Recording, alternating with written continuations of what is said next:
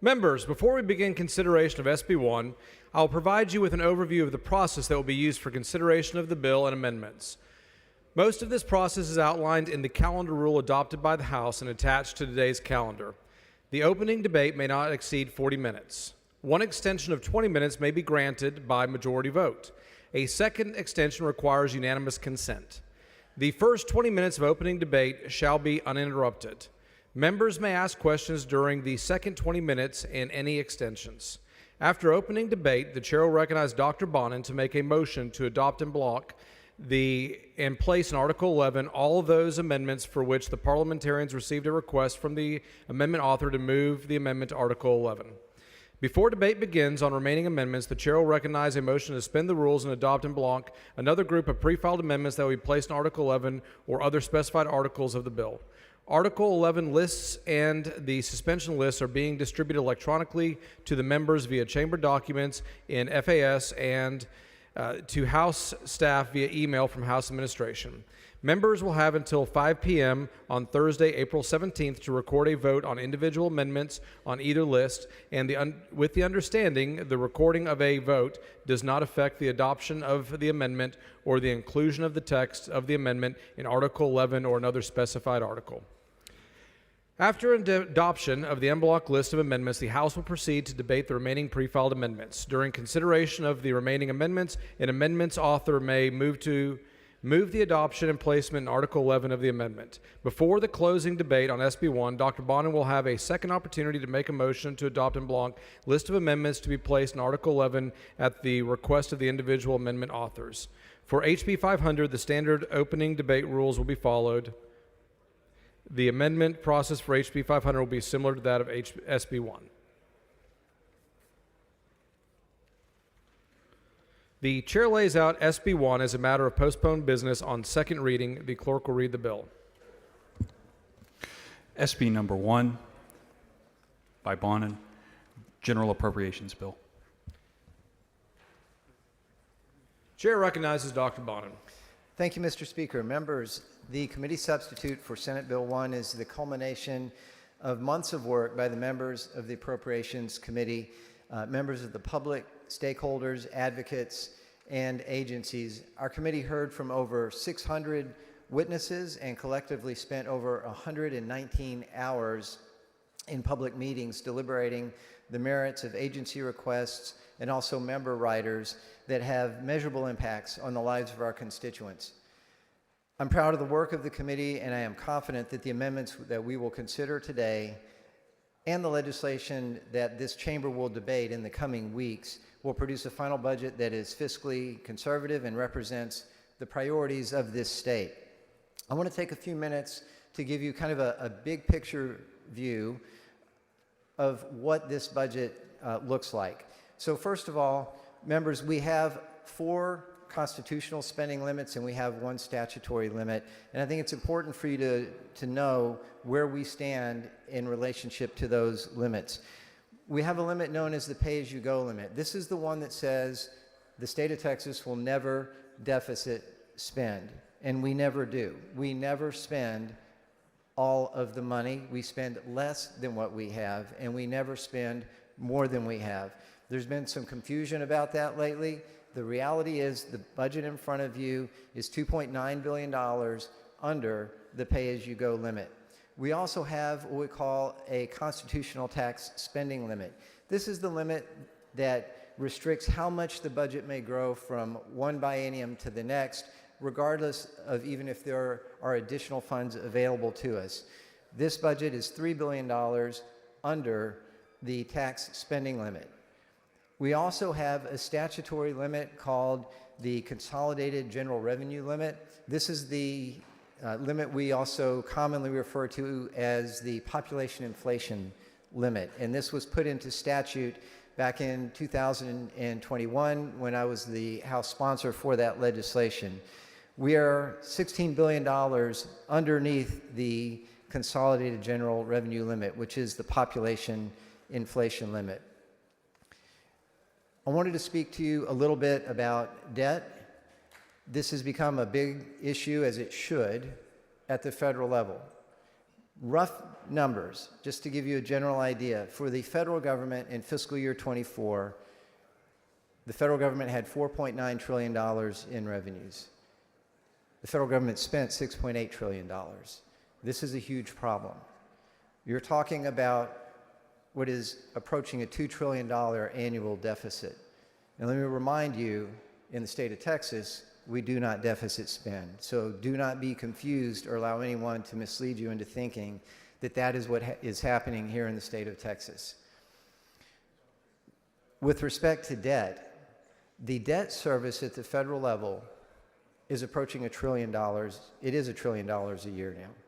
So imagine you have $5 trillion in revenue, and 20% of that is just to pay principal interest on your debt. In the state of Texas, we are paying 1.5% of our general revenue for debt service. So there is no comparison. The amount of debt that we are bringing to you in this budget is actually less than in the current biennium, and we actually have advanced payments beyond what we are scheduled to pay, that over the course of the life of that debt that we're retiring will save the taxpayer $2.5 billion. So we are exemplary in the way that we have kept our debt load extremely low. Employees. The state employee count has remained relatively flat for over a decade, actually closer to, I think, 20 years. But the state has grown. On a per capita basis, we actually have reduced the size of government from an FTE standpoint. The federal government, on the other hand, has 3 million federal employees. And keep in mind they have that $2 trillion deficit. I just think it's important to point out to you the contrast between the two, because there are some who may conflate or become confused, and when you're visiting with your constituents, you can have these facts to say, no, we are doing the right thing in the state of Texas. We are the example of how to be fiscally responsible and to meet the needs of the state. I want to also move on to talk a little bit about some of the other items that are in this budget, because we make strategic investments that will ensure our future economic success for generations to come. Property taxes, a very important issue that all of you hear about from your constituents. This budget has over $51 billion for property tax relief, primarily through property tax rate compression of maintenance and operations taxes at the local level. Of that amount, both House and Senate introduced bills included $3 billion for additional rate compression and another $3.5 billion that is contingent on legislation that we'll have an opportunity to discuss as that tax policy comes to the floor. So to be clear, what we are doing today does not define or constrict what we do from a tax policy standpoint. This creates some basic parameters for where we are, but you are going to have legislation coming to the floor for discussion, for debate and approval that we'll also work with our colleagues from the Senate to finally pass. That will determine ultimately what we have in the budget. So it will not be what is in the budget today that constricts what we're able to do with our tax policy. We will flex as we see the final work product that Ways and Means and our counterparts from the Senate produce, and make sure that that projected cost is covered in the final report, the conference committee report on the budget. Public education, another huge issue this session, and we really look forward to next week when we're going to have some really critical generational legislation coming to this floor, and that's going to include House Bill 2.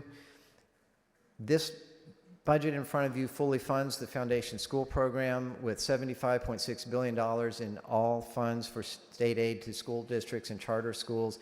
That is an increase of $16 billion from the current biennium. The general revenue funding for the Foundation School Program is $40.5 billion, which is an increase of $8.7 billion, and these increases are largely due to contingency appropriations for public school finance that you will see in legislation coming to you in the next week, and also school safety bills. Additionally, there's $1.7 billion in additional funding for increased student population projections and $800 million to fund increases in the golden penny yield. The bill also includes $6.4 billion to fund the state's contribution for our retired teacher benefits at TRS, and this includes $1.2 billion for TRS Care for the statutorily required state contribution for retiree health insurance, and $450 million to TRS Active Care to ensure insurance premiums remain affordable for our active teachers. Border security is an important element in this legislation. There's $6.5 billion as the state of Texas remains its commitment to securing our border through Operation Lone Star, largely due to the military department and Department of Public Safety, and also the Office of the Governor. We've also maintained funding for rural law enforcement programs, as well as $331 million with $331 million, as well as $402 million for 567 new state troopers at the Department of Public Safety. We're continuing the state's commitment to addressing the needs for mental and behavioral health by appropriating nearly $5.5 billion in general revenue funds for community mental health for adults, children, and crisis services, and this includes operational costs to bring the new state hospitals online that were authorized and funded in the current biennium. And then finally, there are large investments in infrastructure, including transportation, providing $35.8 billion in all funds to the Texas Department of Transportation for highway planning, design, and construction, and this fully funds the United Transportation Program, also known as the UTP, for the biennium. The subcommittee members are going to present to you an overview of their articles, and then once they've had an opportunity to present the overview of their subcommittee work, then I will be happy to answer any questions.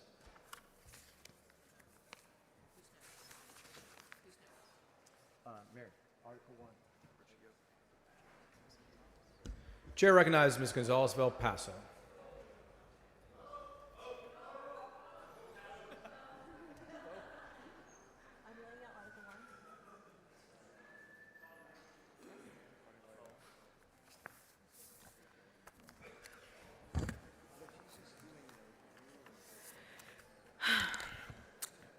Thank you, Mr. Chairman and Speaker Burrows, for allowing me to be chair of Articles 1, 4, and 5. Right now, I'll give you an overview of how the House budget sets us up for continued success. Right now, members, the budget makes very important investments that will meet the needs of our growing state. Senate Bill 1 bolsters protections for crime victims, which we know is extremely important to so many of you here on the floor, strengthens our criminal justice system, and delivers essential public services for our constituents. In Article 1, General Government, it includes $177 million to protect crime victims in Texas. Even before the pandemic, the Federal Victims of Crime Act revenues were coming in less than anticipated. And despite a federal bill to fix this, there was still a necessary action to be taken. The bill we're voting on today will protect the most vulnerable Texans from reductions in services, and I'm proud to have worked with many of you, including the members of the Subcommittee 145, to make sure that VOCA funding is in this budget. Additionally, it includes $330.8 million to continue salary improvement grants to rural sheriffs, constables, and prosecutors. This program was originally funded in the 88th legislature and has been a resounding success. Our rural law enforcement and prosecutors are essential parts of our communities, and this budget continues to support them in the future. In Article 4, the judiciary, we're very excited to talk about that this budget has $91 million in contingency funding to provide 15% salary increases for our district judges and professional prosecutors. Members, the $140,000 base pay for our district judges has not been adjusted since 2013. Since that time, cumulative inflation of over 30% has eroded the salaries of those very important public servants. This funding will go a long ways towards attracting more qualified judges and prosecutors. In Article 5, this budget provides $402 million to hire an additional 560 Texas state troopers and associated support staff, and due to retirements and turnover, our trooper vacancies have increased in recent years. While recruitment has improved with past investment, this budget redoubles this effort to keep up with the state's growing population. Senate Bill 1 gives CPS the tools that they need to keep our communities safe. Additionally, this includes $378 million to increase salaries for corrections and probation officers in the adult and juvenile systems. This includes 15% increases for juvenile correction officers and adult parole officers. In addition, this budget provides 10% increases for adult correction officers, juvenile justice, mental health staff, and parole and probation departments across the state. Members, the investment this body has made has greatly improved the conditions of our state corrections, and this budget continues to do this work. In closing, I want to thank, of course, Dr. Bonin, the members of Articles 1, 4, and 5 Subcommittee for their guidance, the members of the LBB, and the support staff of our appropriations. Building a budget is not easy, and it's a team effort. So thank you to everybody for their guidance and support.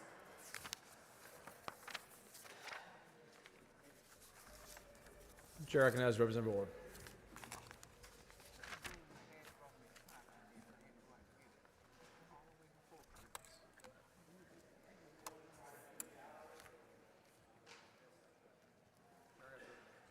Chair recognizes Representative Ward. Thank you, Mr. Speaker and Chairman Bonin. Members, I'd first like to thank Chairman Bonin for his leadership throughout this process. The Article 2 budget before us funds many of the House's core priorities while maintaining responsible budgeting practices.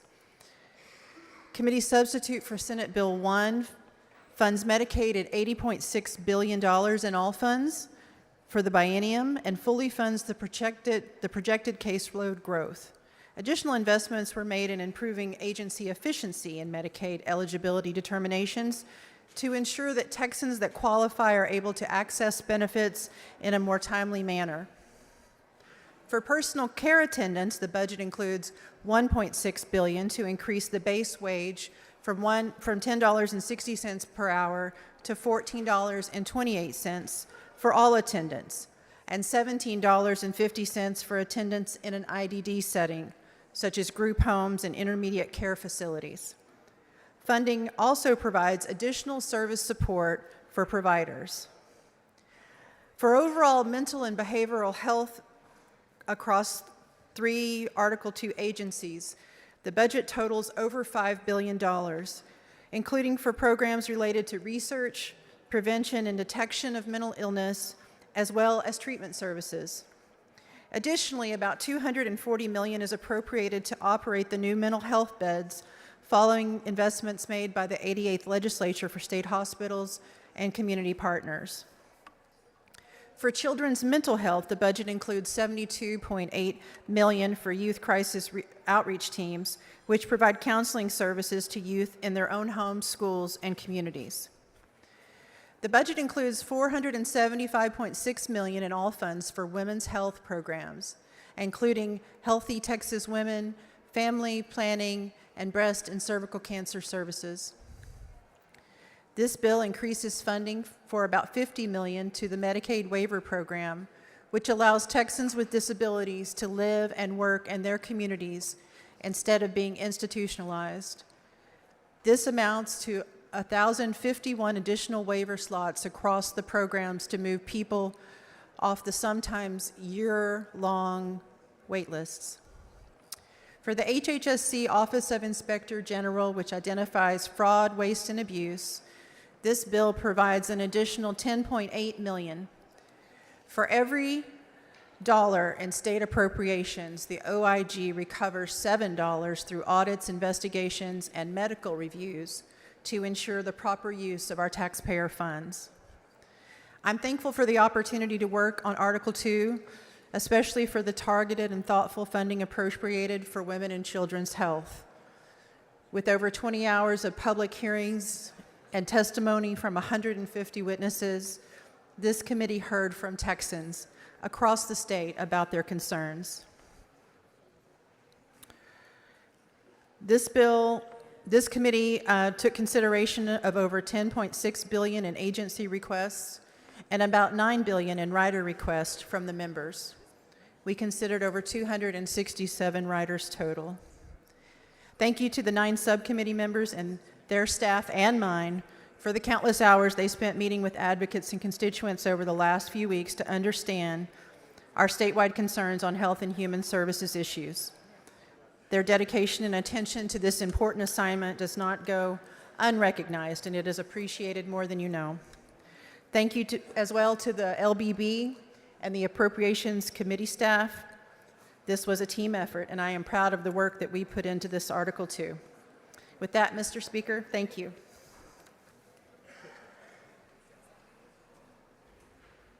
Chair recognizes Mr. Kitzman.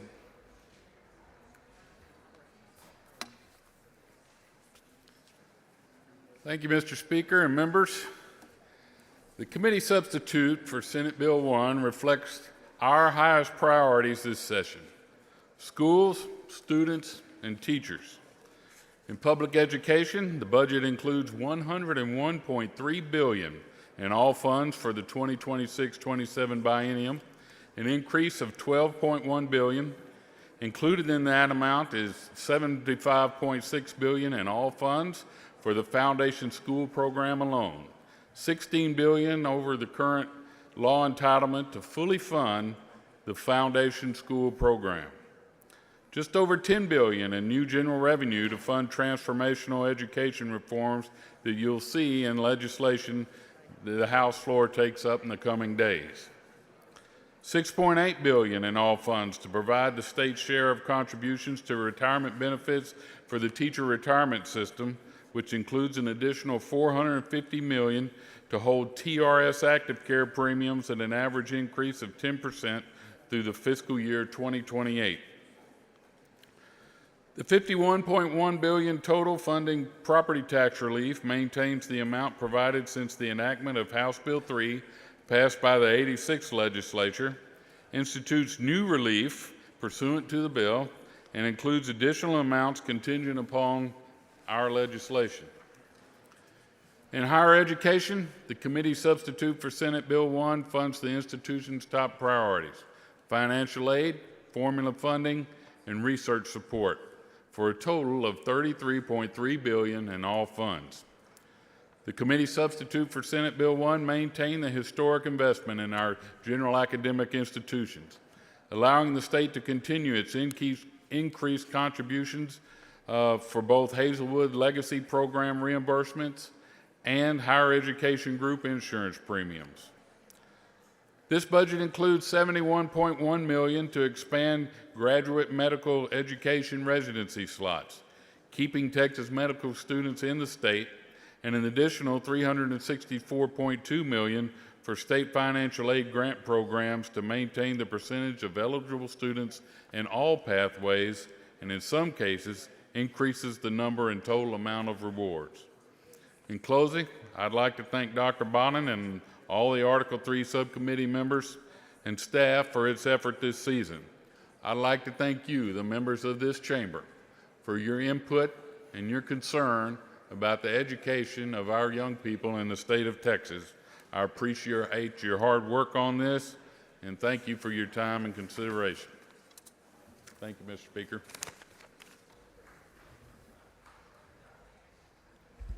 Chair recognizes Representative Wally. Thank you, Mr. Speaker.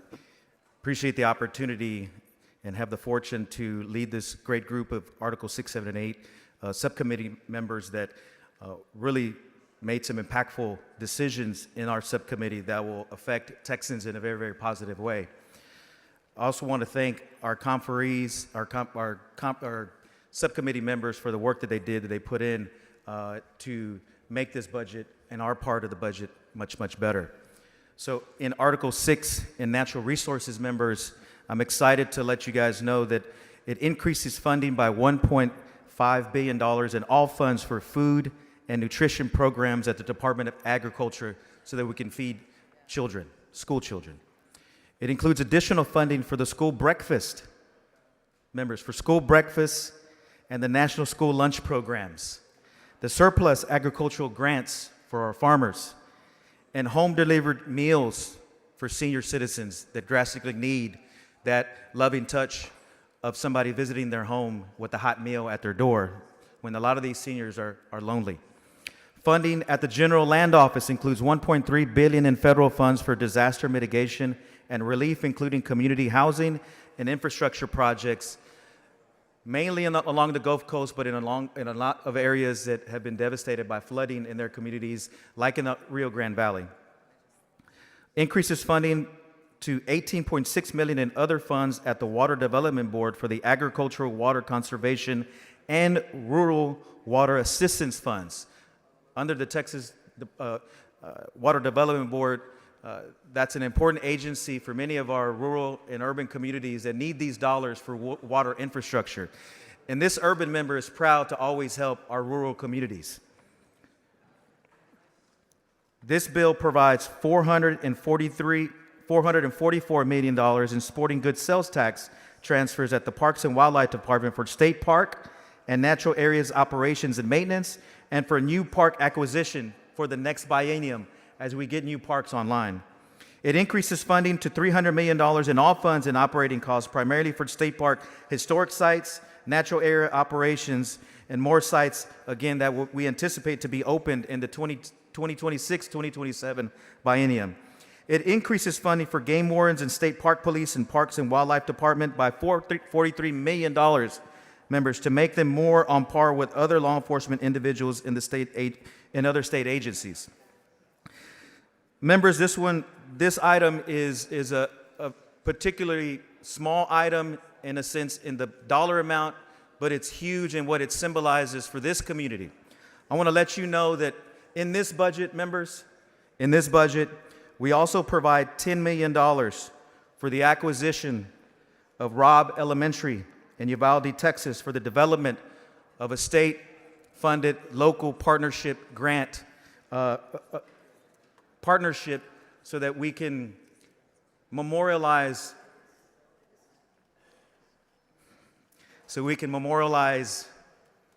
the lives that were lost on that terrible day. And I'm proud that we were able to secure that $10 million in Uvalde County so that we can develop a park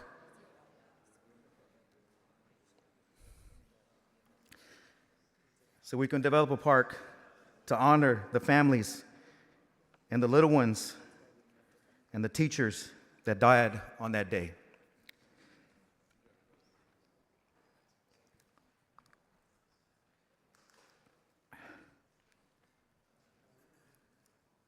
I've met with these families. I met with them yesterday. And I'm proud that this budget provides a little hope for them. And I want to thank Speaker Moody, Mayor McLaughlin, for their leadership in getting that rider in the budget. And I was glad and proud to be part of helping secure those dollars on that item. So I'm proud of that effort.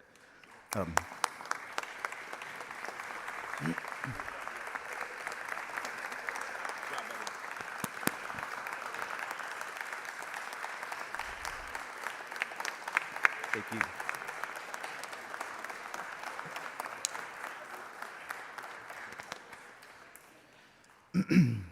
I'm sorry. In Article 7, in Business and Economic Development, this bill provides $30 billion in all funds for highway project planning and right-of-way acquisition, construction, and maintenance at the Texas Department of Transportation. It increases matching funding for vocational rehabilitation programs at the Texas Workforce Commission by $35 million in general revenue. In Article 8, regulatory agencies, it provides $20 million in general revenue to the Department of Insurance to fund federally qualified health center primary care access programs in our communities. This bill funds 10 new full-time equivalents and provided additional funding at the Department of Licensing and Regulation for the enforcement of emergency order closures of massage establishments as a way to combat human trafficking. Dean Thompson, your efforts, funding those efforts. In closing, I want to thank Chairman Bonin, Speaker Burrows, and all the Articles 6 and 7 and 8 subcommittee members and staff for their efforts this session, and I'm proud of the work we've done in these articles, and I want to thank all of you guys. And additionally, as I close out, I want to thank the subcommittee members for their participation through this process as well, because they did a lot of good work. They spent a lot of hours reviewing the riders and the amendments for you guys, and those of you guys that submitted riders. So I do want to shout out to Vice Chair Lujan for his help with vocational training funding at the Workforce Commission. I want to recognize Representative Collier for advocating for salary equity across our articles. Representative Harrison, yes? Representative Harrison for our dialogue with the Board of Plumbing Examiners. Representative Berry for emphasizing the need to fund our game wardens and state park police and port infrastructure. Representative Villalobos in discussing the importance of water and flood projects in her region. And to Representative Garcia Hernandez for advocating for housing projects at the Department of Housing and Community Affairs. Thank you for this opportunity, and before I end, I do want to take a little personal privilege. I did not know they were going to be here, but I do have some neighbors, constituents from back home that are in the gallery. So I wanted to at least give them a little recognition. They wanted to see what I did on a daily basis in the Capitol. These literally are my neighbors. They live right next to me, so I want to shout them out. Carmen, Ruben, Pearl, Coco, and the Cervantes family. I went to high school with their daughter. I just wanted to recognize them. They're in the gallery if they would like to be recognized.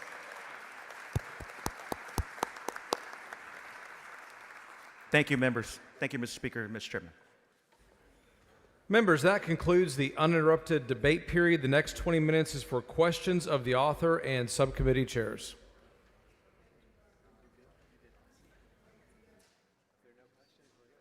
Chair recognizes Dr. Bonham.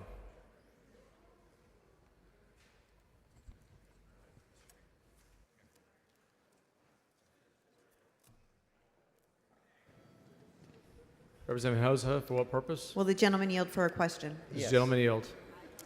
Gentleman yields. Thank you. Chair Bonin, in your layout, you said that $16 billion is being appropriated for education. We have here, I think it came from you on our desks, a flyer that details the money for public education. It doesn't seem to add up to $16 billion. So I would like to know what else is included in that $16 billion amount that you spoke of, aside from the $7.7 billion for K through 12, the $1 billion for the voucher, $400 million for school safety, and $450 to reduce health insurance for teachers. That was an increase in $16 billion. It's not a single item. So the increases are outlined. Did this Yeah, so green let me- flyer? Okay. go Yeah, ahead. sure. So there's some increases on the handout that you saw, but in the layout, as I described, the increases are largely due to contingent appropriations, for example, for HB2, which is the school finance legislation that we'll be considering next week. There's an increase into the school safety allotment that will also be coming to the floor next week. There's also $1.7 billion in additional funding that is due to an increase in the student population. So as you understand, the funding is linked to the number of kids, whether you do that based on average daily attendance or enrollment, depending on the element within the formula. But nonetheless, the number of kids is what drives the revenues to each district. So we project about another $1.7 billion in additional funding to account for that increase. And then there's another $800 million that is derived from an increase in the golden penny yield. Okay. Respectfully, I still don't think that adds up to $16 billion. Does the $16 billion that you reference include tax compression as well? You know, I think the best thing is for me to just get you a line item accounting for that, which I'm happy to do. Okay. Can I ask about the $1.7 billion that you referenced because of student growth? Yeah. I was of the understanding that the TEA submitted for the first time in history that we would be stagnant when it came to our student population in public school. Is that not your understanding? I'm not clear on Okay. on what their projection was. Okay. Thank you.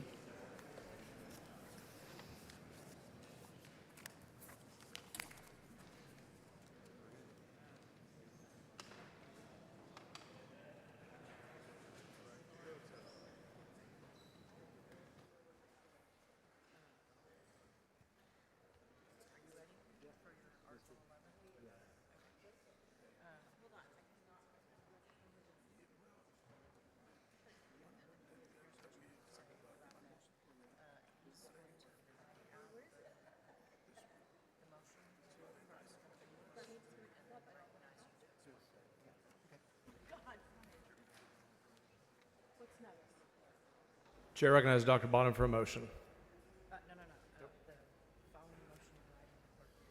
The following motion in writing, the clerk will read the motion. SB1, motion for in-block adoption of amendments and placements in Article 11.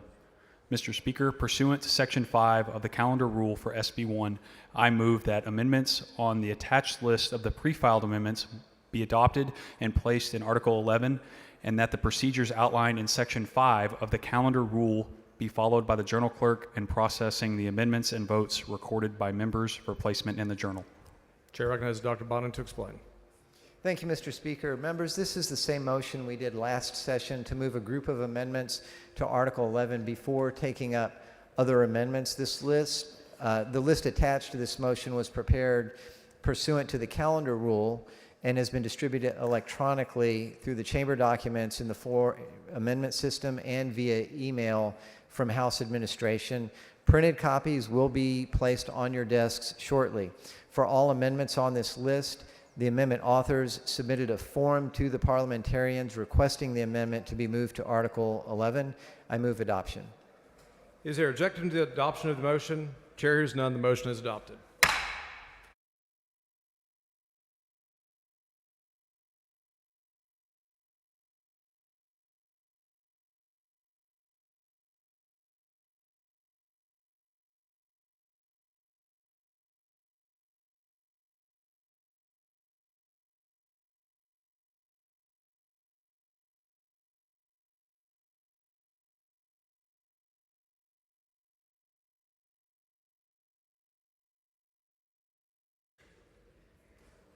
The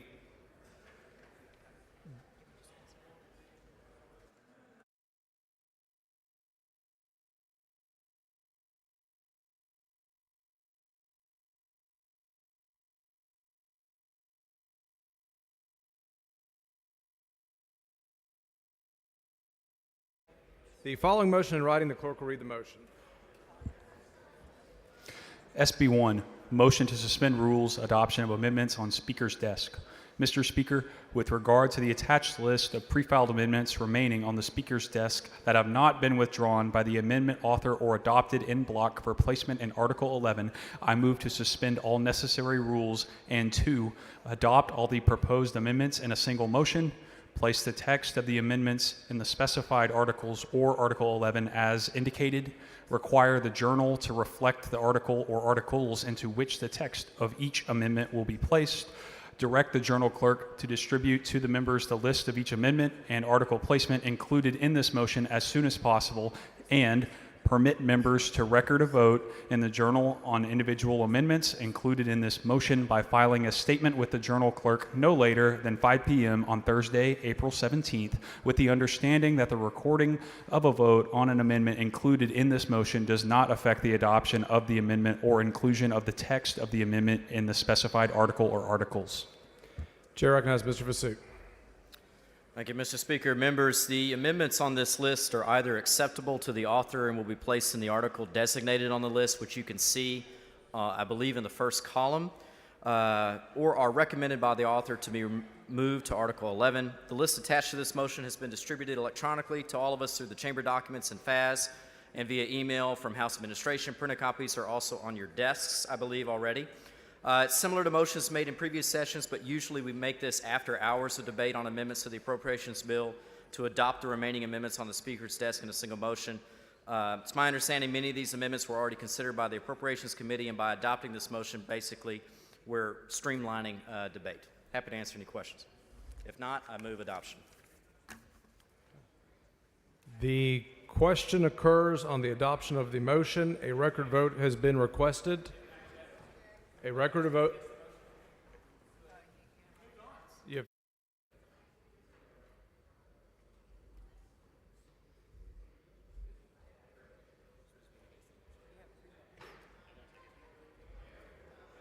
Chair recognizes Mr. Harrison in opposition to the motion. Thank you. Thank you, Mr. Speaker. Members, I wish I could be surprised, but rank corruption has become so acceptable in the House, it hardly goes noticed anymore. What this motion does, for folks who didn't follow, they are going to kill, I don't even know how many pages here of conservative amendments without even allowing debate on them, okay? What this is doing is it's not just silencing the amendment author, this is silencing the millions of Texans that they represent and depriving them representation on the floor of the House. The amendments that they are killing with this motion right here include amendments to stop taxpayer funding of DEI. They include amendments to stop taxpayer funding of liberal gender ideology in our state agencies and our public universities. They include amendments to stop corporate welfare and crony corporatism. They include amendments to stop forcing Texans to fund liberal Hollywood, and they include amendments that would force our agencies to be fiscally responsible by requiring across-the-board cuts. This is outrageous. And this is all happening. It's bad enough that it's happening at all, but this is happening without a debate. We should be allowed, whether you like these amendments or don't like these amendments, we should be allowed to debate them on the merits as a body. That's what Texans deserve. So this tyrannical motion effectively silences millions of people, and I strongly urge my colleagues to join me in voting no. Unless, of course, you want to continue forcing your taxpayers to fund DEI, liberal gender ideology, and all kinds of other woke leftist nonsense. Thank you, Mr. Speaker. A record vote has been requested. The clerk will ring the bell. Senator Wally voting aye.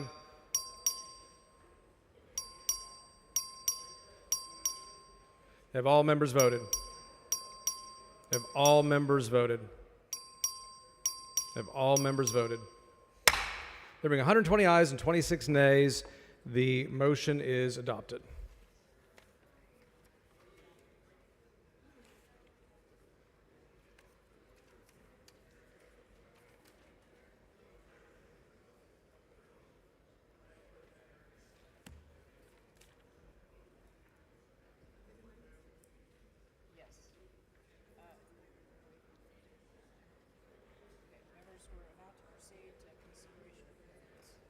Members, we're about to proceed to consideration of amendments.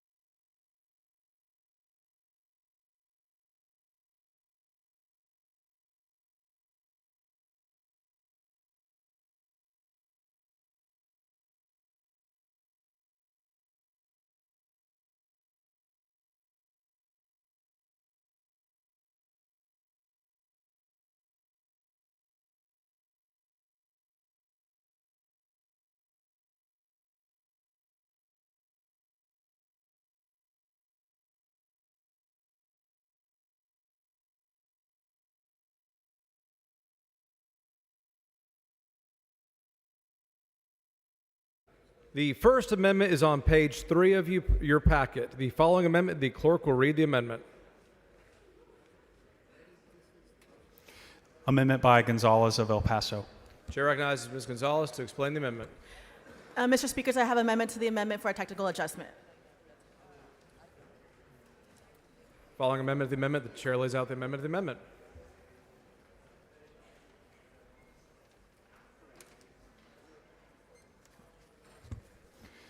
Amendment by Gonzalez of El Paso. Chair recognizes Ms. Gonzalez of El Paso to explain the amendment of the amendment. Thank you, members. This amendment is just for us to do some technical adjustments. I move passage. The amendment is acceptable to the author. A record vote has been requested on all amendments. A record vote is granted. The clerk will ring the bell.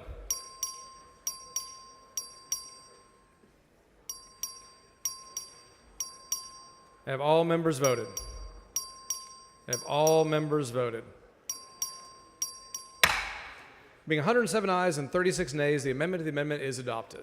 Chair recognizes Ms. Gonzalez.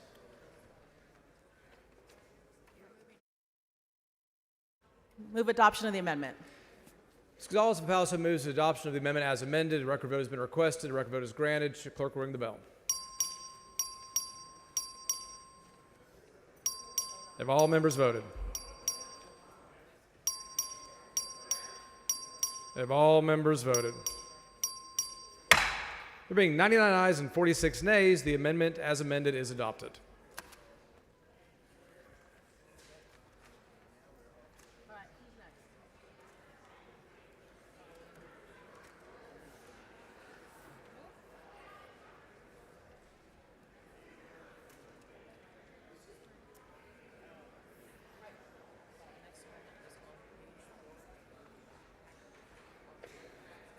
The next amendment is on page 4 of your packet. The following amendment, the clerk will read the amendment.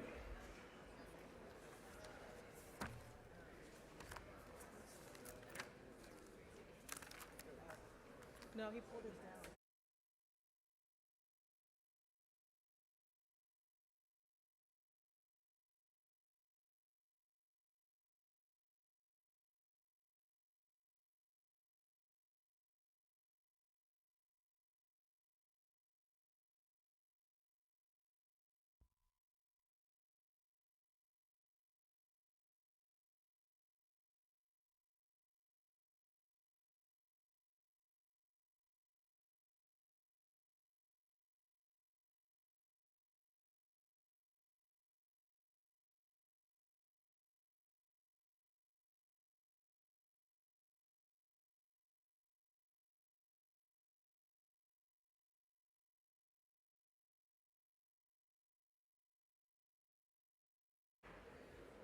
The amendment on page 4 of your packet has been withdrawn by the author.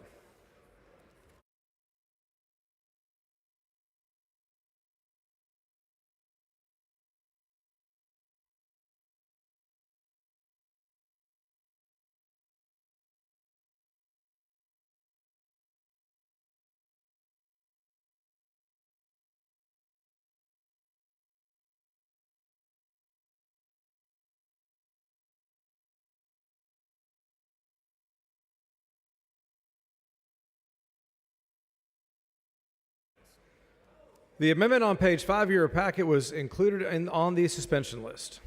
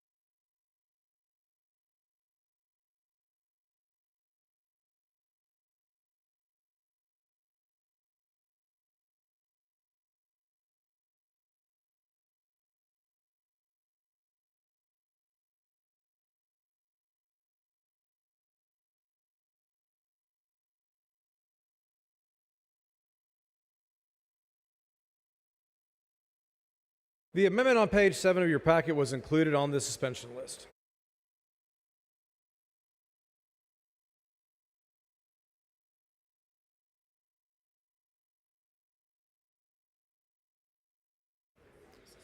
The amendment on page 8 of your packet was included on the suspension list.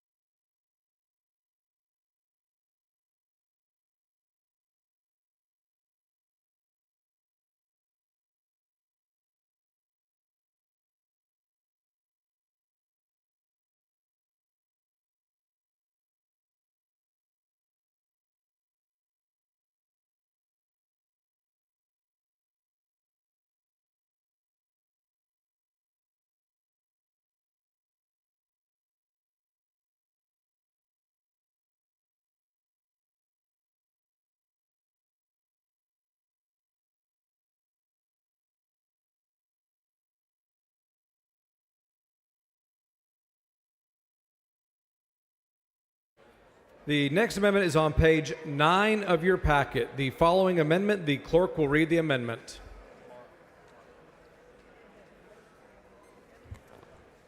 Amendment by Howard.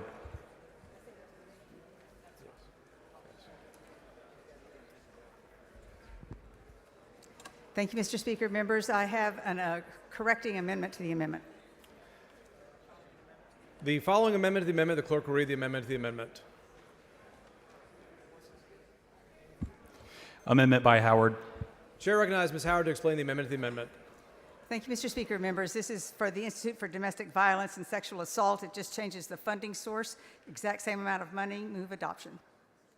The following amendment to the amendment is acceptable to the author. A record vote has been requested on all amendments. The author sends up the amendment. A record vote has been requested. A record vote is granted.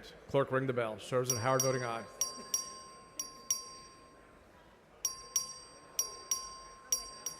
Have all members voted? Have all members voted? Server King voting aye. Have all members voted? Server Zwiener voting aye. Have all members voted? There being 93 ayes and 54 nays, the amendment to the amendment is adopted. Chair recognizes Ms. Howard to explain the amendment as amended.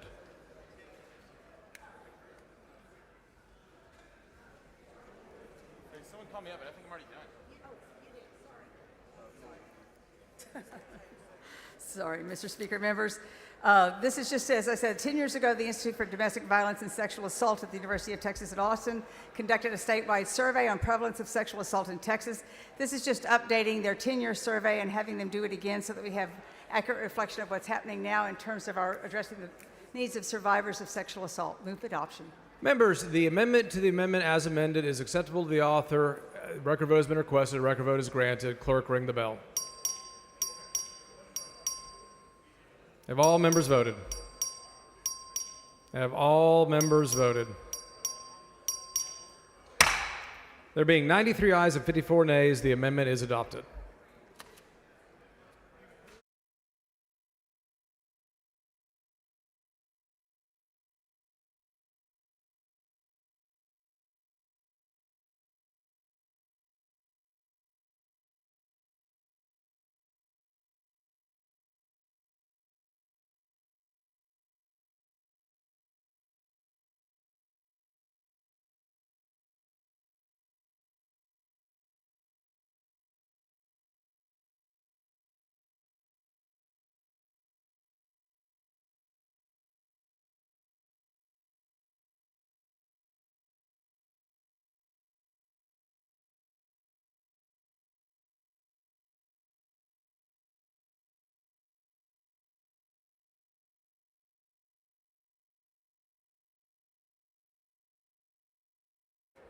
The amendment on page 10 of your packet was moved to Article 11.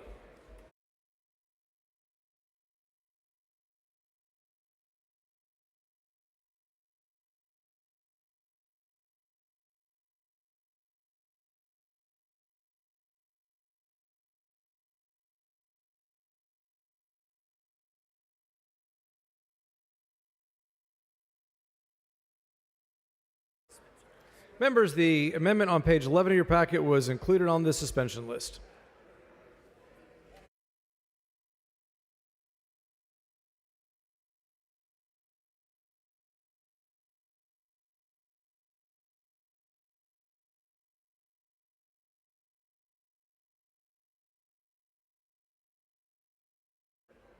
The amendment on page 13 was moved to Article 11.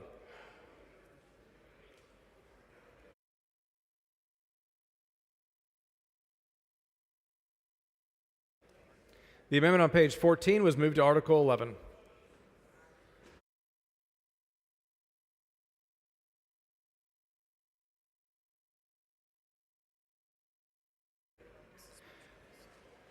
The amendment on page 15 was included on the suspension list.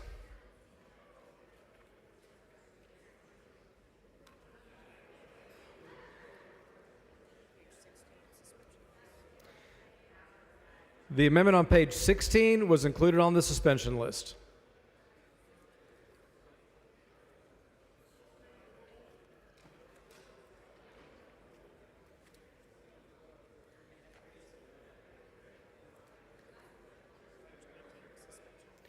The amendment on page 18 was included on the suspension list.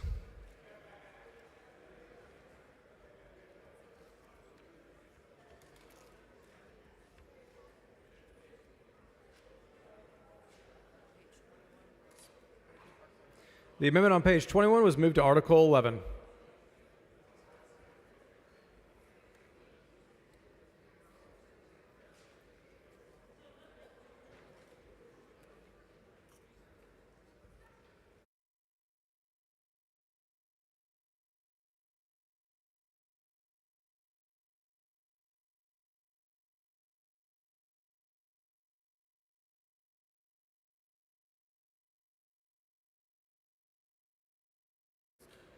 Members were waiting on an amendment to the next amendment.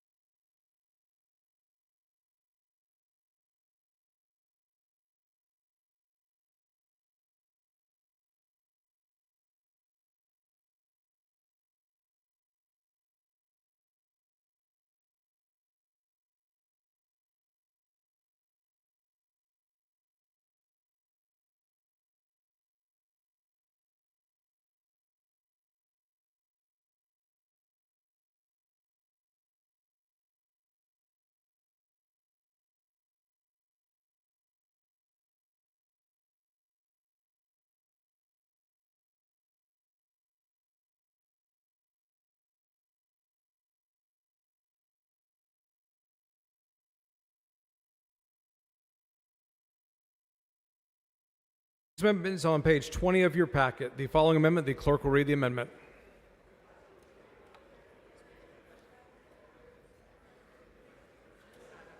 Amendment by Little. Chair recognizes Mr. Little. Mr. Speaker, Ms. Weiner, for what purpose? I raise on a point of order against the current amendment, against further consideration of the amendment under the calendar rule governing consideration of CSSB 1. Bring your point of order down front.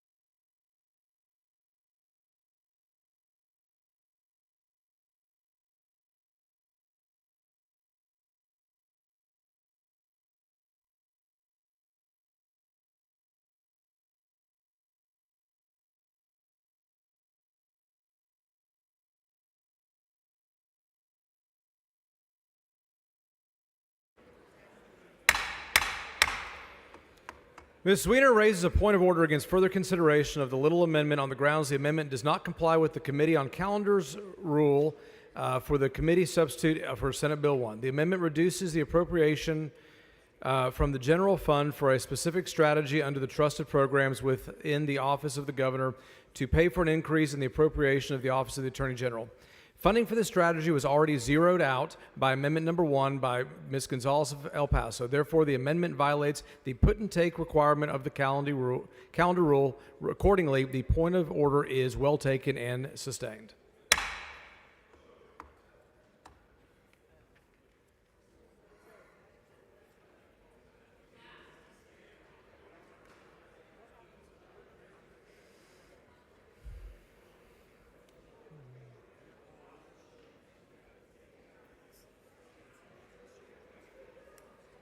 I'll do one more. Okay, you can come up here and see how she's got it all. So she's.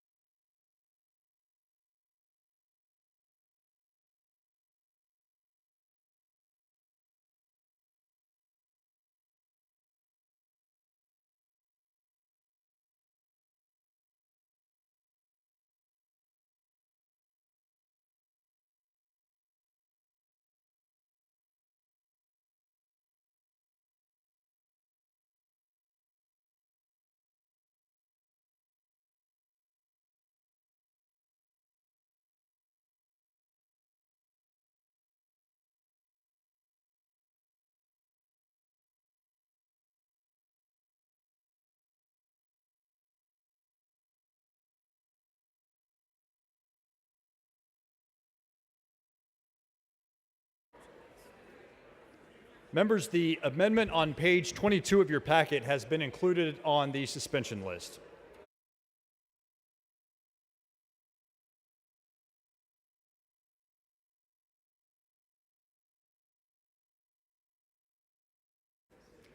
Members, the amendment on page 23 in your packet has been included on the suspension list.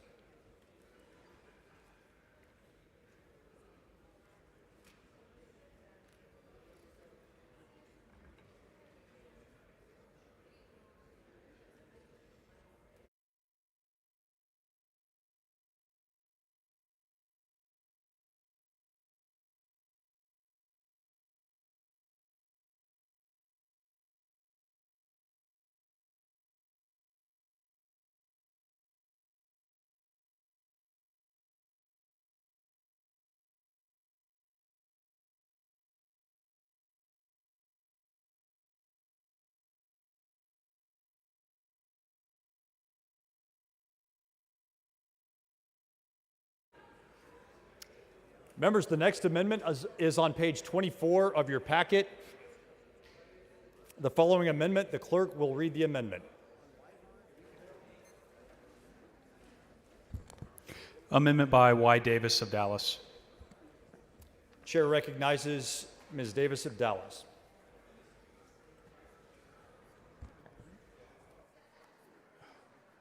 Thank you, Mr. Speaker and members. This is a simple amendment that will help all of our communities. Get your attention, go. These communities, we have money and funds for broadband, and yet we have communities that are not covered. These communities in rural and... Ms. Luther, for what purpose? I raise a point of order against further consideration of the amendment under Rule 8, Section 4, on the grounds that it changes general law. Bring down your point of order.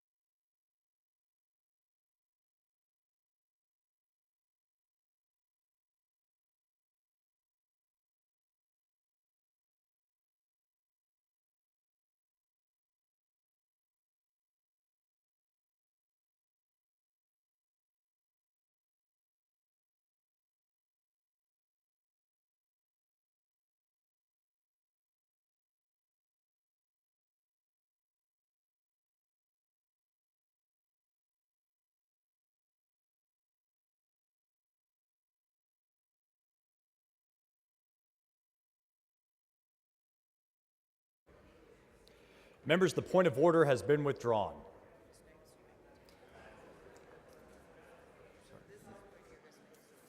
Ms. Davis, you may continue.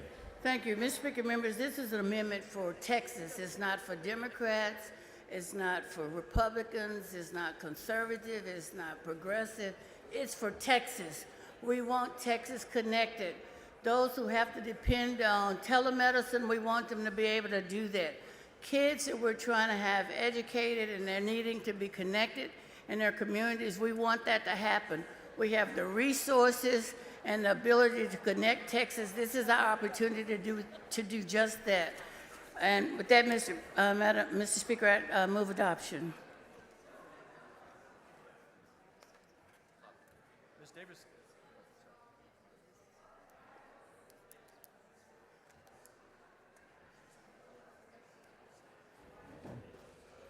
Ms. Davis sends up an amendment. The amendment is acceptable to the author.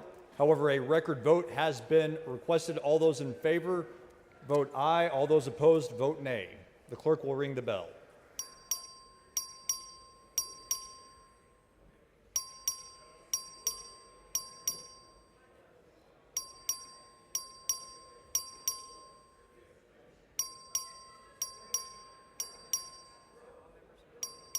Have all members voted? Wait, sorry. Show Mr. Craddock voting aye.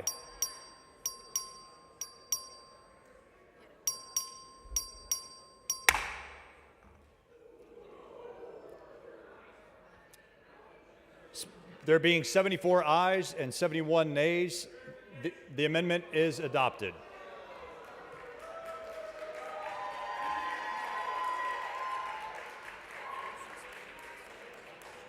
Verification has been requested. Verification has been granted. Members, take your seats.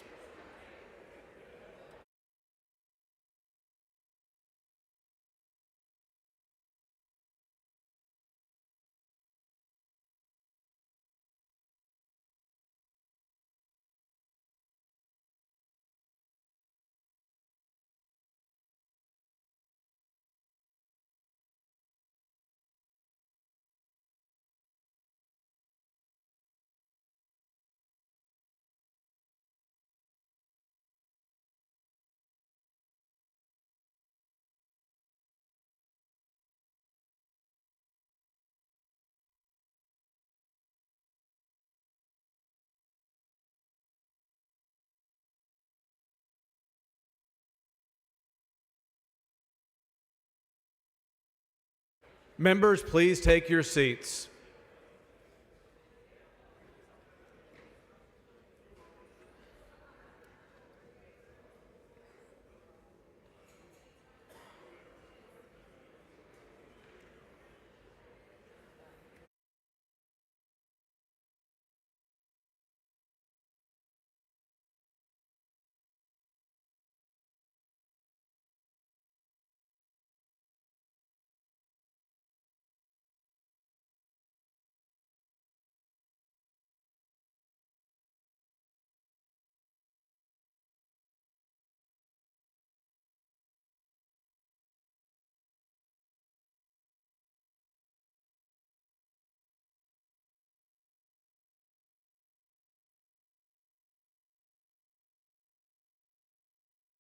The clerk will proceed to call the names of those members voting aye. Allen. Anchia. Bernal. Bojani.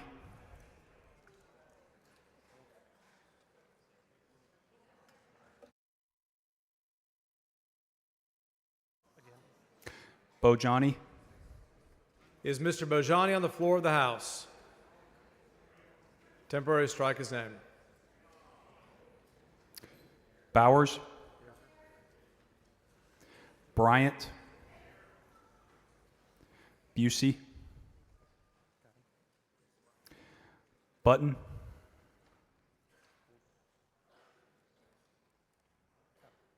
Okay. Campos. Canales. Collier, Cook, Cortez, Craddock, Darby, A. Davis of Dallas, Y. Davis of Dallas, Dutton, Flores, Gomez, Gonzalez of Dallas, or Garcia of Dallas. Okay. Garcia Bear.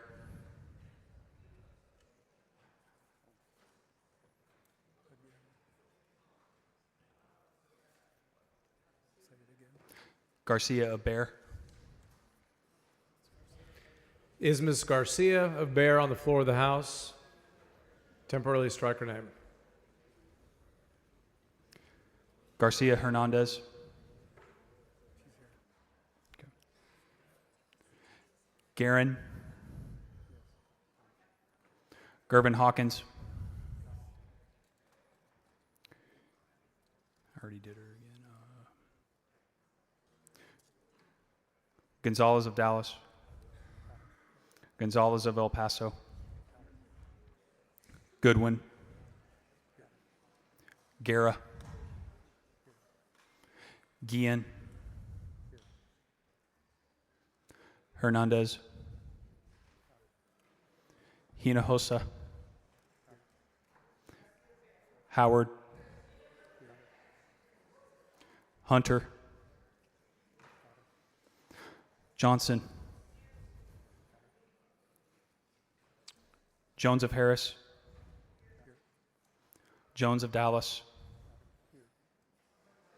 King. Lalani. Lambert.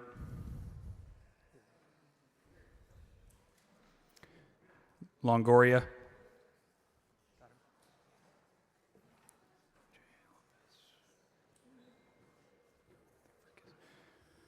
Lopez of Cameron.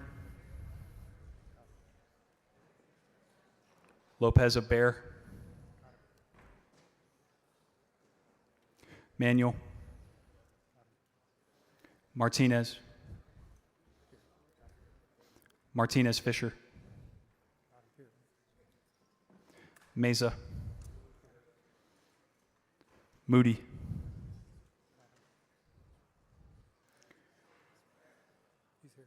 Morales of Harris. Morales of Maverick. Morales Shaw. Munoz. Ordaz.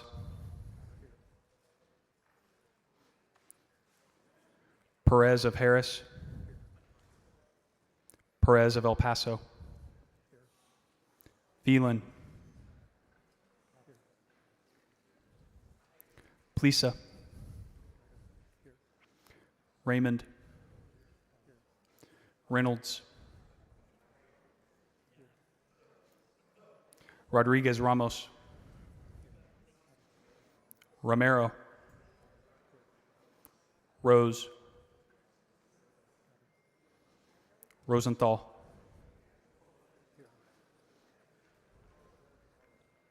Simmons. Talarico. Thompson. Turner.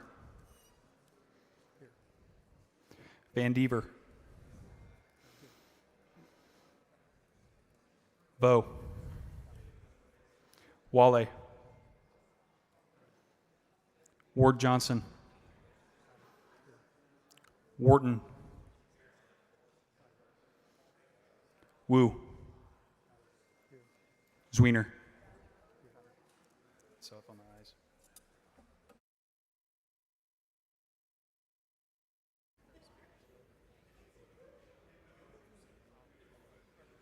The clerk will proceed to call the names of those voting nay. Alders. Ashby. Barry.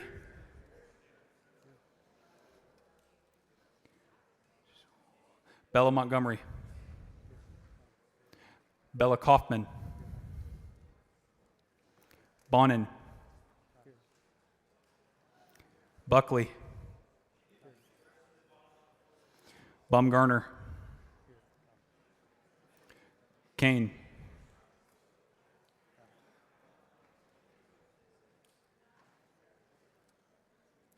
Cunningham. Curry.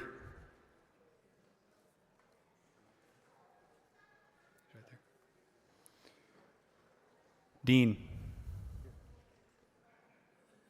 De Ayala. DeRazio. Dyson.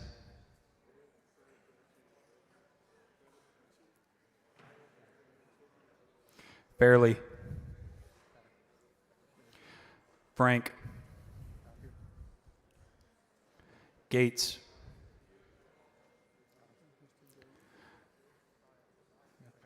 Gerties.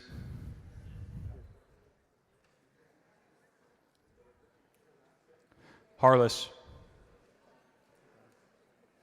Harris. Harris Davila. Harrison. Hayes. Hefner. Hickland. Good. Holt. Hopper. Hull. Isaac. Kerwin. Kitzman. LaHood. Leach. Leo Wilson. Little. Louderback. Lowe. Lozano. Lujan. Luther. McLaughlin. McQueenie. Metcalf.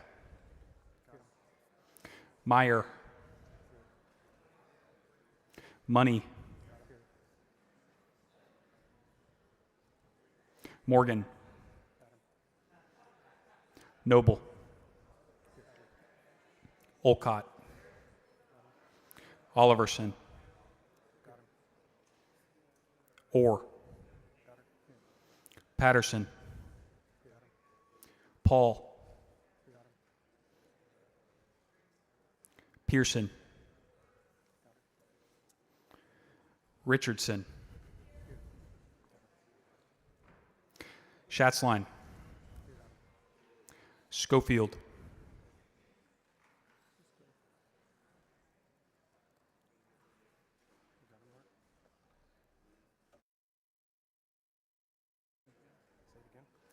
Schofield. Schoolcraft. Shaheen. Schaffner. Slauson. Smithy. Spiller. Swanson. Tepper. Toth. Troxclair. Basut. Villalobos. Burdell. Wilson.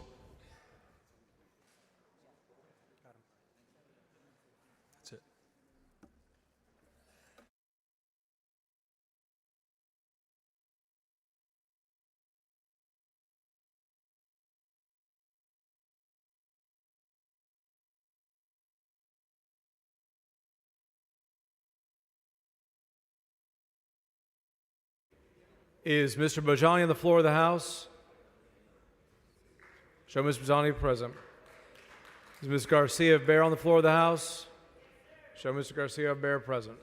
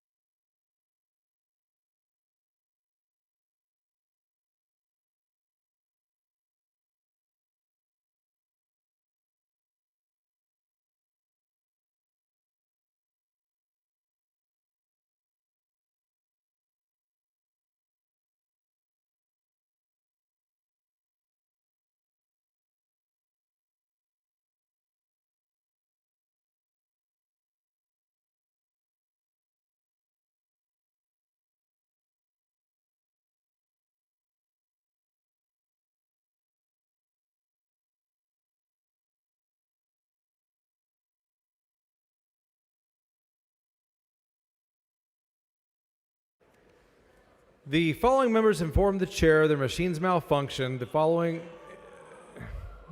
members voted nay, but were shown voting aye. Show them voting nay. Hunter. The following members have informed the chair their machine malfunctioned. The following members were present, but their machines failed to register. Show Capriglione and Tinderholt voting nay.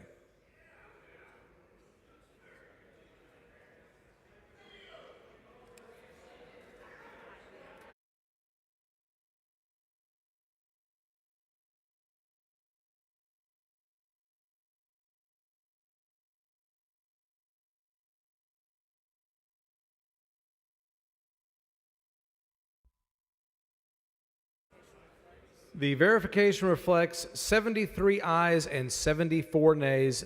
The amendment fails to adopt.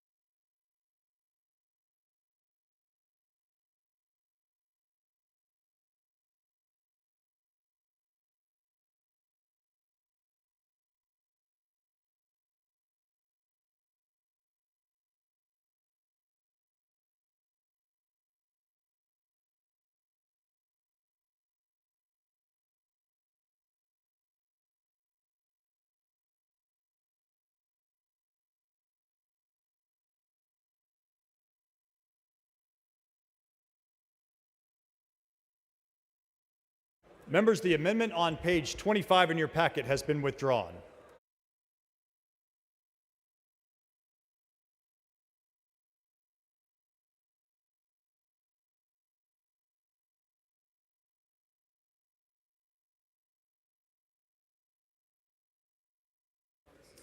Members, the amendment on page 26 of your packet was included on the suspension list.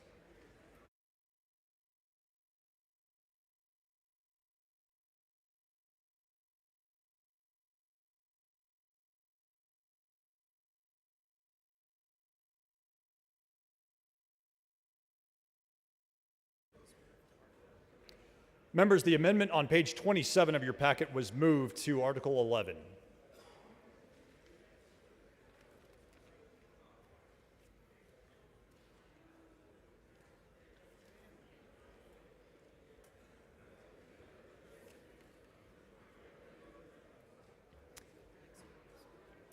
Members, the next amendment is on page 28 of your packet. The following amendment, the clerk will read the amendment.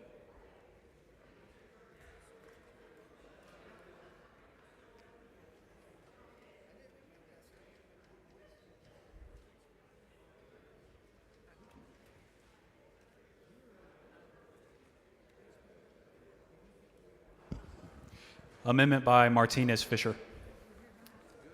The chair recognizes Mr. Martinez Fisher to lay out the amendment. Thank you, Mr. Speaker and members. This is a pretty simple amendment. It's asking the comptroller to produce a quarterly report on the impact of tariffs on Texas businesses and industries. I'll give you a good example. If you look right now, the cost of West Texas intermediate oil is $60 a barrel. The break-even point for producing oil is $65 a barrel. You add tariffs on steel and aluminum, that means folks aren't drilling in West Texas. That's bad for our economy. We want to see that on a quarterly basis so we can make adjustments. I believe this amendment is acceptable to the author.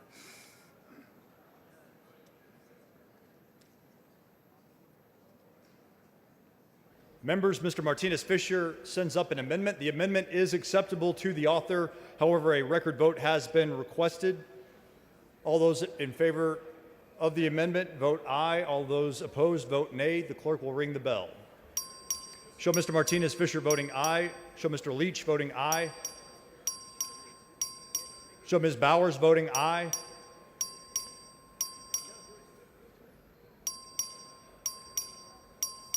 Show Mr.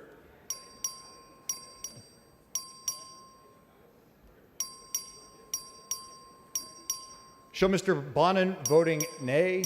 Mr. Leach voting nay.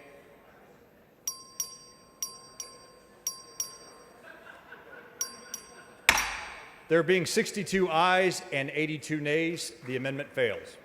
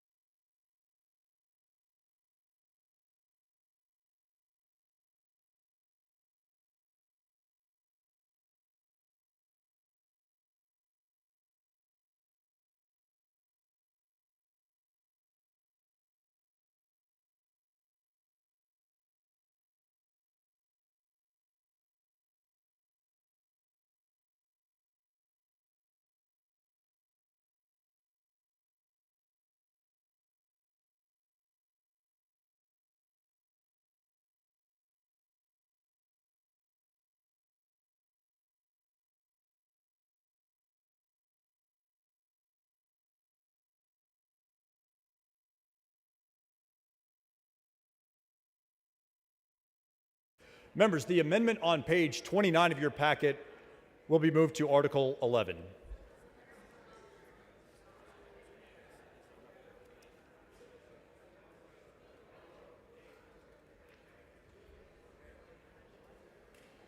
One second, Bob.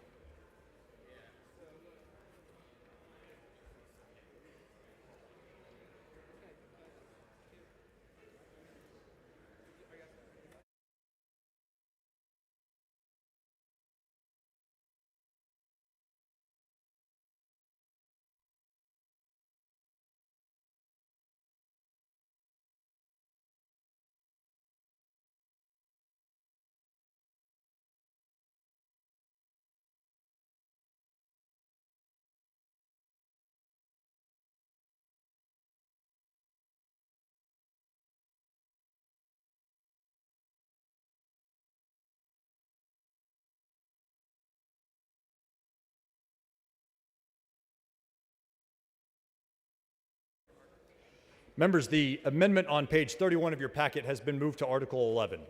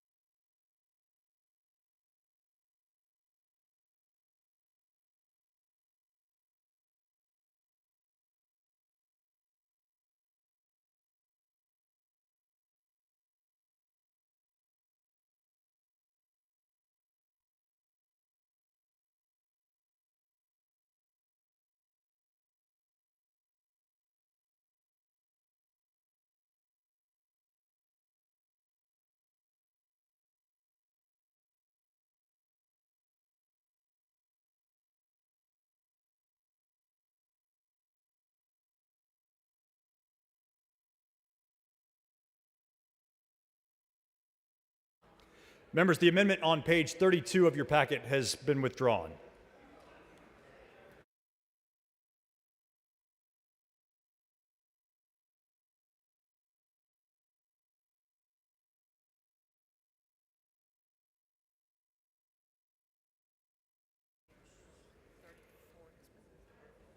Members, the amendment on page 34 of your packet has been moved to Article 11.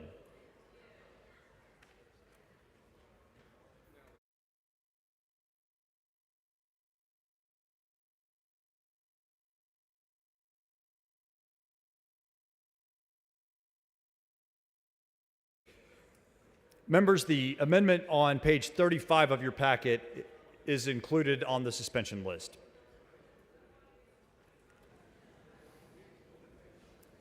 Mr. Money, for what purpose? I raise a point of order on Rider 53 on page 168 against further consideration because this creates general law. Bring down your point of order, please. Thank you.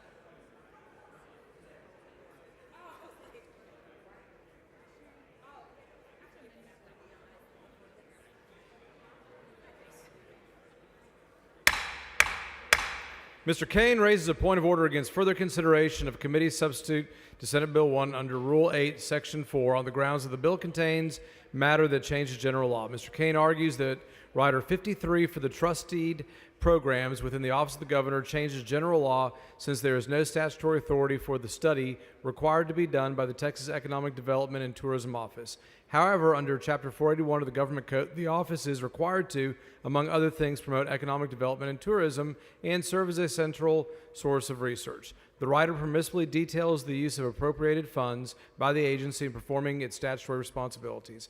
Therefore, the rider is not inconsistent with general law. Accordingly, the point of order is overruled.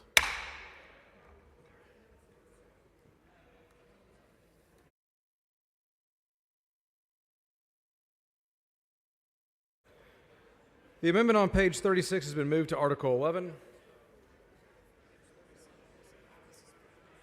The amendment on page 37 was on the suspension list. The amendment on page 38 was on the suspension list.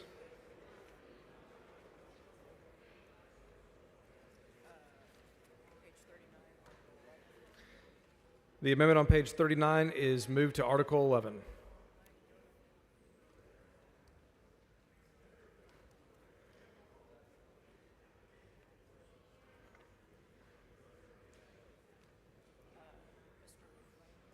Is Mr. Raymond on the floor of the House? Mr. Raymond's on the floor of the House.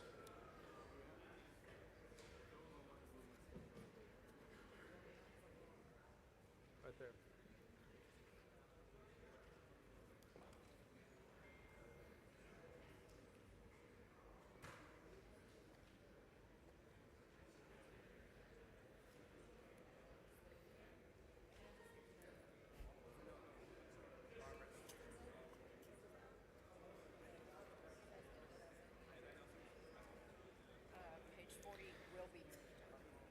The amendment on page 40 will move to Article 11.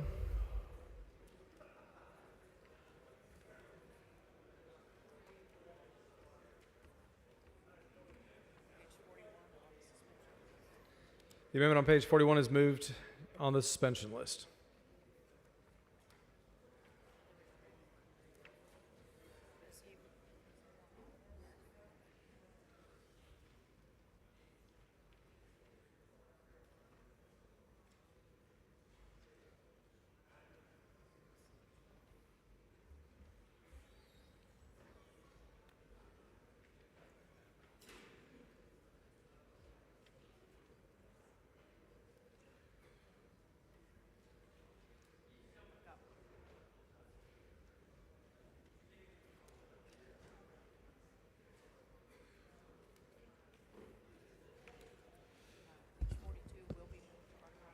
The amendment on page 42 will be moved to Article 11.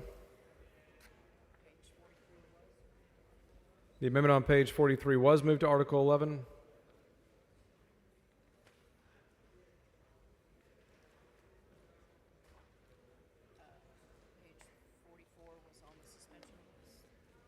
The amendment on page 44 was on the suspension list. The amendment on page 45 was on the suspension list.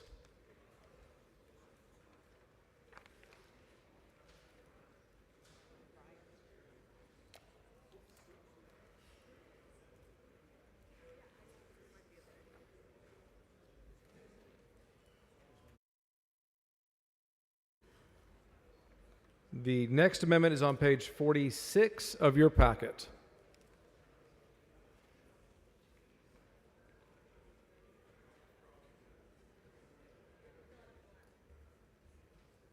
Sign something real quick.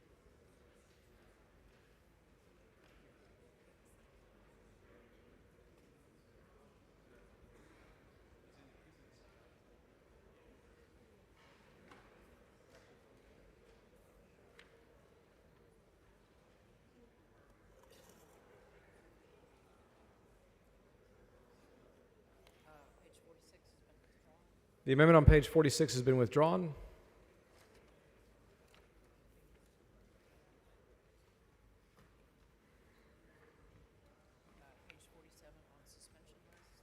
The amendment on page 47 is on the suspension list.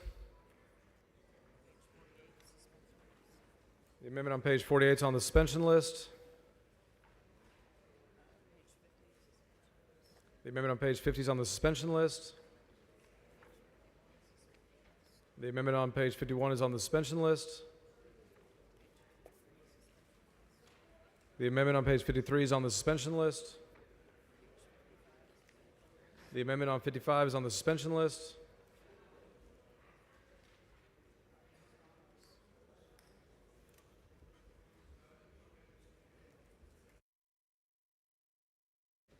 The next amendment is on page 57 of your amendment packet.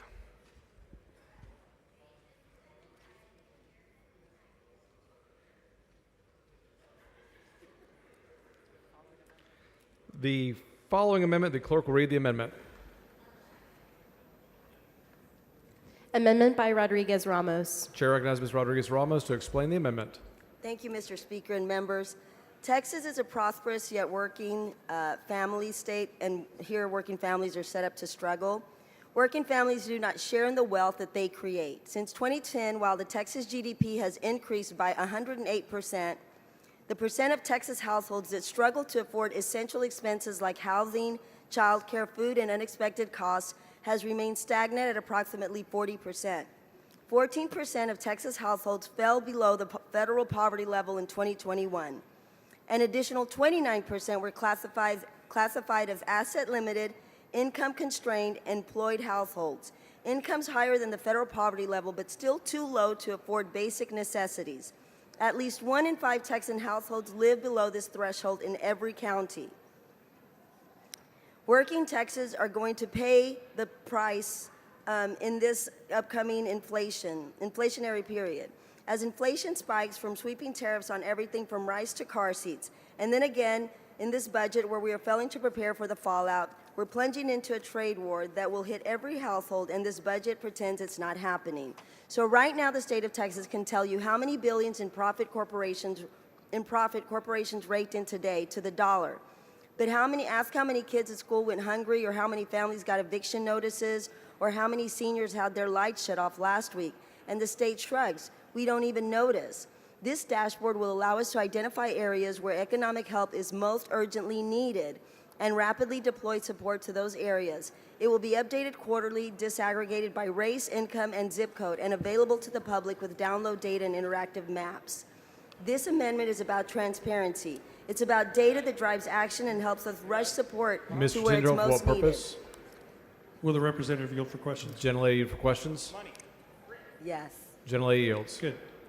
Where is this money coming from? If we're doing put and take, where are you taking from? I am taking from general revenue appropriations for border security. So the border security, and how much are you taking? I am taking $5 million And where are you planning on putting it? into the general revenue for the Comptroller of Public Accounts to use to maintain this dashboard. To maintain what? This dashboard. So we have thousands of people dying from fentanyl. We have illegal immigrants coming across that are criminals, that are gang members, that are killing Americans. And I just can't see a reason why we would want to pull $5 million from border security.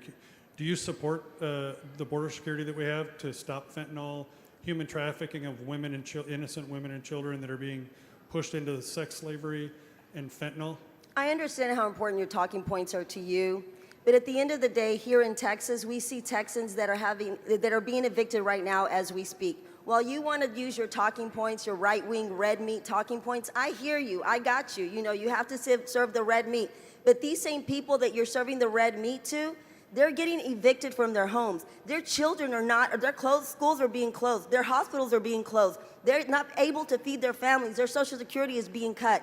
So while you want to distract from the real problem so that you can give this red meat to these Fox viewers every day, you need to wake up and see what's really happening in Texas. What's happening in Texas is we are creating poverty, and we are struggling families and keeping a financial stranglehold on them. So that is what is important to me. You may want to distract from the issue, but my focus is on let us know where working families need help so we can help them. And let's stop distracting from all this nonsense And your president supposedly is fixing it and has it all fixed anyway. So let him do what he's promised, he said he's going to do, and let us focus on our job, which is to save the lives and make the lives better of working Texans. That's what I'm here for. And I wish that that's what you were here for, too. When you got elected, that's what you said you were here for. And I think that's what we're all here for, is to help working families. Let us focus on the issues. So everything that we do in this body is to help working families, or it should be.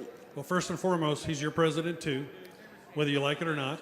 You're right. You're and right. Second is these people getting evicted from their homes. There are other ways to talk with the author and get these, but to pull money from the border, it's happening. You can't hide from it.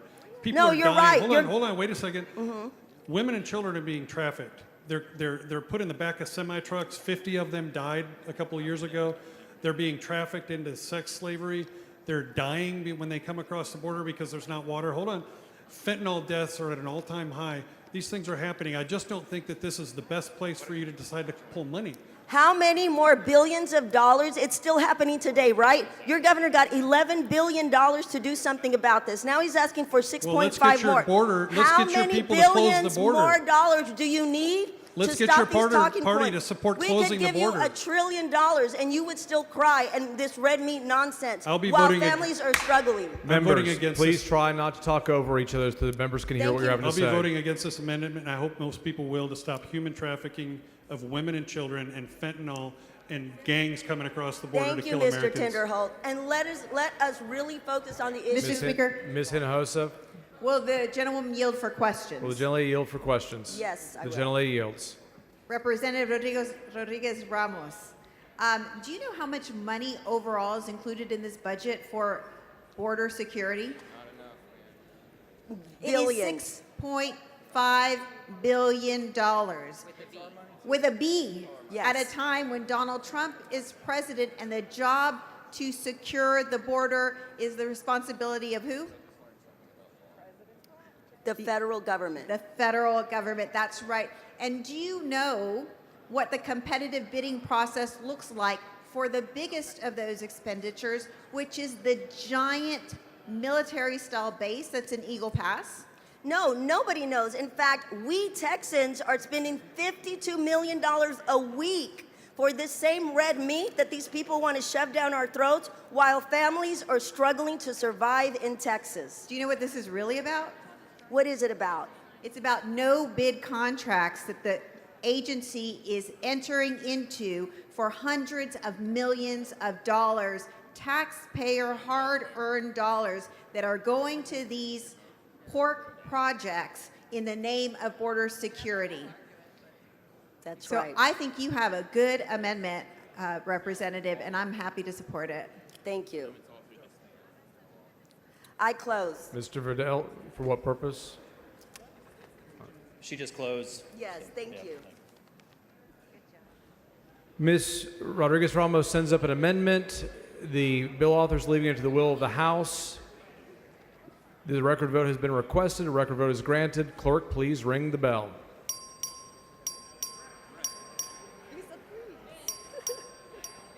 So Mr. Canal is voting no. Have all members voted? Have all members voted? There being 56 ayes and 90 nays, the amendment fails to adopt.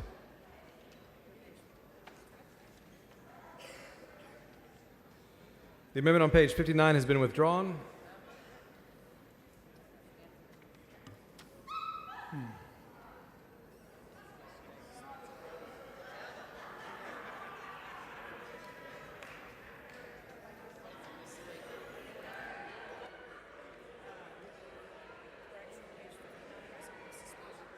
Correction, members, page 59 was on the suspension list. The amendment on page 60 has been moved to Article 11. Our amendment on page 61 has been moved to the suspension list. Mr. Kane, for what purpose? I rise on a point of order against further consideration of rider number 6 on page 172 in violation of Rule 8, Section 4. Mr. Kane, bring your point of order down.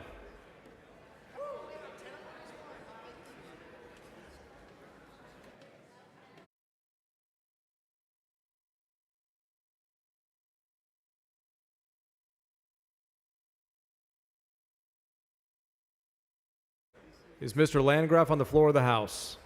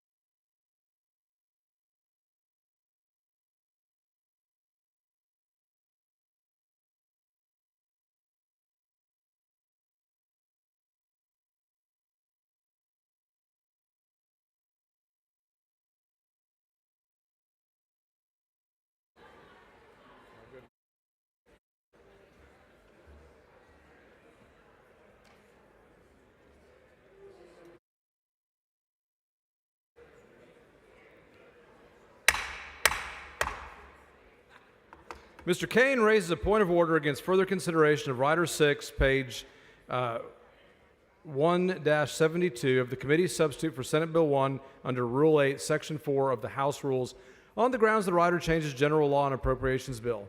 The rider authorizes the Historical Commission to use gifts and donations to provide scholarship subsidized attendance costs at the Commission's conference, seminars, workshops. The agency does not have general law authority to accept gifts and donations for this purpose. Because the amendment purports to grant the agency power which can only be granted by general law, the rider violates the rule. The rider is stricken from the bill. Accordingly, the point of order is well taken and sustained.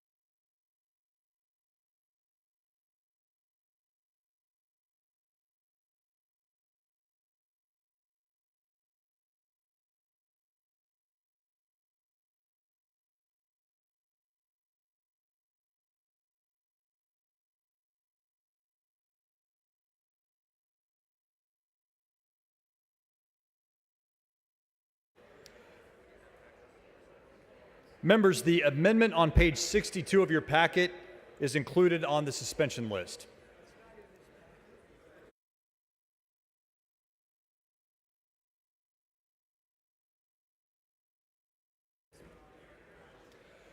Members, the amendment on page 63 of your packet was moved to Article 11.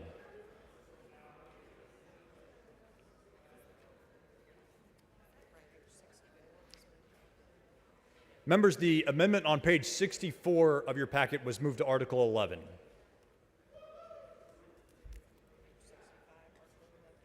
Members, the amendment on page 65 of your packet was moved to Article 11.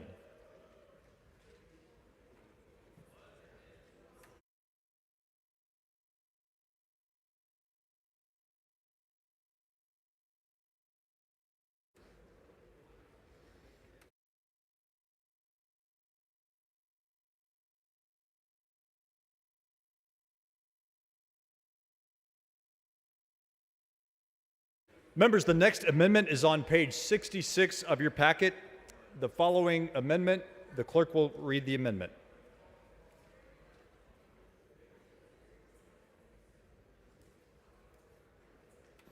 Amendment by Hopper. Chair recognizes Mr. Hopper.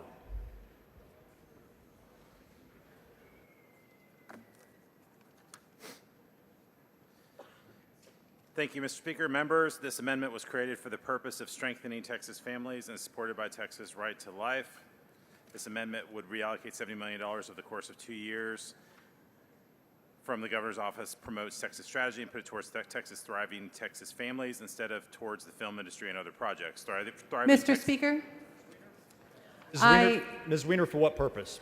I raise on a point of order that this amendment violates the calendar rule on SB1. Please bring your point of order down to the front.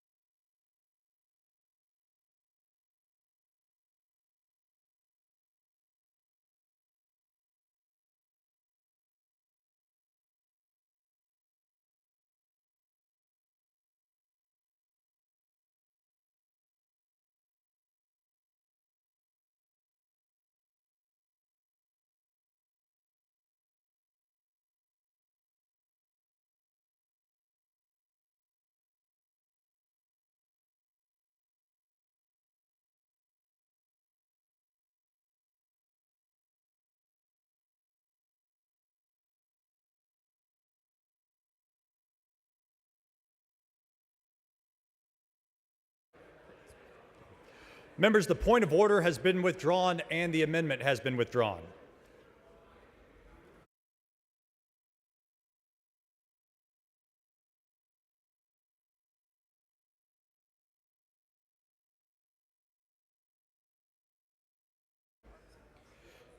Members, the amendment on page 67 of your packet has been moved to Article 11.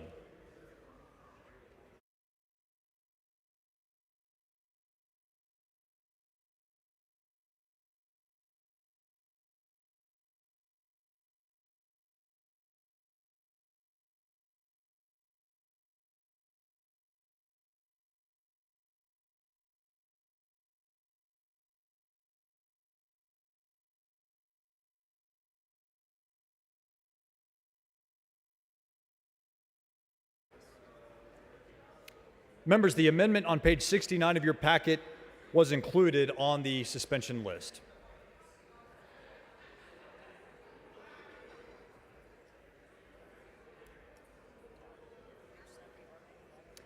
Members, the amendment on page 70 of your packet was moved to Article 11.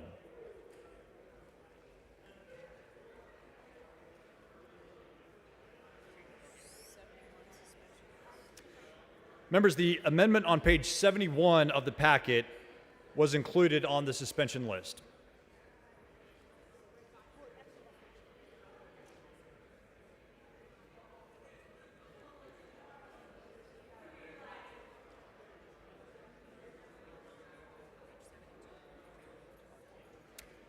Members, the amendment on page 72 of your packet will be moved to Article 11.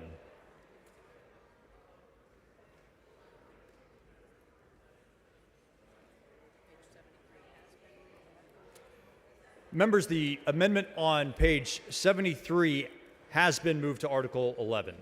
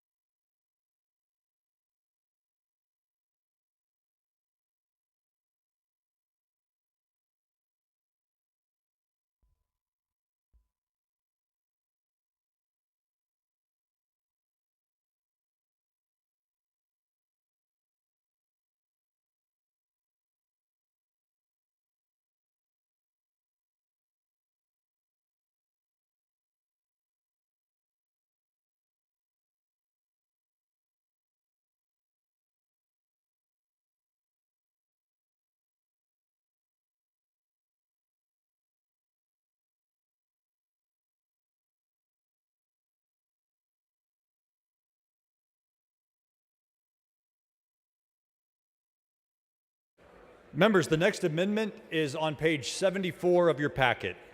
The following amendment, the clerk will read the amendment. Amendment by Zwiener. Chair recognizes Ms. Weiner. Mr. Speaker, members, this is an amendment that's important to trying to protect young Texans from substance abuse. You know, many of y'all know that my district saw several losses of young people to fentanyl poisoning. And so what this amendment attempts to do is to make sure that the Child Psychiatric Access Network can also use their funds and have more funding in order to provide our general practitioners, our family doctors, and our pediatricians with access to substance abuse professionals so that those kids can receive the care they need. So, members, Mr. Kane, this for is what about... purpose? Yeah, point of order. State your point of order. Point of order that this amendment violates calendar rule. Please bring your point. Please bring your point of order down.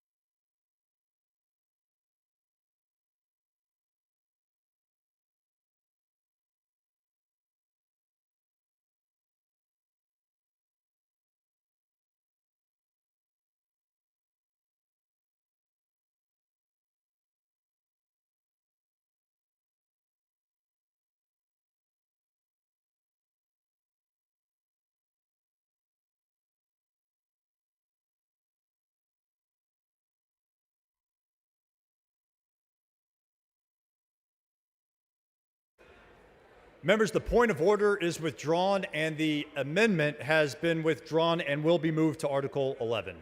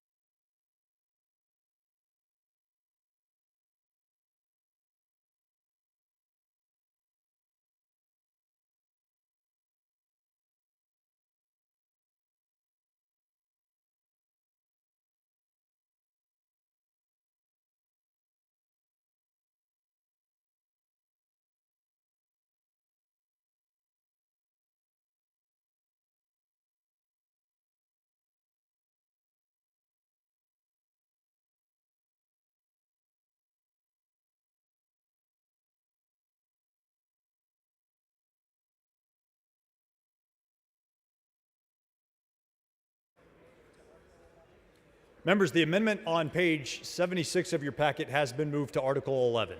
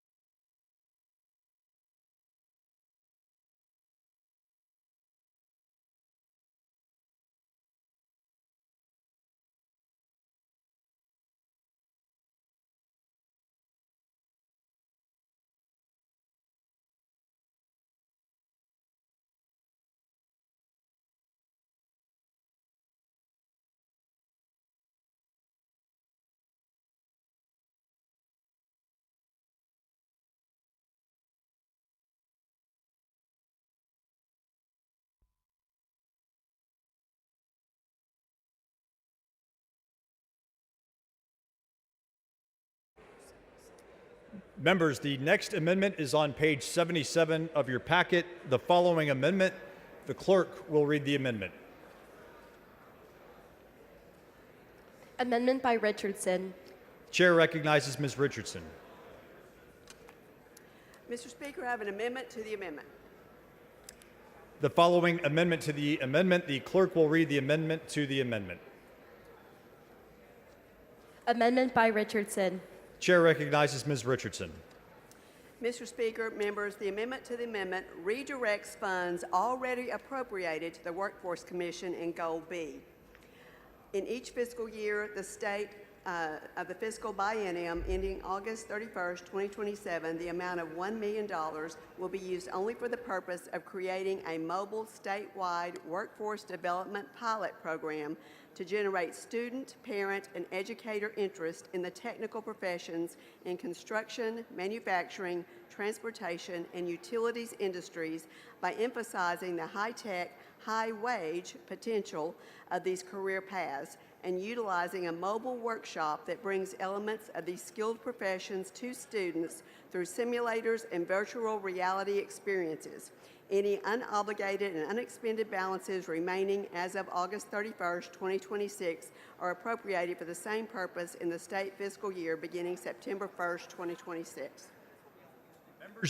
Members, you've heard the amendment to the amendment. The amendment to the amendment is acceptable to the author. However, a record vote has been requested. All those in favor of the amendment to the amendment vote aye. All those opposed to the amendment vote nay. The clerk will ring the bell. Show Ms. Richardson voting aye. Show Mr. Morgan voting aye. Show. You got it?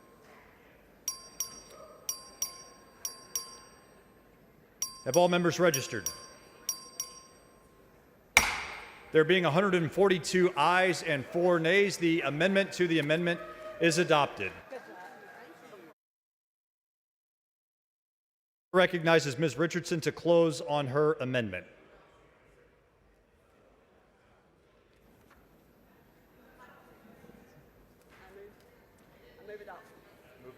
I move adoption.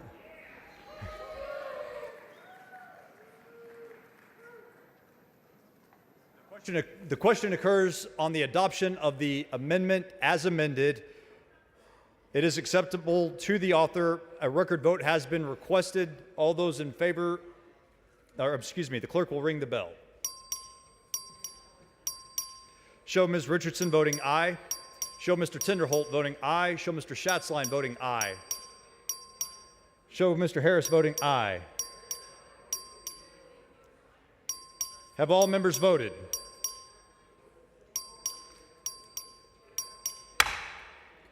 There being 141 ayes and 3 nays, the amendment is adopted.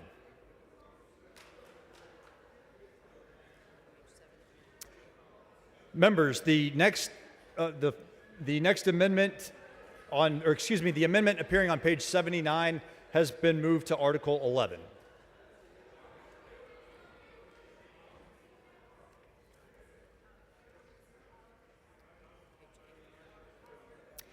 Members, the amendment on page 81 of your packet has been moved to Article 11.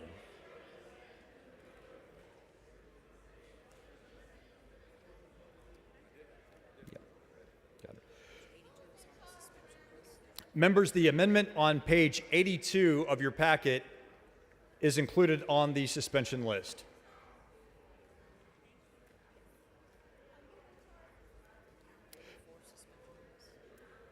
Members, the amendment on page 84 of your packet is included on the suspension list.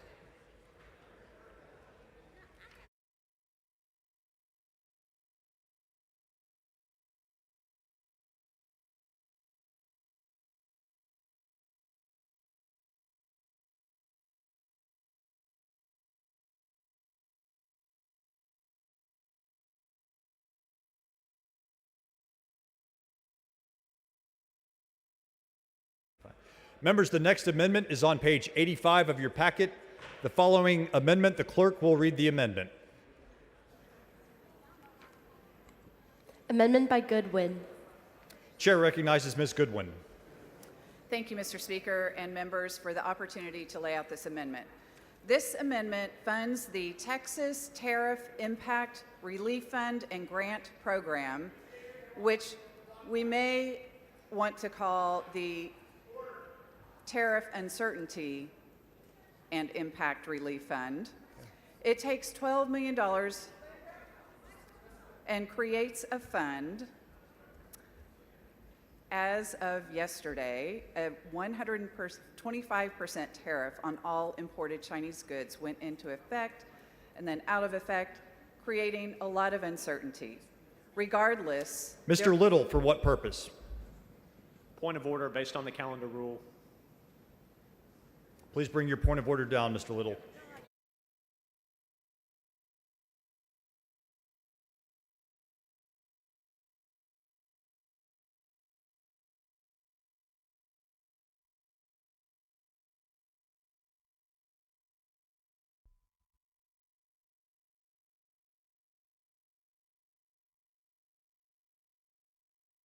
Members, the point of order is withdrawn and the amendment is withdrawn.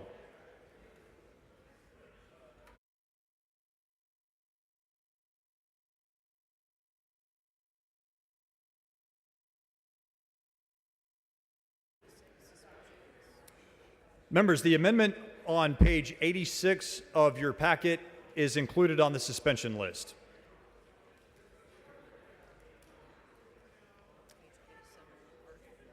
Members, the amendment on page 87 of your packet has been moved to Article 11.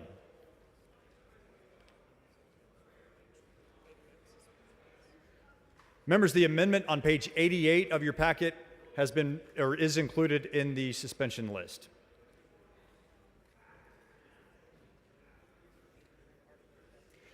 Members, the amendment on page 89 of your packet has been moved to Article 11.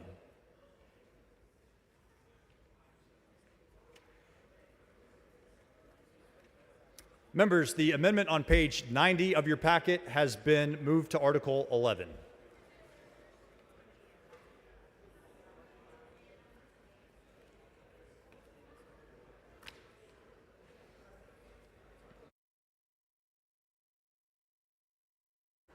Members, the amendment on page 91 of your packet has been moved to members, the amendment on page 91 of your packet will be moved to Article 11.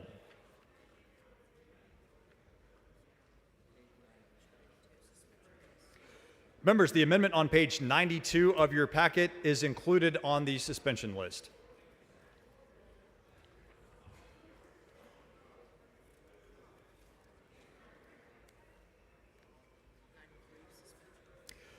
Members, the amendment on page 93 of your packet is included on the suspension list.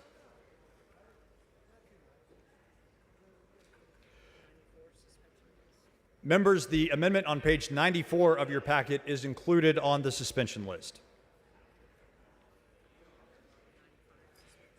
Members, the amendment on page 95 of your packet is included on the suspension list.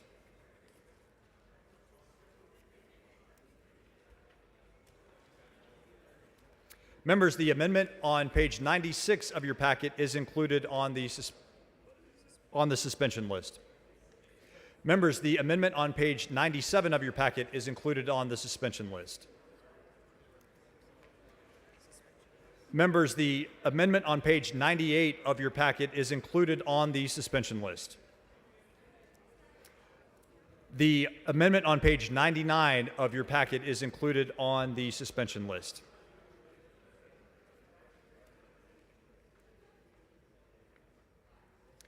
Members, the amendment on page 101 of your packet is included on the suspension list.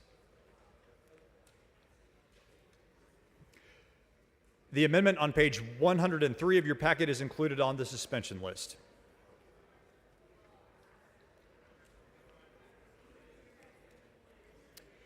Members, the amendment on page 105 of the packet is included on the suspension list.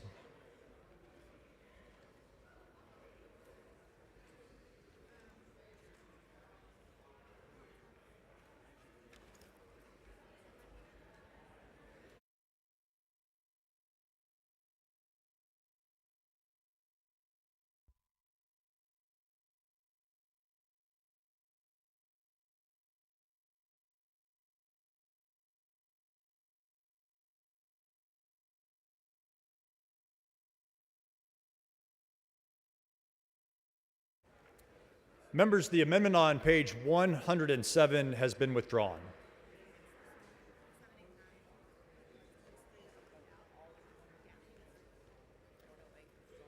Members, the amendment on page 108 has been withdrawn.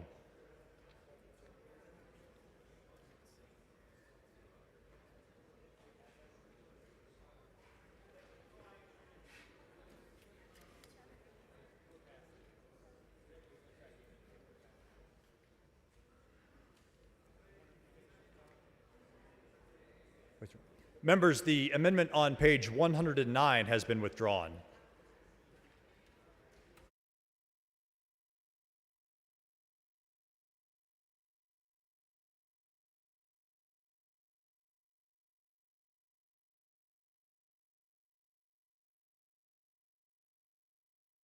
Is Ms. Swanson on the floor of the House? Oh. How proud is that?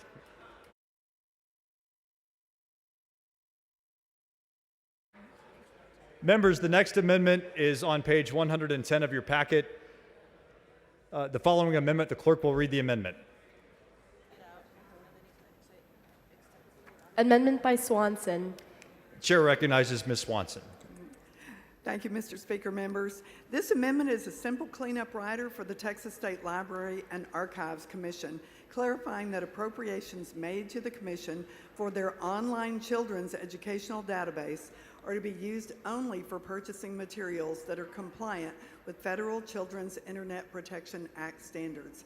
Members, this body passed the amendment in both 87th and 88th legislative sessions, and this made it into the final budget in both sessions. It's a simple rider ensuring that children in our schools are not able to access inappropriate materials. I believe it is acceptable to the author, and I move adoption. Members, you've heard the amendment. The amendment is acceptable to the author. However, a record vote has been requested and a record vote has been granted. The clerk will ring, all those in favor vote aye, all those opposed vote nay. The clerk will ring the bell. Show Mr. Harris voting aye. Show Mr. King voting aye. Show Ms. Gonzalez voting aye. Show Ms. Garcia of Bear voting nay.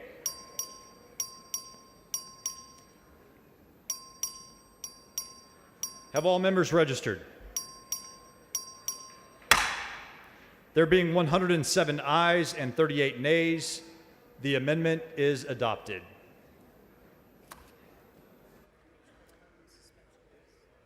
Members, the amendment on page 111 of the packet is included on the suspension list. The amendment on page 112 is included on the suspension list.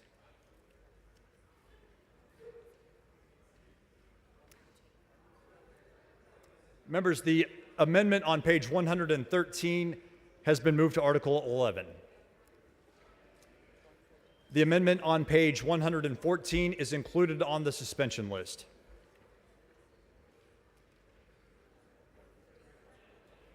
The amendment on page 115 has been moved to Article 11.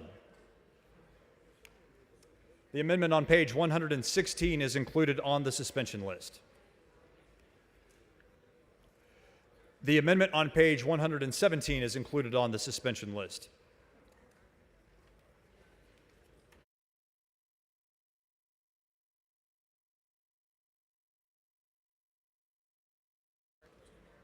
Members, we are now moving into Article 2.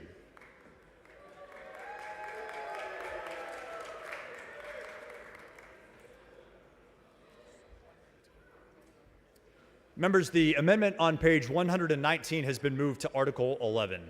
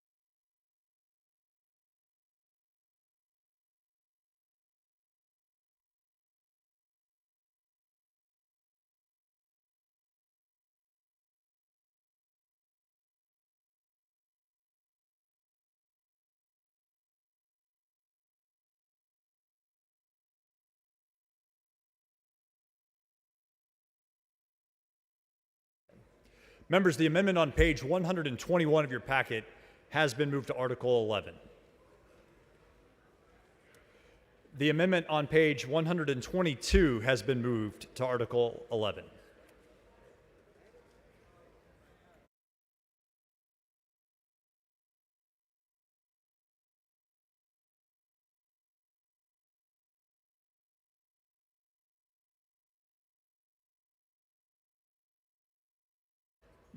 The following, the next amendment is on page 123 of the packet. The following amendment, the clerk will read the amendment.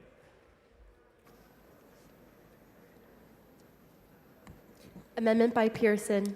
Chair recognizes Ms. Pearson. Thank you, Mr. Speaker. Thank you, Madam Chair. And members of the House, I'm offering amendment for $4 million investment in Care Portal to support Texas children and families in crisis. This amendment shifts $2 million per year from the Spay and Neuter Pilot Program at the Department of State Health Services to the Child Abuse Prevention Grants at the Health and Human Services Commission.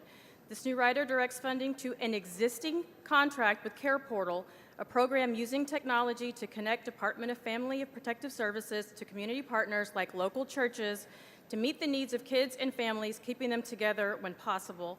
I would like to thank the Appropriations Chair and the committee for helping with this amendment. Members, this amendment is also acceptable to the author.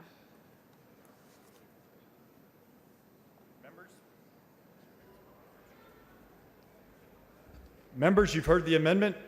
The amendment is acceptable to the author. However, a record vote has been requested. A record vote is granted. All those in favor, vote aye. All those opposed, vote nay. The clerk will ring the bell. Show Mr. Harris voting aye. Show Ms. Gonzalez voting aye. Show Ms. Okay. Have all members registered? There being 124 ayes and 20 nays, the amendment is adopted.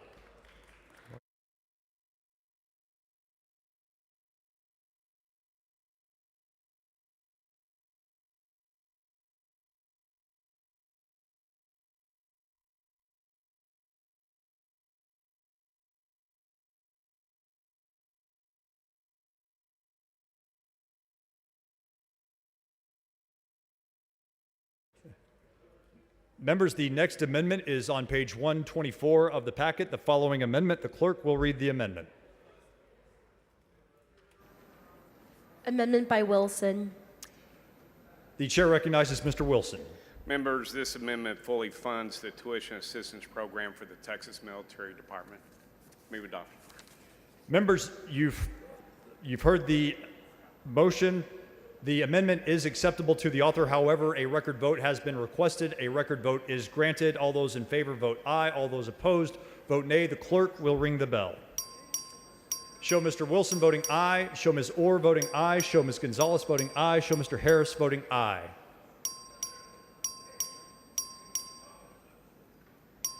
Have all members registered? There being 132 ayes and 11 nays, the amendment is adopted.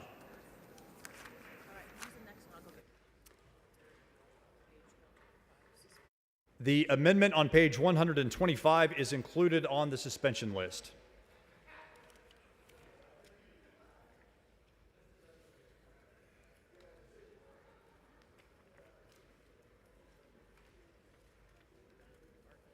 The amendment on page 126 has been moved to Article 11.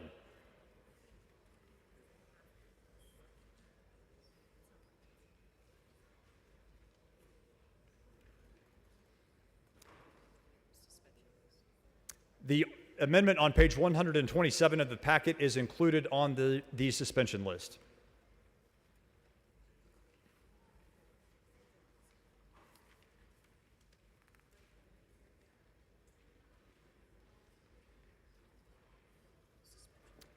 The amendment on page 128 is included on the suspension list.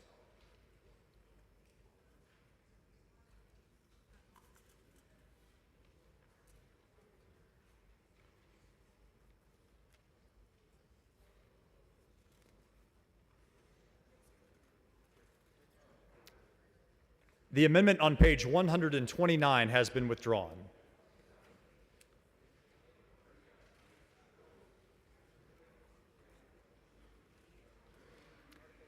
The amendment on page 130 has been moved to Article 11.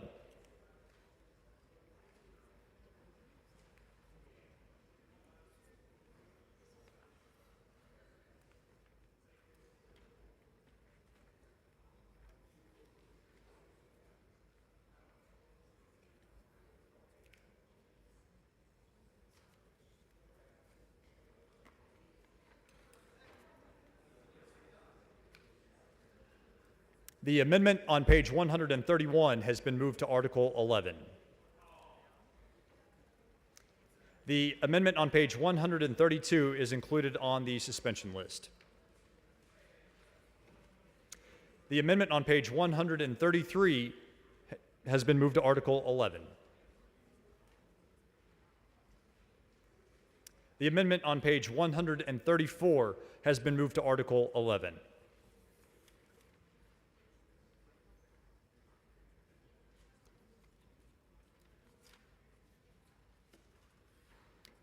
The amendment on page 136 has been moved to Article 11.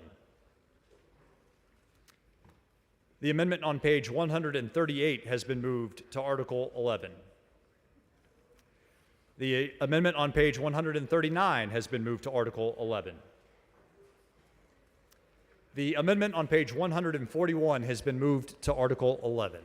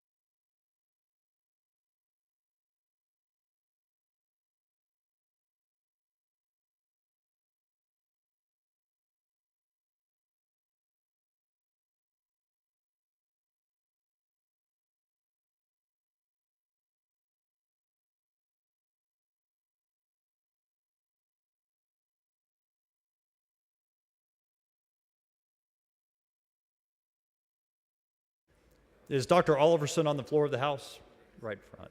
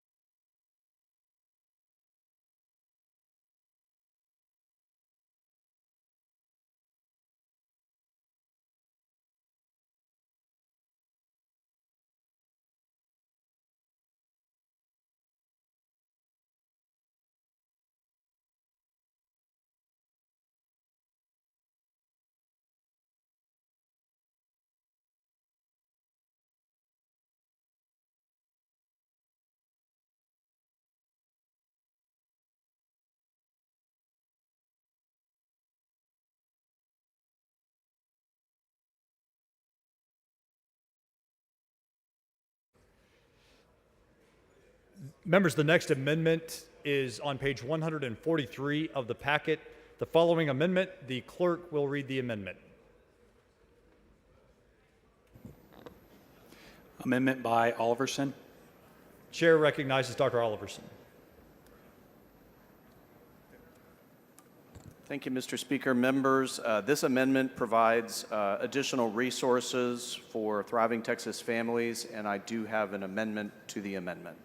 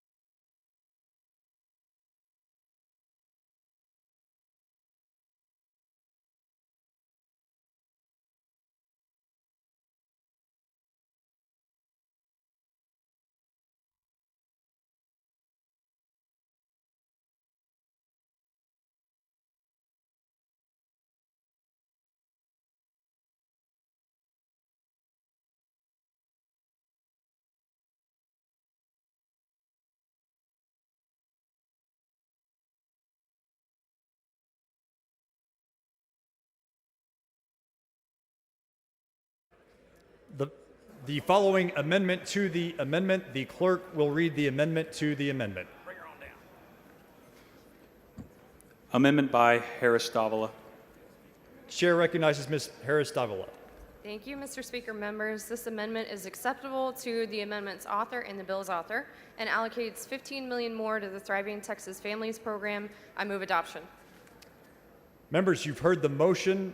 The amendment to the amendment is acceptable to the amendment author.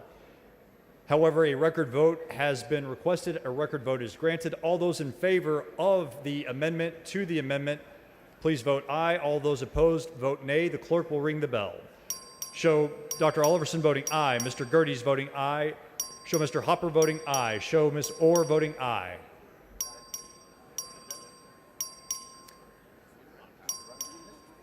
Have all members registered?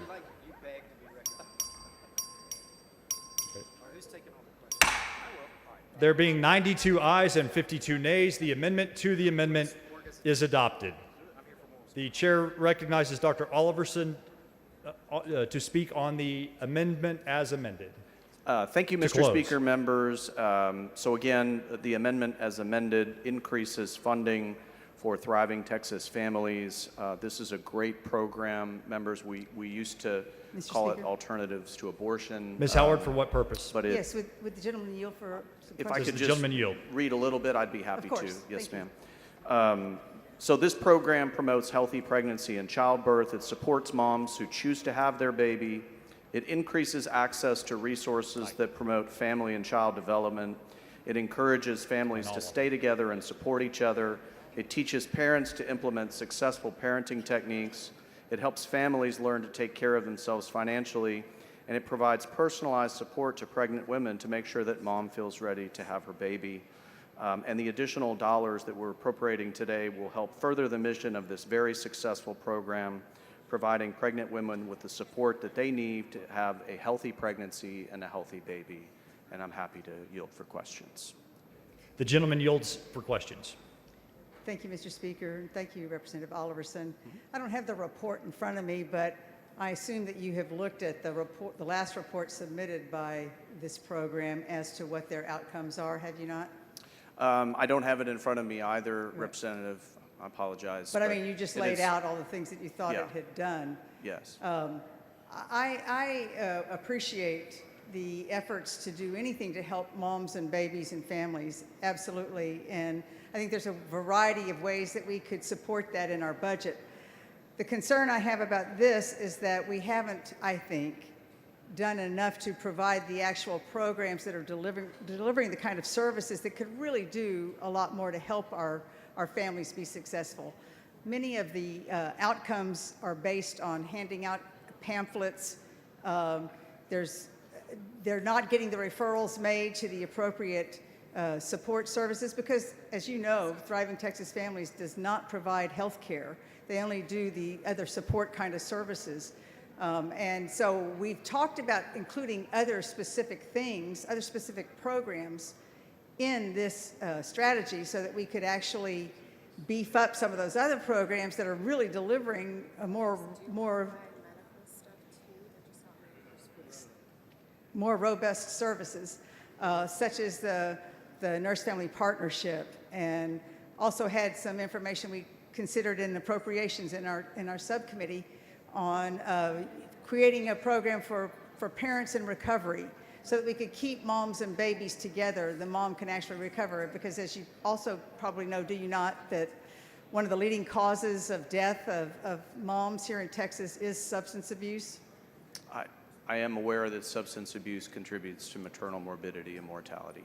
So what I would ask you is, when you're looking at putting more money into this, can we look at actually what programs might actually be delivered that have real outcomes that are going to help Texas families, as opposed to, you know, listing a bunch of pamphlets that have been given out and maybe a class that's been given? Can we look at expanding this so that we actually know that we're giving this money to programs that are really delivering services that are going to help Texas families thrive? Can we talk some more about that?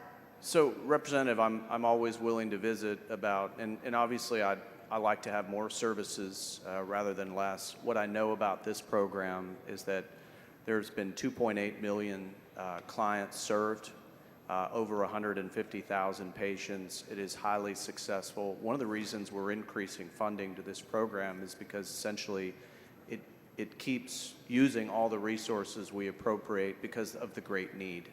And so while I agree with you in the standpoint of I do think that maternal mortality and morbidity is something that we should be focused on, and I have in the past and will continue to work with you on a variety of fronts to try to address that.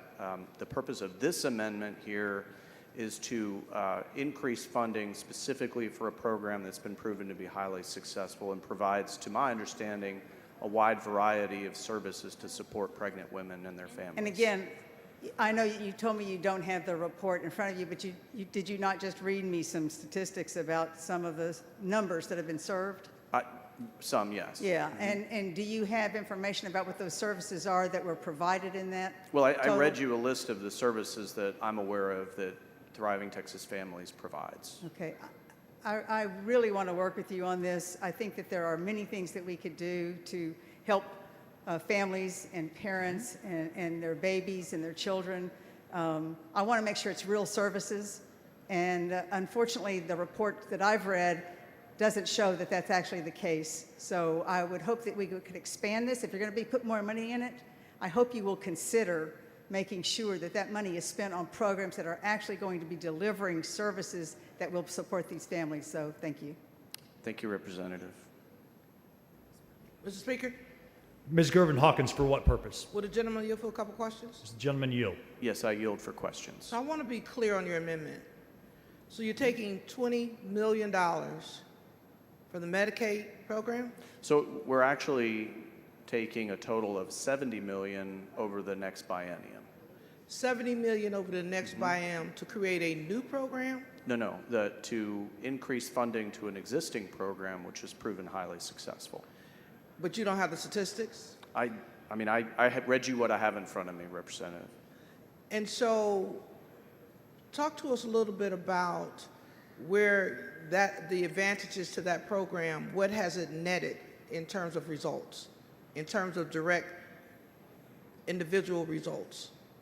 I'm sorry, I don't understand your question. I apologize. So in terms of the benefits to an individual, could you help us understand, are those benefits for actual services? Are those benefits for education? Is those benefits for care? What is the benefits? Yes, Representative, as I said earlier, there are a variety of benefits and services that are provided through this program. It's not just about it's not just about a moment in time. It's actually about helping to provide services so that there's a healthy environment for that mom, a supportive environment, so that as she chooses to have the baby, to choose life, that she has access to resources that are needed.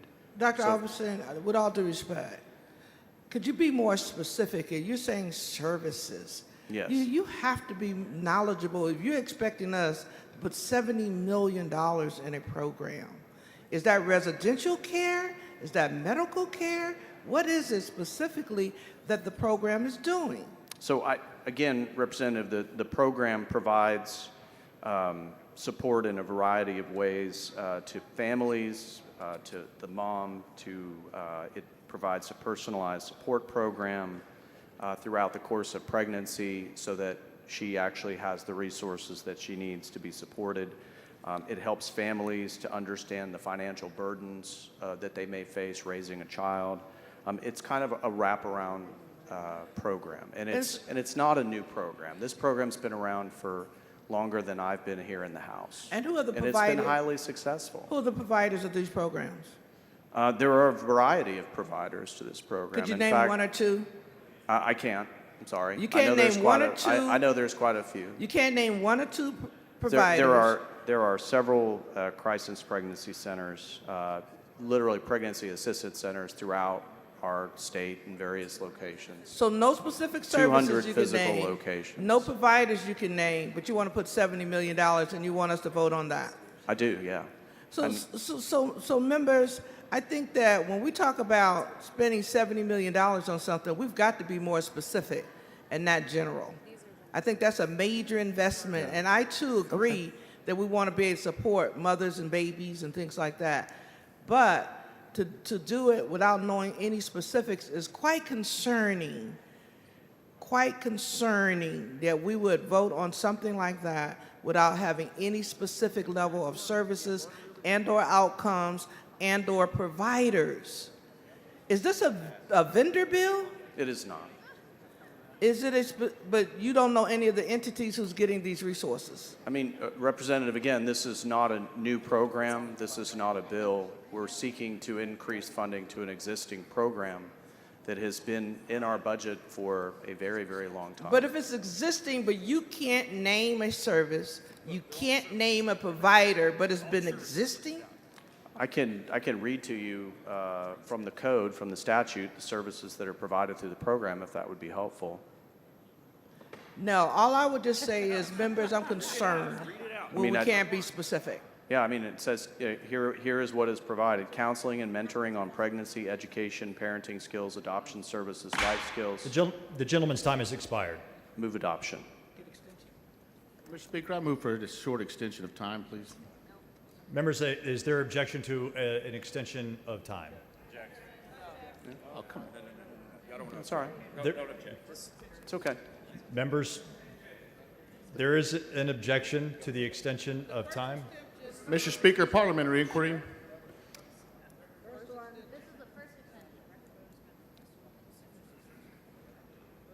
Members, a record vote has been requested on the extension of time. All those in favor, please vote aye. All those opposed, vote nay. The clerk will ring the bell. Show Dr. Oliverson voting aye. Show Mr. Lauterbach voting aye. Show Mr. Vasut voting aye. Show Mr. Leach voting aye. Show Mr. Bonin voting aye. Show Mr. Morgan voting aye. Show Mr. Alders voting aye. Show Ms. Isaac voting aye. Show Ms. Troxclair voting aye. Show Ms. Luther voting aye. Show Ms. Garza of Bear voting aye. Show Mr. Jones of Dallas voting aye. Have all members registered? There being 135 ayes and 10 nays. Great. The gentleman's time has expired. Excuse me. The gentleman's time is extended. Thank you, Dr. Oliverson, for your statesman-like vote. I appreciate that. My question is a genuine question. It's not to belabor the point. The manner in which we conduct the... Mr. Canales, for what purpose? Mr. Speaker, if the gentleman would yield for some questions. The gentleman yield for questions. I yield for questions. Gentleman yields. Thank you, Dr. Oliverson, again for your statesman-like vote there. I do not wish to belabor the point or drag this out any longer. The way we conduct the budget is we take and we put. And so here we're taking and we're putting. And so we're taking $70 million from Medicaid. Is that correct? That is correct. And all my question is what programs suffer under that point? Because we're taking money. Can you identify and explain to the body where you're taking the $70 million from Medicaid, and we know where you're putting it, but what is it doing to the Medicaid and what programs? It doesn't affect the Medicaid program at all. This Medicaid is an entitlement program, so the people who are eligible for services under our Medicaid program will continue to receive those services. So we're not shortchanging anybody. So there's no difference in the funding if you're taking $70 million. There's no effect to Medicaid. That's correct. I don't know how that's possible, but I appreciate your response. It's my pleasure, sir. Mr. Speaker, will the gentleman yield? Does the gentleman yield? I yield for questions. Gentleman yields. So just to follow up, you're sure that none of this money is going to affect children that are receiving medical services from Medicaid, such as CHIP, or any other programs? Can you identify those programs that you are taking money from? We're taking the money from the Medicaid program. Well, name the programs that you are going to shortchange by taking $70 million away from Medicaid. So again, Isn't that for indigent Texans? respectfully, Representative, the Medicaid program is an entitlement program, and so one of the things that we will do this evening is passing a supplemental appropriations bill that will provide a true-up for services that are covered under the Medicaid program that have been provided. Well, why and don't in you- 2 years, we'll do that again. Why don't you wait for the supplemental to get this $70 million and leave Medicaid alone? So I would prefer to do it now. Why? Because you probably think the other isn't going to pass. Is that correct? No, this is the mechanism that we've chosen. It's a legitimate, viable mechanism, and it's not going to take programs away from people on the Medicaid program, and so this is a great source for this. And yet you're not willing to name one service or one program that is funded by the money that you're taking, $70 million. You can't name providers, you can't name programs, you can't name services. Are these people just providing flyers?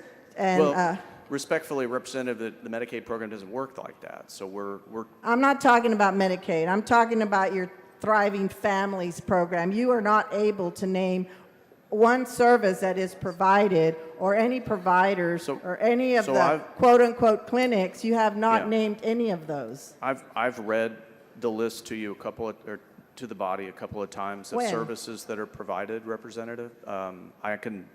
I can say I do have a list in front of me of some of the top providers in our state, the Texas Crisis Pregnancy. I have not heard anything being read. Sorry, Can you Texas read those Pregnancy to us? Care Network, Source for Women, Pregnancy Center of the Coastal Bend, and Carolyn House are the top 4 providers in our state. How much do they get each? I don't have that information in front Well, of me, you must know Representative. they're the top ones. So it's typically fee-for-service reimbursement, so similar to the Medicaid program. Well, surely somebody has a ledger and tallies up how many providers are providing X number of services for X number of dollars. Isn't that what responsible fiscal practices are? Shouldn't we know? Shouldn't the state know exactly how much is being funded for which services? Because that's fiscally responsible. Why are you allowing these providers to skate with such vague information when you're giving them so much money and you're saying that it's so much better? You have to have some metrics that show what you're alleging. There are. I just don't have them in front of me. Well, that's pretty shameful, I believe. Well, I'm sorry that you're disappointed.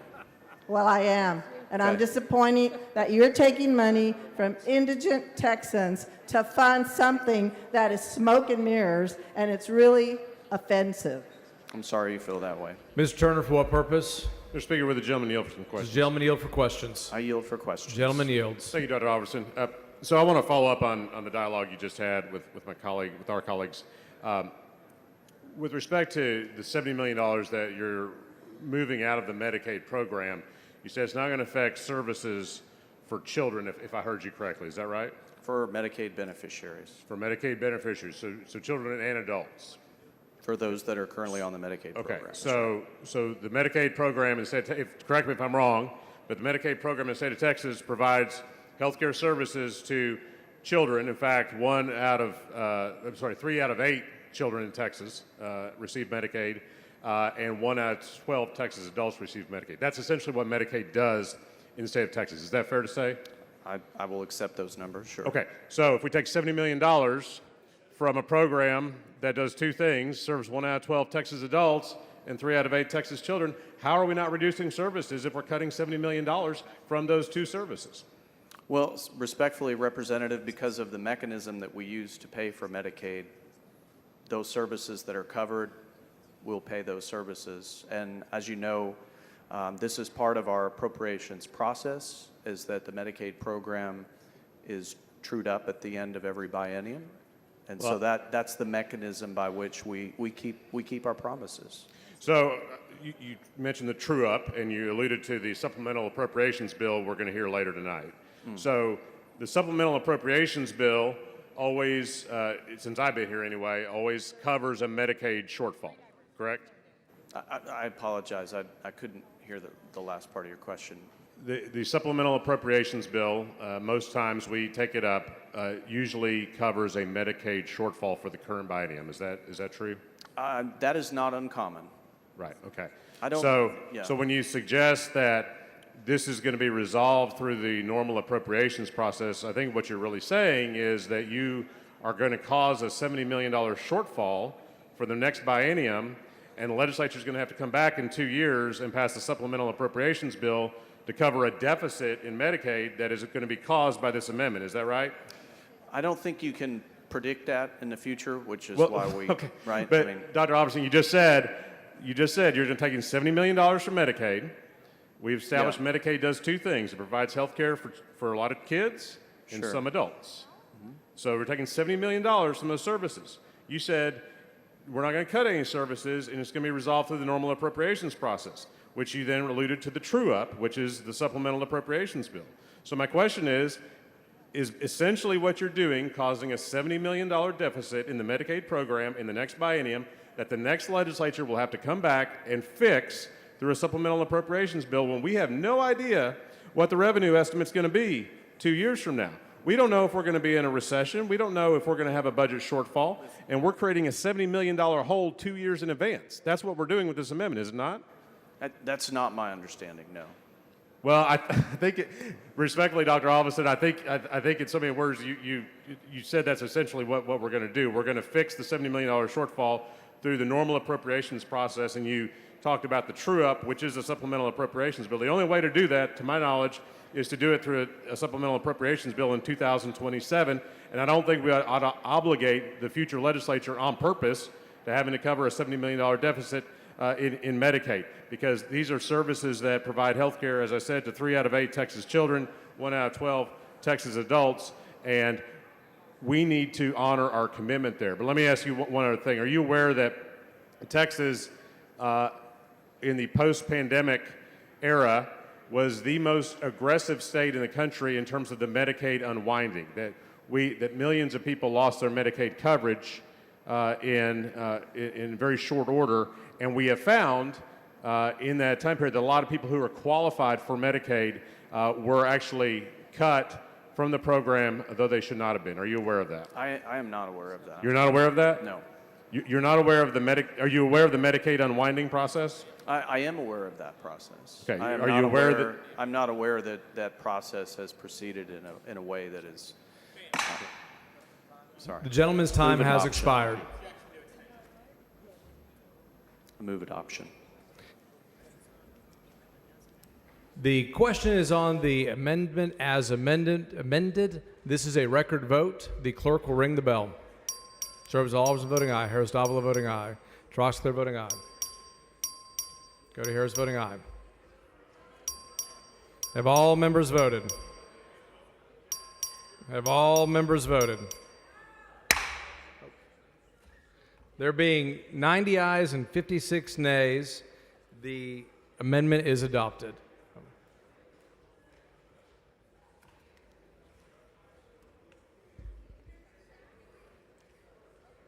Sorry.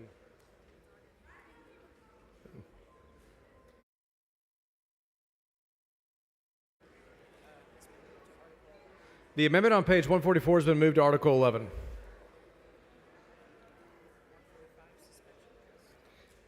The amendment on page 145 has been moved to the suspension list.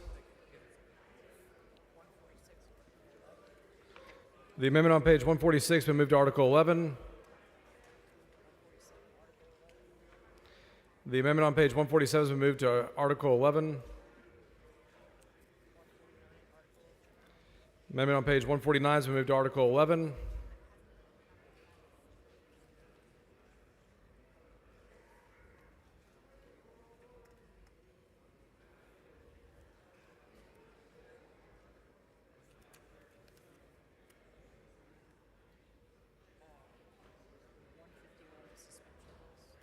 Amendment on page 151 has been moved to the suspension list.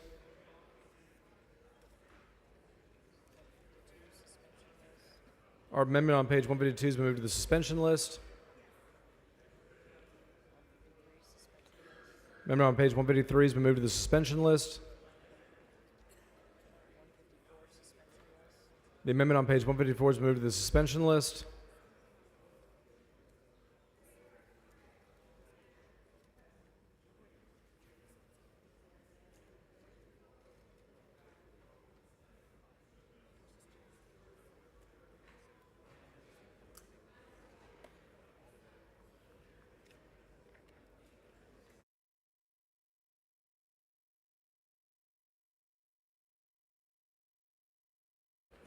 The next amendment is on page 155 in your packet. Chair recognizes Dr. Alverson to following amendment. The clerk will read the amendment.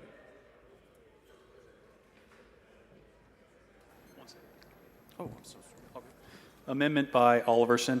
Chair recognizes Dr. Alverson to explain the amendment.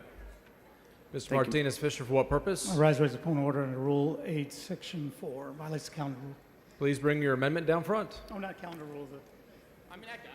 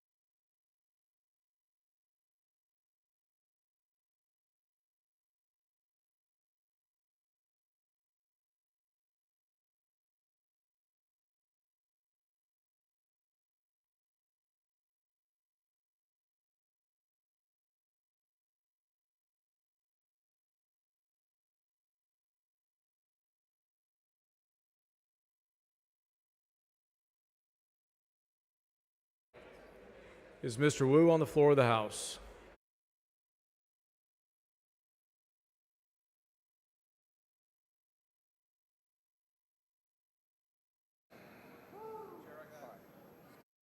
Chair recognizes Mr. Harris for an announcement. Thank you, Mr. Speaker. Members, at 6:15, Gabe will be serving fried catfish in the members' lounge, and the House will stand at ease at that time.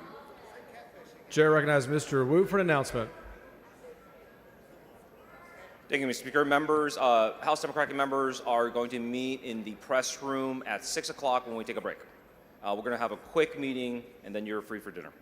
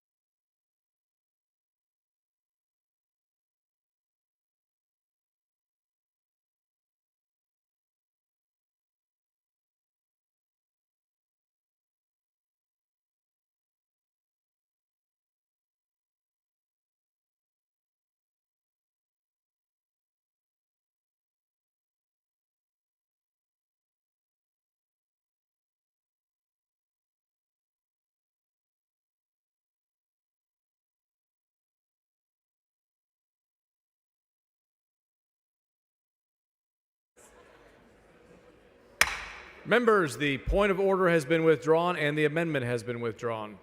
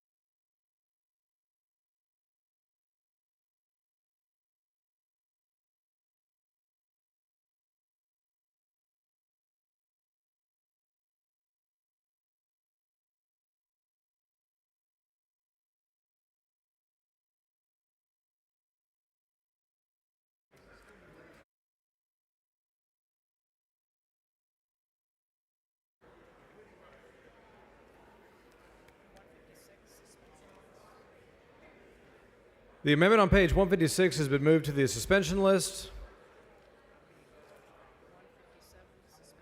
The amendment on page 157 has been moved to the suspension list.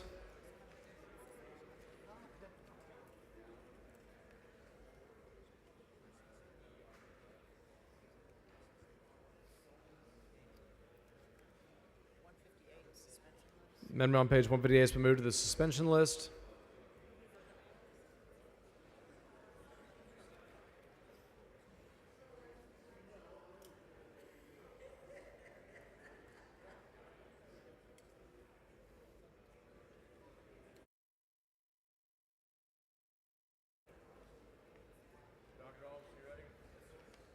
The next amendment is on page 159 of your packet. The following amendment, the clerk will read the amendment. Amendment by Oliverson. Chair recognizes Dr. Alverson to explain his amendment.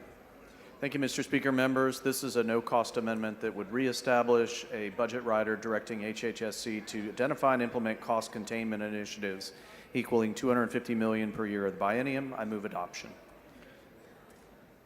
The following amendment is acceptable to the author. A record vote has been requested. A record vote has been granted. All those in favor vote aye. All those opposed vote nay. Chair Representative Orr voting aye. Clerk, ring the bell. Chair Dr. Alverson voting aye. Representative Orr voting aye.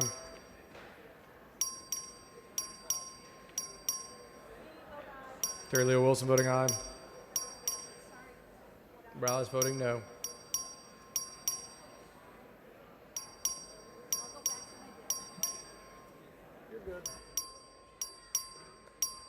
Have all members voted? Have all members voted? There being 97 ayes and 45 nays, the amendment is adopted.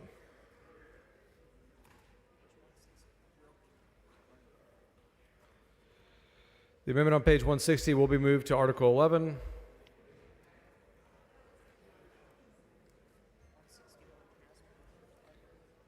Amendment on page 161 has been moved to Article 11.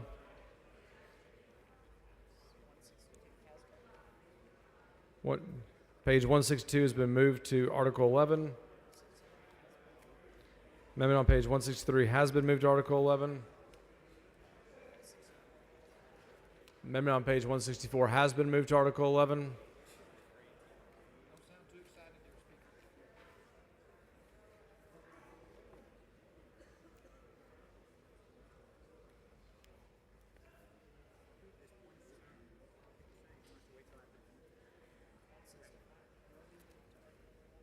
The amendment on page 165 will be moved to Article 11.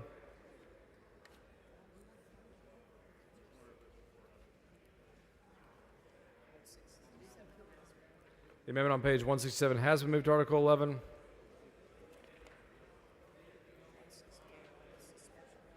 Amendment on page 168 has been placed on the suspension list. 169 is on the suspension list.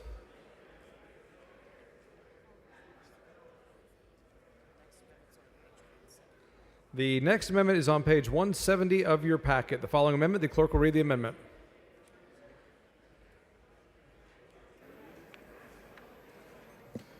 Amendment by Oliverson. Chair recognizes Dr. Alverson to explain his amendment.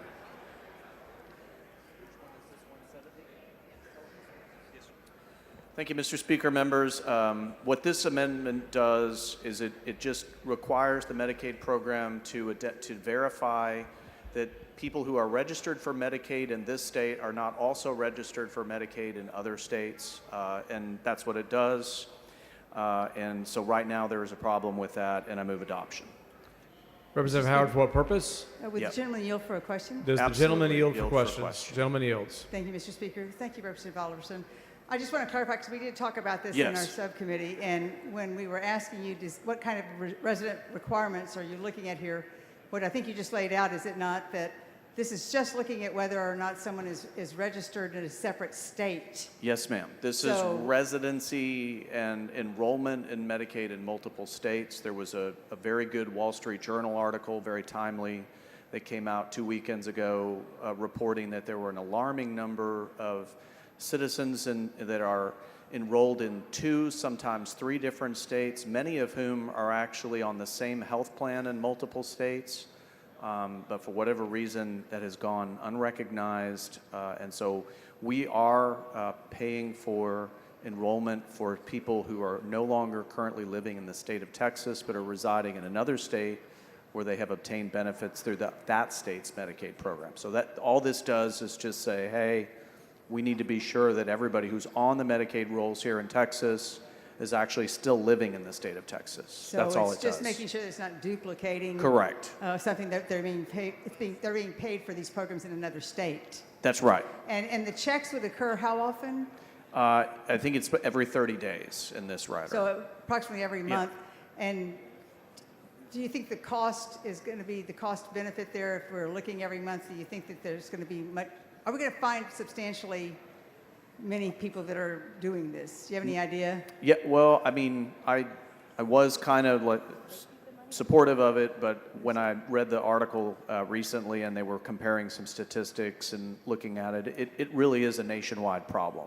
Okay. And we're not really aggressively doing anything about it right now. So thank you. I appreciate your clarifying. So this is simply about us not paying for Medicaid services with Texas tax dollars if they're getting Medicaid services with another state's tax dollars. Absolutely, Representative. That's Okay. exactly what we're doing. Thank you very much. Thank you.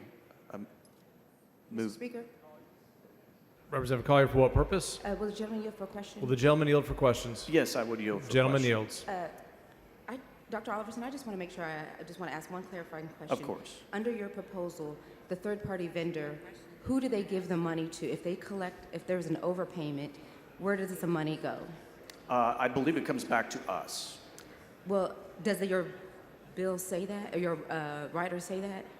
I don't have the rider in front of me. I apologize. Well, it just says that you may use a private third-party vendor to identify Yeah, and there are recover. services out there to help identify the dual enrollment issue. This is becoming a real problem, and so there's not historically been a very good method to be able to track that down. But is there a mechanism for the money that they collect to be returned to the state, or do they get to keep the money? No, I believe the money is returned to us. Does that need to be spelled out in the rider? I don't know if you want to talk about it. If you think that needs to be spelled out, I'm okay with that. I think want it to make does. sure we're not paying for somebody's Medicaid enrollment that resides in another state. But if they're going to collect an overpayment, then we want to make sure that it goes back to the state and not to that third-party vendor. Sure, yes.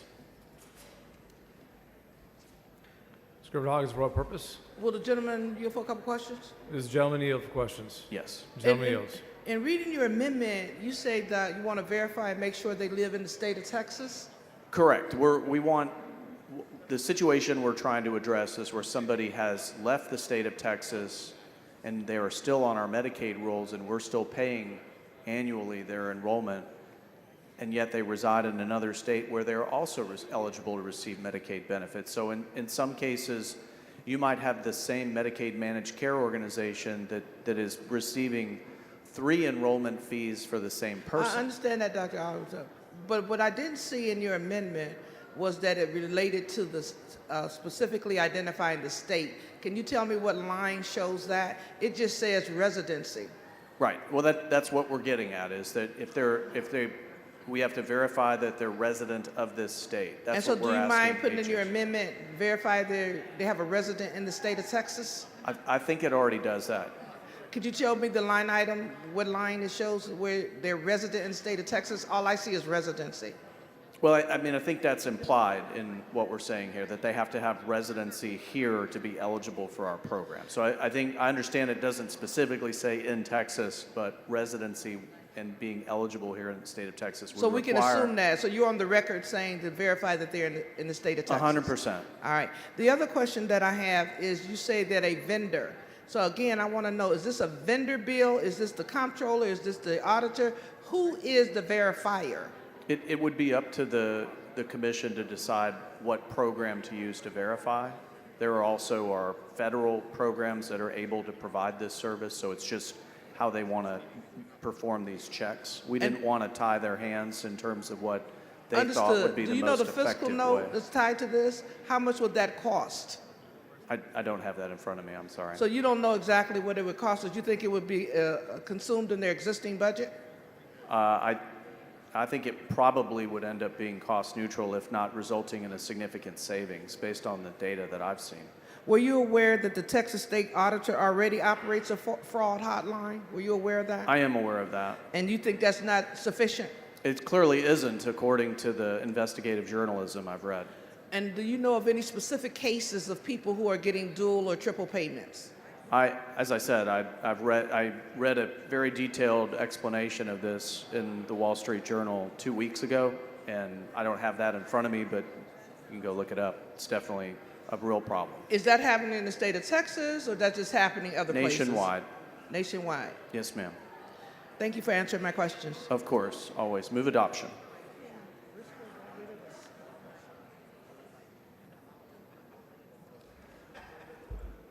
Members of all sets of amendments accepted to the author, a record vote has been requested. Clerk, please ring the bell.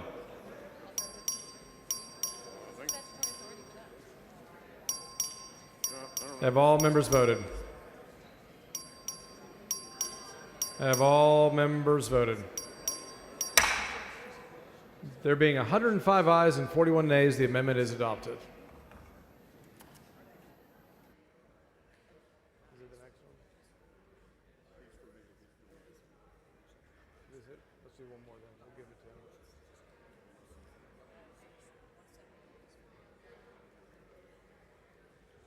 Page 171 has been moved to Article 11. The next amendment is on page 172. The following amendment, the clerk will read the amendment.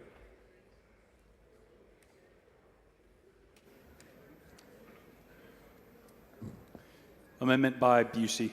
Chair recognizes Mr. Busey to explain the amendment. Thank you, Mr. Speaker and members. Sometimes the most urgent truths are not the ones spoken in statistics, but the ones felt in the silence between breaths. It's the father in Alpine working 2 jobs and praying his child's fever breaks because they can't afford a trip to the emergency room. It's the mother in the Rio Grande Valley who rationed her insulin for months and never told her kids how close she came to losing her life. It's the young man in East Austin who skipped a cancer screening because the bill cost more than his paycheck. It's the woman in rural Texas who gave birth alone, uninsured and hemorrhaging because her local hospital had shut down. These are not rare stories. These are Texas stories. They're all of our stories. And it should break all of our hearts that one of the richest states in the richest country on earth has allowed this to become our normal. For far too long, this body has accepted the unacceptable. Nearly 5 million uninsured Texans, the highest uninsured rate in the nation, billions in federal funds left on the table, and a rising human toll of our inaction. Mr. Speaker, members, today I bring forward an amendment to expand Medicaid in the state of Texas. This amendment would direct the Health and Human Services Commission to prepare and seek a waiver to expand Medicaid to the fullest extent allowed by federal law, to finally bring home the federal dollars we are already paying into the system, to finally cover over 1 million of our uninsured neighbors, and to finally take action to save lives, strengthen our economy, and uplift our communities. Expanding Medicaid would provide coverage to 1.2 million Texans who are currently uninsured. These are working Texans. They work in construction, in restaurants, in child care centers, in agriculture, and in offices across this state. They are the people who keep this great state running. With Medicaid expansion, Texas would see an estimated $704 million in savings every single year. We'd see a creation of over 230,000 new jobs. We would bring home $110 billion in federal dollars to our state economy over the next decade, all while lowering health insurance premiums costs for each and every one of us. We would also relieve our hospitals of the staggering burden of $7 billion annually in uncompensated care.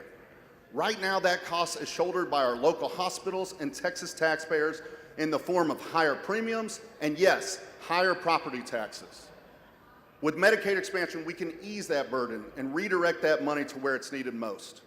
And for rural Texas, Medicaid expansion would be a lifeline.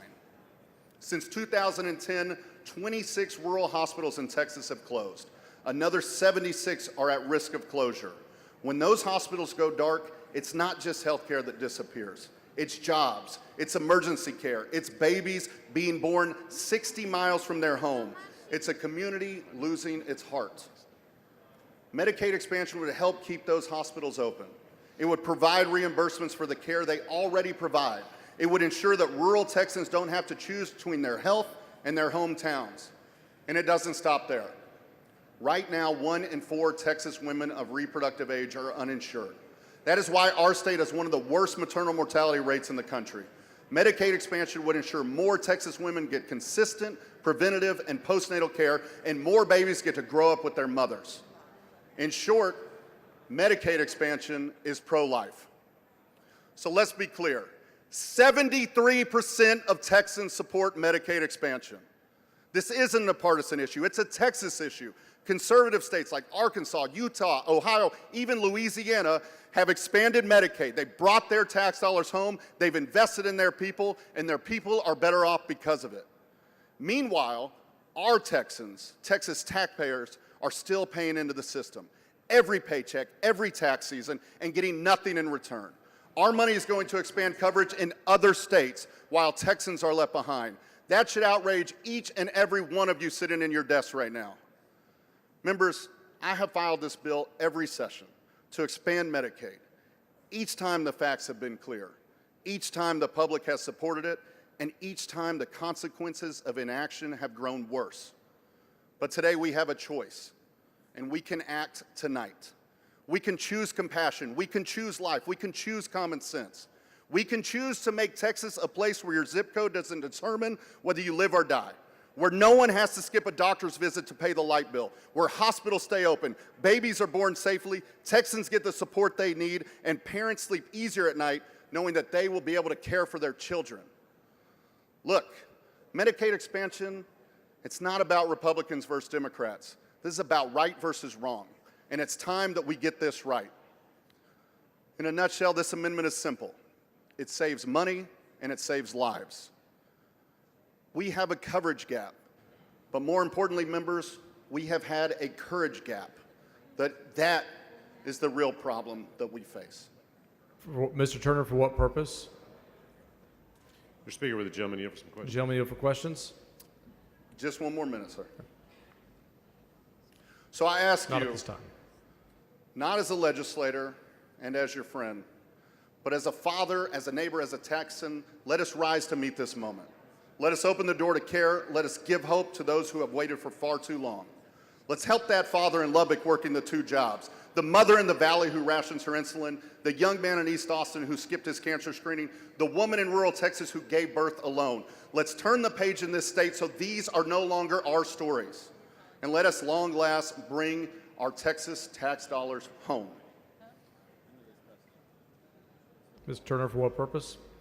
Mr. Speaker, with the gentleman yield for questions. Gentleman yield for questions? Yes, sir. Gentleman yields. Thank you, Representative Busey. You know, like you and I think a lot of our colleagues, I hear a lot about the rising cost of insurance from my constituents. Can you talk a little bit about how Medicaid expansion helps address the healthcare affordability crisis we have in the state who already have insurance? I think one of the key reasons for why it benefits all of us, we talk a lot about the 1.2 million roughly Texans that would benefit, but I said it would help all of us, and this is why. When we have to pay for uncompensated care at the hospitals, our local taxes go up, and insurance will then pick up the other costs by spreading it on to people that have coverage. So more people with coverage, the more the cost can go down. So, and I've heard in the past, I'm wondering if you have heard this as well, that for people with health insurance, 1/3 of our premiums basically subsidize the cost of uncompensated care in the state of Texas. Does that sound about right? That is right. And why this is so important, Representative, is we got 5 million uninsured Texans. This won't solve all of that, but this will solve around 1.2 million working Texans. making below the 138% of poverty line. That's roughly $21,000 income for a single person. We're talking about $21,000, people that are working in our community, but they can't afford the health coverage. That's why the Affordable Care Act was passed by Congress with the Medicaid expansion preview to do this right here, to cover working Texans, but they just don't have enough to go get the health insurance. Absolutely. And it's my understanding that studies I've seen, if we expand Medicaid in the state of Texas, it'll mean over $700 million in annual savings to our state budget, create over 230,000 jobs through the economic multiplier effect, and bring $110 billion of our federal tax dollars back home to Texas. Isn't that right? That's absolutely correct. This is a money savings across the board. We've talked about by the costs on hospitals, especially rural hospitals, having to do uncompensated care. We talked about how it can lower the cost for all those with insurance. But also, we got to think about the preventative health care costs. When you have insurance, and I've had conversations with my colleagues that disagree with this, that will talk about insurance doesn't equal care. But we know that insurance dramatically increases wellness checks and preventative health care. So while it doesn't mean 100%, if I have insurance, I am significantly more likely to go, like from 30% to 70%. In kids, it's from 50% to 80%. We're significantly more likely to go get those wellness checks. We're all working on preventative health care and healthy lifestyle this session. This is a way to do that. And I think one more thing that's really imperative here, because we're going to hear people talk about what the costs, that it's a 10% match. Yes, the federal government is going to pay 90%. We pay 10%. And this bill was given a hearing. LBB talked about it. It was a long time ago. We've been fighting this fight for a long time. And when LBB, the last time they did a fiscal note on Medicaid expansions, they said net positive fiscal impact to the state, as well as significant savings in terms of local impact. So it will save all of us money through the many reasons we talked about. But we talk about our property taxes being high, our county taxes being high. This is a silver bullet with helping that. And I know our colleagues across the aisle have talked about lowering taxes. Let's do it right now. We can do it with this vote. The gentleman's time has expired. Mr. Speaker. Ms. Turner, for what purpose? Move to extend the gentleman's time. Motion made. Have you heard it? Is there any objection? Chair hears none, so ordered. Thank you, members. So, Mr. Beach, my last question, I think what I just heard you say is basically we could invest $1 and get $9 back. Did I hear that correctly? That's correct. And that $1 will also be covered. When you think about how money, we just heard another layout where it was like, well, this money comes from here, but it gets covered in the supplemental. Well, we are going to lower costs across our budgetary needs at the local level and at the state level by having more people with insurance. So it is $1 up front to get $9 back, but it is a net savings across the board. Absolutely. So my real last question. So I do hear this argument a lot about Medicaid expansion, and I'm sure we'll hear it this evening, that just because someone has health care coverage, just because someone has insurance, that doesn't mean that they'll get health care. Can you respond to that argument?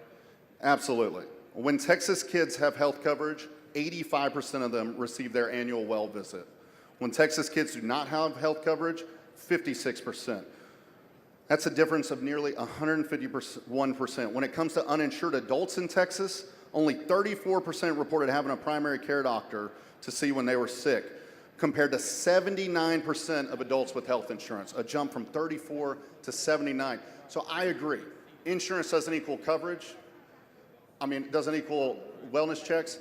Insurance enables wellness checks. And if we can get more, then we would be doing something tonight by passing a truly pro-life amendment right here, a pro-jobs amendment, and a pro-Texas amendment.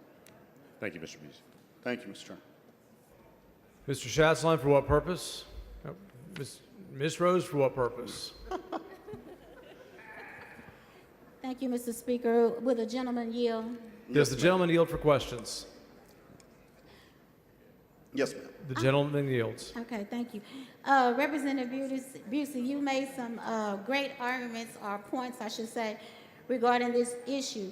So could you tell me how many states, a lot of states have expanded Medicare. How many states have not expanded Medicaid, I'm sorry. I believe roughly 41 states have expanded Medicaid. We're just leaving about 10 left. When you think about who's done it, it's not just blue states at that number. We've seen lots of states, red states, blue states, and they've done it because And I think this is key to the conversation, members, that we maybe forget about here. And I want to say this to those that are in line, and I'd love to have this conversation now and in the future with y'all. This is not our fight to decide if you agreed with the Affordable Care Act. This is not our fight to decide if you agreed with Medicaid expansion. That is Congress's fight. Many of you are probably going to run for Congress one day. And when you're up there, you call your member of Congress, have that conversation. Talk to them about how to make that bill better. Talk to them about how to change that bill. What we determine here at the state level is because Congress is taxing you, they're taxing me, they're taxing Texans to support Medicaid expansion right now. Do you want to bring those tax dollars home from the federal government to help Texans, or do you want to keep sending them to California? Because when we refuse to expand Medicaid, we send Texas tax dollars that are paying for Texas Medicaid expansion, because we're not out of paying the tax. We send it to California and New York and other states that have done it. So our choice isn't, do we like the Affordable Care Act? Do we like the president that did it? That debate is fair to be had, but that's not our debate. Our debate is, do we want Texas tax dollars coming here or going to another state? You also talked about rural hospitals and when they're closed. Could you talk about the impact that it has on a community when a rural hospital closes? Rural hospitals are living on the edge already. We've talked about this in Public Health Committee many times already this session. We've had more rural hospitals close in Texas than anywhere else. It's 26 hospitals that have closed in Texas. There's another 75 living on life support right now. And a big part of that, as we've heard from the agencies, is uncompensated care, is not getting it done. We have so many people, because of not expanding Medicaid, the highest rate in the nation, that do not have health insurance. So when you go to the hospital, you have to get emergency room coverage at the highest cost possible to take care of your problem. When more people, as we've already shared the stats, have insurance, then they get their preventative health care and they get those wellness checks, and we avoid the highly cost things down the road. And also, when it's your first time to deal with the problem at the emergency room, it couldn't cost more, and it is bankrupting rural hospitals. This would have an impact, as we said, on all Texans, urban, suburban, and rural alike, but it would impact rural Texas more than anywhere else. Representative Busey, wouldn't you agree that people who are eligible for Medicaid are our seniors, they're the disabled, and their children, right? They're not just healthy. Absolutely, and we talked about that, and that's who's getting this coverage. What we want to talk about with the Medicaid expansion gap, and I think it's important too, because we hear the pushback sometimes. These are working Texans. They're working Texans. These are people that have a job. They're out there getting it done, but they are not making enough. For whatever reason, they have a job that our society is not paying them a true living wage to live in our communities, and so they can't afford it. So we're trying to go from the 100% of the poverty level to the 138% of poverty level. I want y'all to know what that means. We all talk about how we don't really make money as state reps. We make pretty close to that level with our $7,000, and then you add your per diem in, because it's $21,000. If you live alone and you're making less than $21,000, we're trying to help those working Texans. A year. Thank you, Representative Busey. Thank you, Representative. Mr. Kane, for what purpose? Gentleman yield. Does the gentleman yield for questions? Gentleman yields. Can you explain to me, and you said Texas, you believe, has the most uninsured people, is that correct? Yes, I do. Yeah. How do we make that calculation? Does that include citizens, non-citizens? We're looking at citizens, sir. This is a federal bill that helps citizens. Do you believe that it's Medicaid? They have to be a citizen to be eligible for this. This If isn't you a were in partisan Congress, fight like Mr. you're bringing Busey- up from the back mic. I think you're losing the Busey, focus of if what you were in- Medicaid expansion is if you with were that in- question, If you were in sir. Congress, Mr. Busey, do you believe that those people should be covered by health care as well? I didn't hear your question. Do you believe that people here not lawfully present in the United States should be covered by health care? I want to continue to have that debate with you. That is not what this amendment does. Do you This believe amendment they is should have dealing with healthcare? Medicaid expansion. I don't know why you're taking your partisan fight and distracting us from what this amendment does. What we're trying to do right now is take care of the citizens in your community, these working Texans that are being neglected by your failure to vote for Medicaid expansion. Mr. Speaker, Mr. Schatzline, for what purpose? would the gentleman yield for some questions? Does Yes, the sir. gentleman yield for questions? The gentleman yields for questions. Representative, did you know that last year alone, the Attorney General's Office of Medicaid Fraud Control Unit recovered over $203 million of taxpayers' dollars wasted on rampant fraud in the Medicaid system? What does that have to do with this, sir? Oh, it has something to do with In it. what Did you way? also Explain it to know, me. Representative, did you know that there's an estimated 5 billion in Medicaid fraud in Texas right now that has not been recovered? There's $110 billion that has been ignored by the people that have stood in the way of Medicaid expansion, of your citizens' taxes that we have sent to the federal government. I know you, Mr. Schatzline. We've known each other well. I know you care about your constituents. This is an opportunity to help them. I absolutely This care isn't, about if them. there's fraud out there, we should go deal with that. I will stand with you on that, and we should make sure that's not absolutely happening. care about that, That's which is not why- what this amendment does. Which is why, Yes, Representative, I've heard I'm about very fraud. upset. I've got I've another heard question. you and I talk about fraud before. I've got another Members, question. please do not talk over each other. Mr. Speaker, So I'm trying to everyone can answer his understand and hear the question debate. where he said, have I heard about fraud? The answer is yes, I have.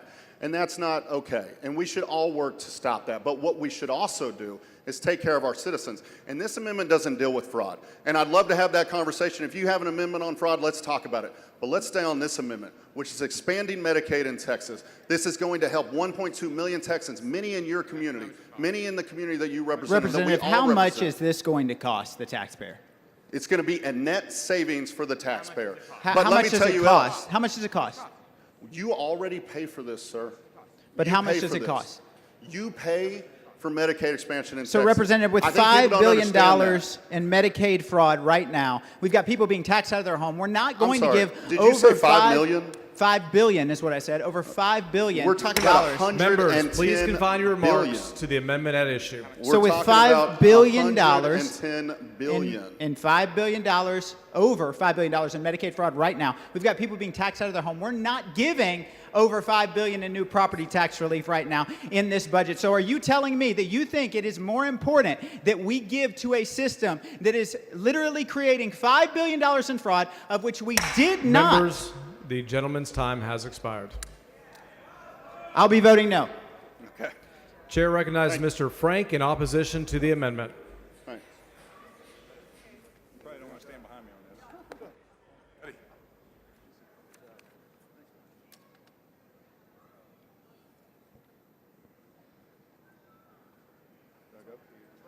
Okay, thank you. Thank you, Mr. Speaker. Members, I'll be brief. I do just want to ask a couple things. And first, I appreciate Representative Busey so much. I know where his heart is on this. I just don't agree with him on some of the facts, but also don't agree with him that this is a good idea. First, I want to talk just about Medicaid spending in the state of Texas. 20 years ago, we were spending $19 billion on Medicaid. It was 16% of our budget.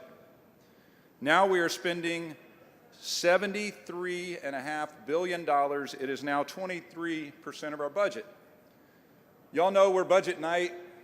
We have a balanced budget in this state, so that means 100% of that cost increase has pushed out every single other item that you care about.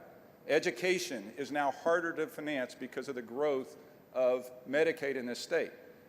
Roads, water, every single thing. I know this is important. Medicaid does some great things, okay?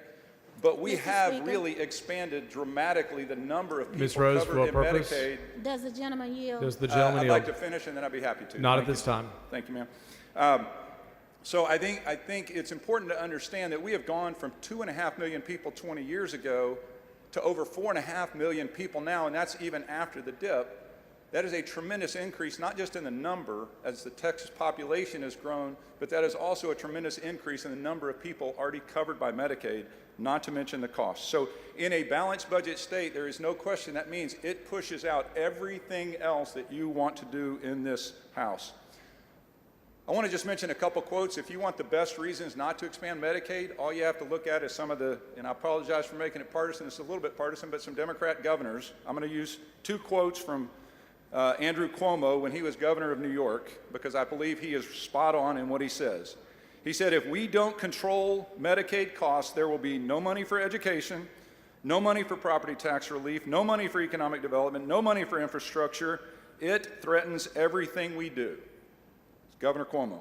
Second thing he said, the issue of Medicaid is not that Medicaid is a bad program.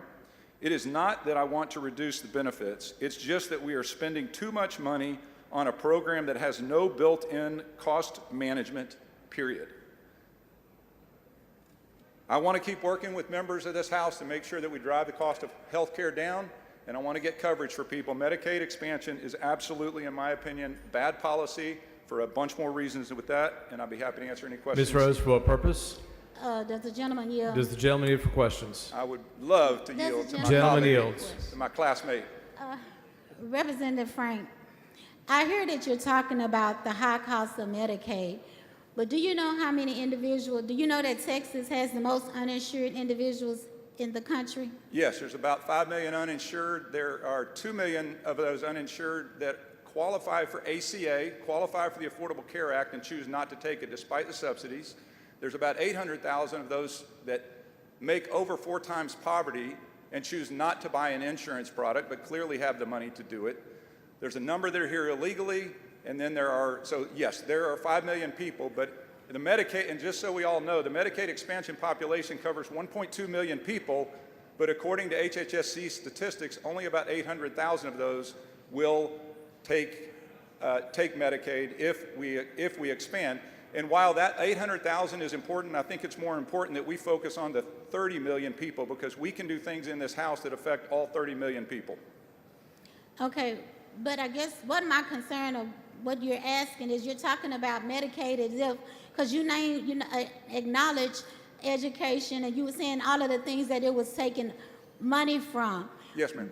But who does Medicaid serve? It depends. It serves various purposes, mostly children and lower income. Well, did you not know that seniors are has the highest utilization of the Medicaid program? Well, I thought most seniors were on Medicare. No, but you do have, And then are some special needs adults also on Medicaid. Those are actually the high volume users and honestly, one of the things that has happened in some states is when they have expanded, it has made it harder to cover those who actually need it. When you put more able-bodied people on a program, it makes it harder for those who are truly in need to use that same program. Well, Representative Frank, you know, I know you know this like the back of your hand. You have chaired the committee, and I know that you know seniors utilize Medicaid as well because some of their Medicare cannot cover all of they cover their nursing home fees. Oh, okay. Am I I'm sorry. correct? I'm sorry. On the Medicaid, on the Right. on the nursing home. Yeah, and But it's still but that's still a senior, right? that's true, but the Medicaid expansion that I believe is in Representative Busey's amendment only covers the medical part of it. Texas is actually far ahead of the nation, not of the nation, but of the requirements in what we do for nursing homes. We actually cover a lot higher number than the federal government requires in nursing homes, so I think that is something that you'd be proud of us on. Well, I did not say I was not. I'm very proud of it, but that's the point that we're trying to make to you. But the uses of us expanding Medicaid, more people will be able to have services. But I don't like the fact that you all are making it seem like this is able-bodied. These are the most vulnerable populations in Texas. Nobody is sitting around trying to be on Medicaid. But I don't think there's one person you can say, you want to be on Medicaid? Yeah, I want to be sick. Because if you're on Medicaid, you're sick, right? Not necessarily. There's people What- on what- Medicaid that have never gone to the doctor that we still pay. We still pay every month for every Medicaid patient, whether they go or not. That's the way our program works. But in order to be eligible for Medicaid, it has to go through a doctor. The doctor has to approve it, right? I think that may be correct. You know it's correct. Thank you, Mr. Speaker. I don't know everything. I really don't. Thank you very much. Members, I encourage you to vote against this amendment. Mr. Speaker, Yes, Ms. Reynolds. Would for the what gentleman purpose? yield for a The few gentleman yields questions? for questions. I'd be happy to. Gentleman yields for Thank you, questions. Mr. Speaker. Representative Frank, I know that you're a very fiscally conservative gentleman, and I think you're well-intentioned with your statement. So I want to ask this question to you. Wouldn't you agree that this would have a significant net positive fiscal impact for our state if we pass Medicaid expansion? Doesn't the research yield that result? No, I don't believe it does at all. The 10%, it depends whose perspective you're looking at. This is from economists. If you look at it from the state, we will pay 10%, and yes, the federal government will match 10%, so it will cost the state. Now, I've heard the discussion, well, hospitals will get that. They will. Do you remember like when ACA, when we expanded and we had more people covered under insurance, do you remember when the hospitals decreased their prices? Yes. I don't either. No, they didn't. They didn't, and I don't believe for a minute that it's going to happen if we do this. So you do understand that currently, right now, there are rural hospitals literally closing because we don't have Medicaid expansion. You will agree with that, correct? That's a fact. Absolutely will not. So you're absolutely denying the facts that exist out there, the research. No, I absolutely believe that there are rural hospitals. Most of the reasons, there's a couple reasons. Obviously, you have lower population, but the other is we allow insurance companies to pay half to those rural hospitals what they pay for an urban hospital for the exact same thing. We shouldn't allow that. So here's another fiscal question for you. When people go to the hospital and they don't have insurance, who pays the cost for that care? The federal government does, and we already do that. We already do. We all pay for it when we don't. If they had Medicaid expansion, wouldn't they be covered? We actually are already paying for that. That's what I'm saying. We pay for that. Particularly, we pay through it directly to the hospitals through Medicaid, and then we do supplemental payments. They basically get about 60 cents on the dollar at time of service, and the hospitals get about another 57 cents of cost afterwards through the supplemental payments, basically the big slush fund that comes down from the feds. So you're arguing with the statistics that show that 1.4 million Texans would be covered under Medicaid expansion? Well, I'm arguing. I believe you used 1.2, and they. Well, that's from the Bush. Let's say 1.4. I'm also saying the statistics show that if 1.4 million are covered, only about 65 to 70% of those will actually take it. So you will have more like 950,000 people actually get coverage, because a lot of people don't want it. They would, in many cases, rather pay cash for their services. They're getting stuff taken care of through federally qualified health centers. There's a bunch of ways that people get their care taken care of. Thank you. Time has expired. Chair recognizes Mr. Wu to speak in favor of the amendment. Thank you, Mr. Speaker. Members, you don't have to listen. This is not for you. I want to talk to the people of Texas. And in case you're watching this and you're not understanding what all this is about, here's what's going on. You pay taxes every year. Your taxes already go to pay for this program, your federal taxes. And what the federal government has said is, if you provide 10% of this program from your state, we will give you 90% of the rest of the program. So you're getting a 9-for-1 sale.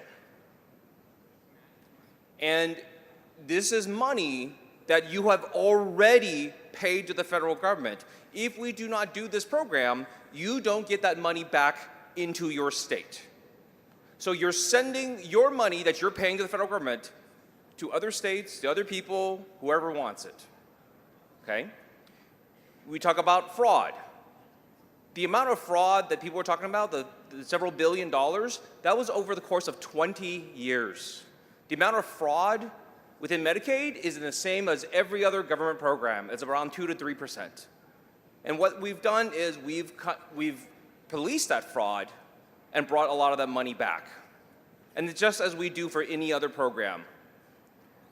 What this is about protecting working class people who don't have a choice, because their employers don't pay them enough, because their employers want to make more money and don't want to provide health care. But this is going to get worse, because you're watching right now, you're watching our economy implode right now. And in a few months, when your job says, hey, you know what, we're going to go ahead and cut your insurance benefit, you're going to have to go buy it on your own, you're going to be wishing that Republicans had voted for this amendment and put this into the budget. Because if you do not have access to this program, you're going to be paying a whole lot more for your insurance, or you may not have it at all, and you're going to spend all your time in the ER instead. And this overall is why our hospitals are closing, is why your costs are going up, and is why rural hospitals are closing. So if you want to know who is going to be responsible for your medical costs, your healthcare costs, your insurance costs going up, look at this vote. Chair recognizes Mr. Schatzline in opposition to the amendment. Thank you, Mr. Speaker. Members, I'm going to make this as short as I can. The questions that I was asking in the very back were incredibly pointed questions, because I think it's important that we understand that there is, I'm going to say it one more time, and I'm going to connect the two. We have over $5 billion in Medicaid fraud right now that has not been found. We currently, today, have billions, and at the same time, we have taxpayers that are desperate to not be taxed out of their own home. This amendment is tone deaf. It is beyond tone deaf to come in and expand a program where we have not fixed the issues with fraud all over. In fact, we did not even do our amendment today to allow the Attorney General to investigate that Medicaid fraud. It was moved to Article 11, so God knows if it'll get on, and he's about the only one. And so here we are, wanting to expand Medicaid in the process of looking at potentially $6 billion in property tax relief. Members, last session, we had just over $12 billion in property tax relief, new relief, and my constituents are still being taxed out of their own home. Many of them, their taxes were raised. And here we are expanding Medicaid. It's tone deaf. I hope you'll join me in voting no. Speaker. Mr. Rouse, for what purpose? Will the member yield for questions? Does the gentleman yield for questions? I will. Mr. Gentleman Shaston. yields. Thank you for the opportunity. You know, you brought up from the back mic and the front mic the issue of Medicaid fraud. And it's an important topic, I think, for all of us, and we need to address it.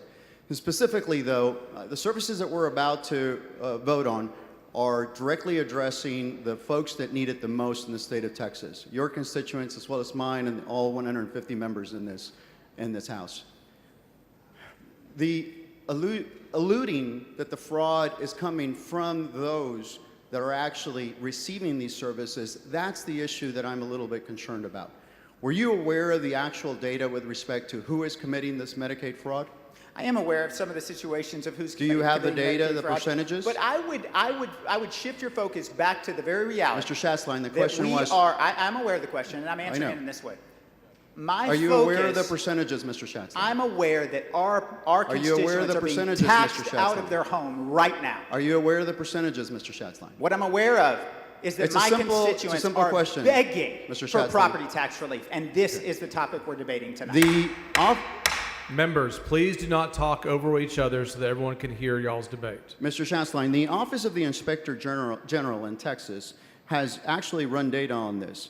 Were you aware that the home health agencies were the ones that were involved in the most fraud at 27 to 29%? Were you aware of that? I'm so excited that the Office of the Inspector General is investigating this, and I am concerned about the taxpayer who is listening to the Texas House expand Medicaid right now while they're being taxed out of their home. Were you aware that physicians were also involved in 18% of those Medicaid fraud cases? I am aware of veterans that cannot afford to pay their property taxes right now as we're debating Medicaid expansion. So that is a no. And were you aware that durable medical equipment suppliers were also involved to the tune of 15 to 18% of all Medicaid fraud? I'm aware of the single mothers who can't afford to purchase a home and get themselves out of poverty because of the property taxes in the state of Texas. I'm aware that moms can't put gas in the tank right now. And this right here, this is what we are debating at the same time for Medicaid expansion. So that is a no again. So the issue is that over 60 to 61% of all the Medicaid fraud that occurs actually takes place by those in the executive field, home health care agencies, medical equipment providers, and physicians. Your actions right now in asking this legislative body to vote no is actually hurting and impeding the folks that need it the most for acts that were done by those that are actually providing services. Tell me how and in what world we can live in where you're actually punishing those that are receiving the services for the acts that are being committed for those providing the services. We should have a strong Attorney General that addresses this and strong criminal action against those folks. But you're targeting the wrong people, Mr. Schatzline, the people that are receiving the benefits. If the data showed that it was actually the people receiving the benefits, then I could see why you wouldn't want to expand Medicaid. But tell me where in a world where 60 or more % of all the Medicaid fraud is taking place from home health care agencies, physicians, and medical equipment suppliers, how that in any way services the people that need this most. Here's the deal. I absolutely love your concern. I love your concern of the Medicaid fraud, which is why I am so excited that you will be helping me in making sure that we fully fund the Officer of the Attorney General to investigate this Medicaid fraud. As soon as you vote yes, sir, I will be the first one to fully fund so that we can go bad after these rogue actors that are creating this disparity and they're hurting most Texans where they need it the most. And if you recall, there is a purpose by which we are doing this, and this purpose is to help the most vulnerable.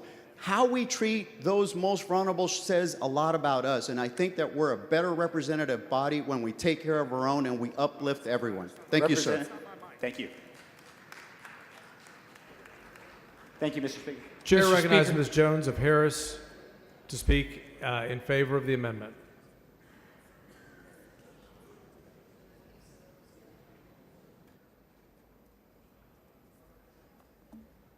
Ms. Toth, for what purpose? Mr. Speaker, will the gentlelady yield? Not till I finish saying what I have to say. Not at this time. Thank you. Mr. Speaker, members, I rise today to speak in support of Amendment 22 because this amendment is about facts, lives, and doing what's right. I will not be distracted by talking about fraud. This is about expanding Medicaid. Fact. Texas is only one of 10 states in the entire country that still refuses to expand Medicaid. Fact, because of that refusal, Texas leads the nation in uninsured adults. Fact, we also have the highest rate of uninsured children in the United States. Fact, more than 1 million Texans fall into the coverage gap. They work hard, they pay taxes, and they still can't afford health care. Fact, expanding Medicaid would bring an estimated $10 billion, with a B, dollars a year in federal funding back to Texas, money we've already paid. Fact, that money would go towards covering the most vulnerable among us, pregnant women, children, people with disabilities, and working families. Fact, we're not saving money by refusing to expand. We're just shifting the costs to counties, hospitals, and the people themselves. Fact, meanwhile, other states are using that same federal money to save lives. Fact, rural hospitals in Texas are closing. Fact, Medicaid expansion could keep them open. Fact, people are dying, not because treatment doesn't exist, but because they don't have access. Fact, states like Arkansas, Louisiana, and Indiana have expanded Medicaid, and they've saved lives and money doing it. Fact, Texas is not, and we are failing our people as a result. Fact, we say we're pro-life, but denying health care is not pro-life. Fact, it's not pro-life to let pregnant women go without prenatal care. It's not pro-life to let children suffer with untreated illness. Fact, health is a human right. Fact, the legislature has the power to expand Medicaid. Fact, Amendment 22 is our opportunity to bring billions, I'm gonna say that one more again, billions. And for people who don't understand how much a billion is, it's 1,000 million, because some people don't understand that. To bring back billions to Texas, protect our communities, and finally take care of our people. Fact, Texas is failing, but we can change that. Fact, voting for Amendment 22 is voting for life, health, and justice. I urge my colleagues, do the right thing. Vote yes on Amendment 22. Thank you. Mr. Toth, for what purpose? Will the gentlelady yield for Does the questions? gentlelady yield for questions? Of course, this gentlelady. Can you share the facts with us about how many children are born on Medicaid and how many Medicaid births? What percentage of Medicaid births there are in Texas? No, I don't have that. The fact, it's 58% because of open borders that the prior administration has allowed. Don't agree with that. Do you know what the facts are about Medicaid expansion in Ohio when Medicaid expanded, when Ohio expanded through Medicaid? We're talking about Medicaid expansion in Texas. It's comparable. They went over budget by 143%. And remember, when the federal government says we're here to help you, it's probably a lie. When Ohio did it, their first year budget deficit was $8 billion. You know what the equivalent would be in Texas? Fact, it'd be $16 billion. It would bankrupt Texas. This is a joke. No, we've got a surplus, so we ain't gonna be bankrupt for a whole So you want to go for a long $16 time. billion in the hole every single year? So So that we can $16 never billion offer will property tax not relief to people that are bankrupt being Texas. taxed out of their homes? We have more than $16 billion. Thank you. Ms. Reynolds, for what purpose? I move to have all of the comments on Amendment 22 by Representative Busey reduced to write and placed in the journal. Members, you've heard the motion. Is there any objection? Chair is none so ordered. Chair recognizes Dr. Lalani in favor of the amendment.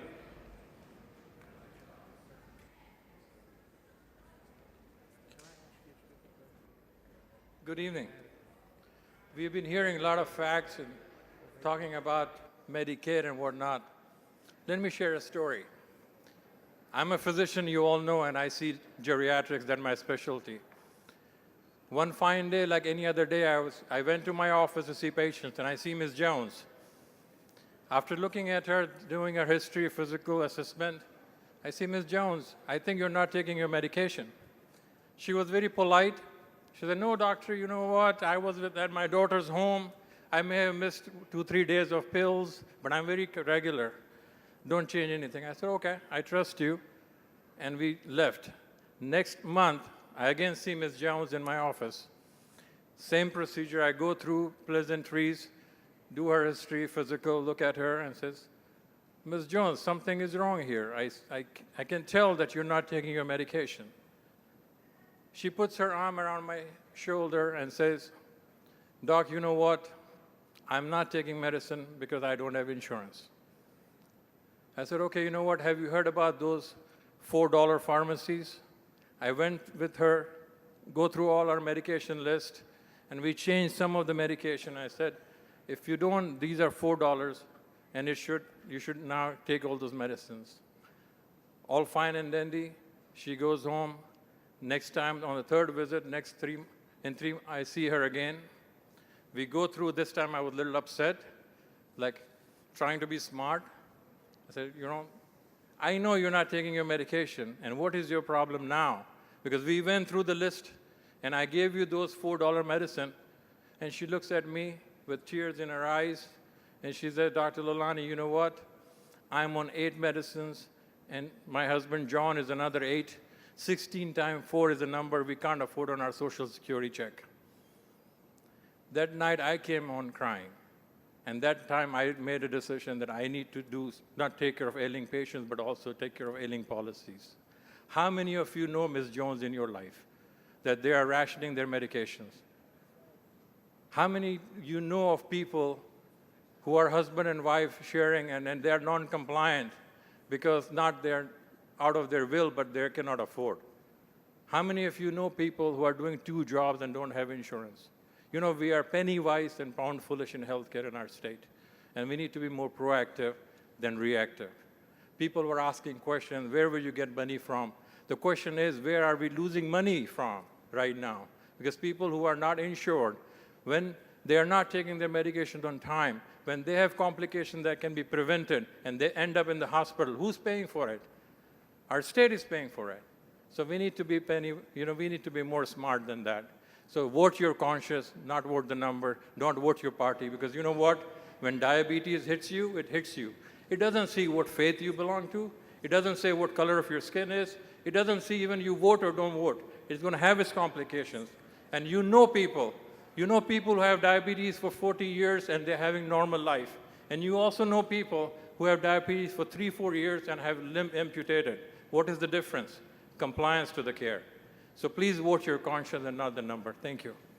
Mr. Anchia, for what purpose? Thank you, Mr. Speaker. Will Dr. Lalani yield for a few questions? Does the gentleman yield for questions? Yes. The gentleman yields. Dr. Lalani, thank you for your heartfelt words as a practitioner in the field.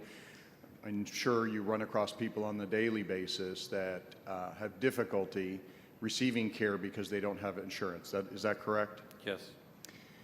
And one of the arguments that has been raised today, which has been, I think, especially troubling and speaks to the lack of information that people have, is that somehow people who are non-citizens are eligible for Medicaid. Medicaid. Is that right? Well, Medicaid has its own requirements, so they have to go through the processes. And it is actually true that you can be a non-citizen and receive Medicaid, but you have to be a legal permanent resident if you are a non-citizen. Is that correct? Correct. I think, as I said, it has its own regulation and its own requirements. So you have to fulfill all those requirements to become eligible and get the insurance. So in order to be eligible, you have to be either a U.S. citizen or a legal permanent resident, like my father was for over 20 years in this country before he became a citizen. And that determines your eligibility. Correct. I want to ask you about children and giving birth. Have you, I don't know if in your practice, have you ever delivered a child? In my training, but not in my current Okay, practice. so in your training, you've had the extreme good fortune of being able to deliver a child, correct? Yes. And that beautiful miracle of life, I've heard denigrated here somehow on the House floor with people complaining that 58% of births in the state of Texas are somehow bad because they're in Medicaid. Did you hear that narrative from the back mic? I'm sorry, I didn't understand. Sorry. Someone complained that from the back microphone that 58% of births in this state are as a result of Medicaid. Did you either understand that data or hear the complaint from the back mic? Probably, I didn't hear that, but... Well, I did. Okay. And it is frustrating to me when people beat their chests and claim to be pro-life and then denigrate the miracle of life when children are born in this state under Medicaid. Is that also troubling to you? Yes.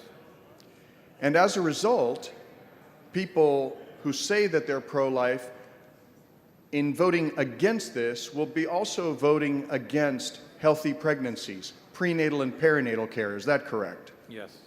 So that children are born with the same advantages regardless of zip code. Is that it right? Yes. And there's a curious little detail that when you're born in America, you're an American. Is that not right? Yes. And the Constitution says that, doesn't it? Yes. And so, Mr. Lalani, I'm glad that you put a face to this debate, not only as a practitioner, but with the patients that you serve, because in the end, this is about taking care of our brother and sister, our fellow Texan, the mother who may not have money to take care of her expectant child, right? And in the end, in voting for this, you're supporting that mother, you're supporting that neighbor, and you're supporting that Texan. Is that not right? This is true because this is a health issue. This is not a partisan issue. This is not a Democratic issue or a Republican issue. This is a Texan issue, and we need to take care of it as a Texan issue. Thank you and for your words. we all can come out today as winners. You be Republican, you be Democrat, go to your district and be proud of it that you took care of your Ms. Jones in your district. And we all come out winner in this today. Thank you. Thank you, Dr. Lalani. Does any other member wish to speak on, for, or against the amendment? If not, the chair recognizes Mr. Busey to close on his amendment. Thank you, Mr. Speaker. We've had a robust debate tonight. With this vote, we have a chance to truly help Texans. I move adoption. The amendment is not acceptable to the author. A record vote has been requested. Clerk, please ring the bell. Show Mr. Busey voting aye. Show Ms. Orr voting no. Show Mr. Bernal voting aye.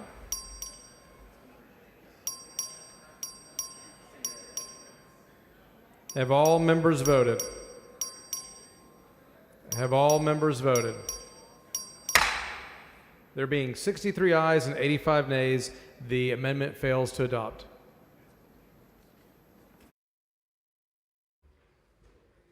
Members, the House will now stand at ease until 7:30.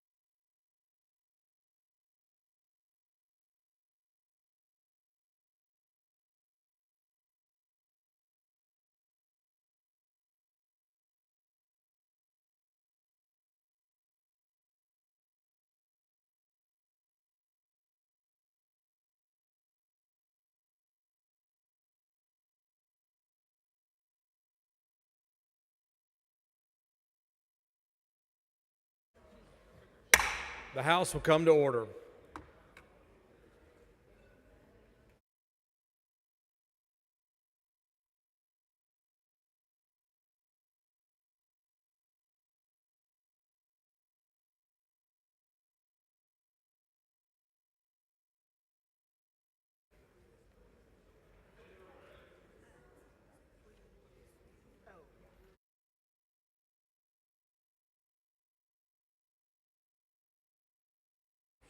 Mr. Cook for a motion.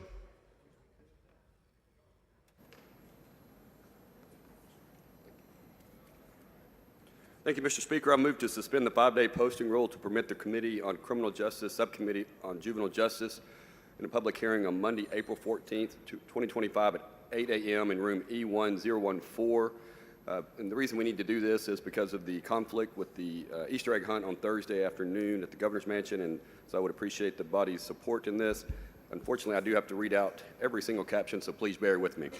HB 1821 Bowers relating to information regarding the procedures and available resources for the sealing of juvenile records. HB 1822 Bowers relating to the jurisdiction of a juvenile court over certain persons and to the sealing and non-disclosure of certain juvenile records. HB 1943 Landgraf relating to compensation for the members of the Winkler County Juvenile Board. HB 3882 Lalani relating to the participation of certain juvenile justice entities in the Jobs and Education for Texans JET grant program. HB 4263 Cook relating to the employment practices of Texas Juvenile Justice Department and to the eligibility of a person to be appointed by the Texas Juvenile Justice Department's release review panel and the authority of a panel member. HB 4476 McLaughlin relating to the waiver of jurisdiction by juvenile court for certain children who are accused of committing certain offenses involving the use or exhibition of a firearm, the mandatory transfer of jurisdiction for those children to a criminal court, and an order of expunction issued with respect to those offenses. HB 4628 Moody relating to enhancement of the penalty for a felony conviction based on a juvenile delinquent conduct adjudication. HB 4631 Hicklin relating to the preliminary investigation conducted when a child was referred to a juvenile court. HB 4885 Moody relating to the disclosure of confidential juvenile records to a managed assigned counsel program. HB 4923 Moody relating to status offenses committed by a child, including the repeal of the status offense of a child voluntarily running away from home. HB 5461, HB 5461 Kerwin relating to the eligibility for supplemental nutrition assistance program benefits following certain parental truancy convictions. HB 5483 Patterson relating to the composition of the Juvenile Board of Grayson County, and HB 5525 Representative Jolanda Jones relating to parole guidelines and procedures for inmates convicted of an offense committed when younger than 18 years of age, and move passage.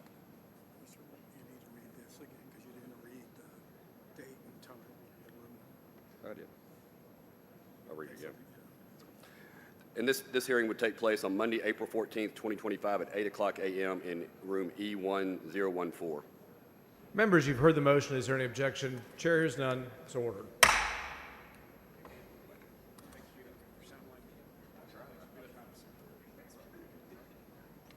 The amendment on page 173 has been moved to Article 11. Page 174 will be moved to Article 11.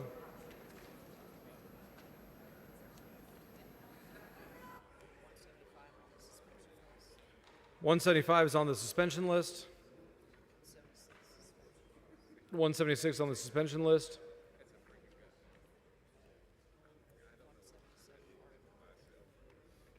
$177 is in Article 11.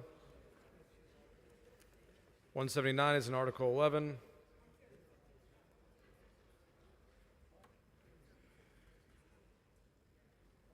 $170.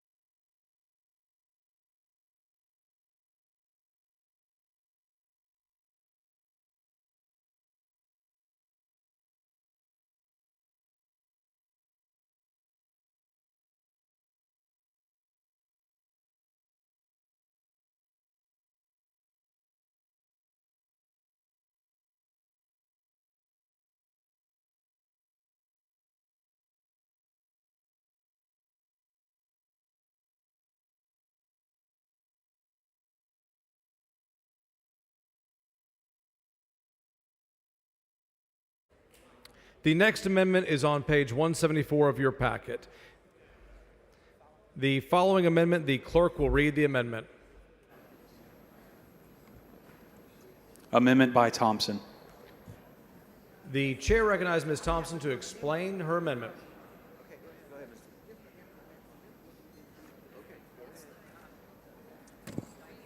Mr. Speaker, members, this is amendment merely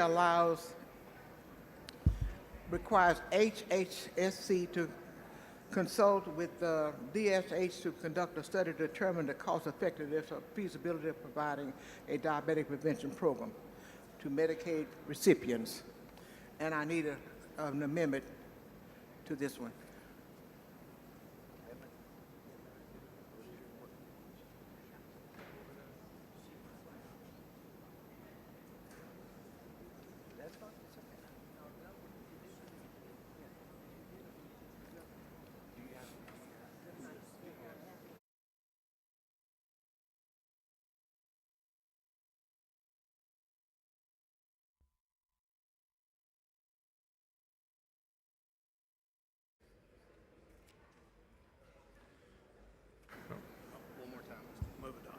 Move adoption. Members, Ms. Thompson says the amendment is acceptable to the offer. A record vote has been requested. A record vote is granted. Clerk, please ring the bell. Representative Dean voting aye. Representative King voting aye. Bonner voting aye. Harris voting aye. Morgan Meyer voting aye. Jalon Jones voting aye. Hunter voting aye. Wally voting aye. McQueenie voting aye. Have all members voted? Have all members voted? McQueenie voting aye. Have all members voted? There being 107 ayes and 37 nays, the amendment is adopted.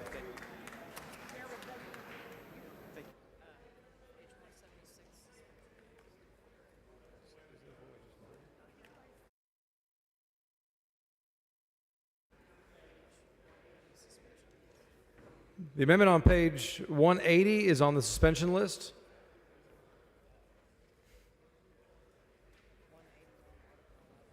(181) is Article 11.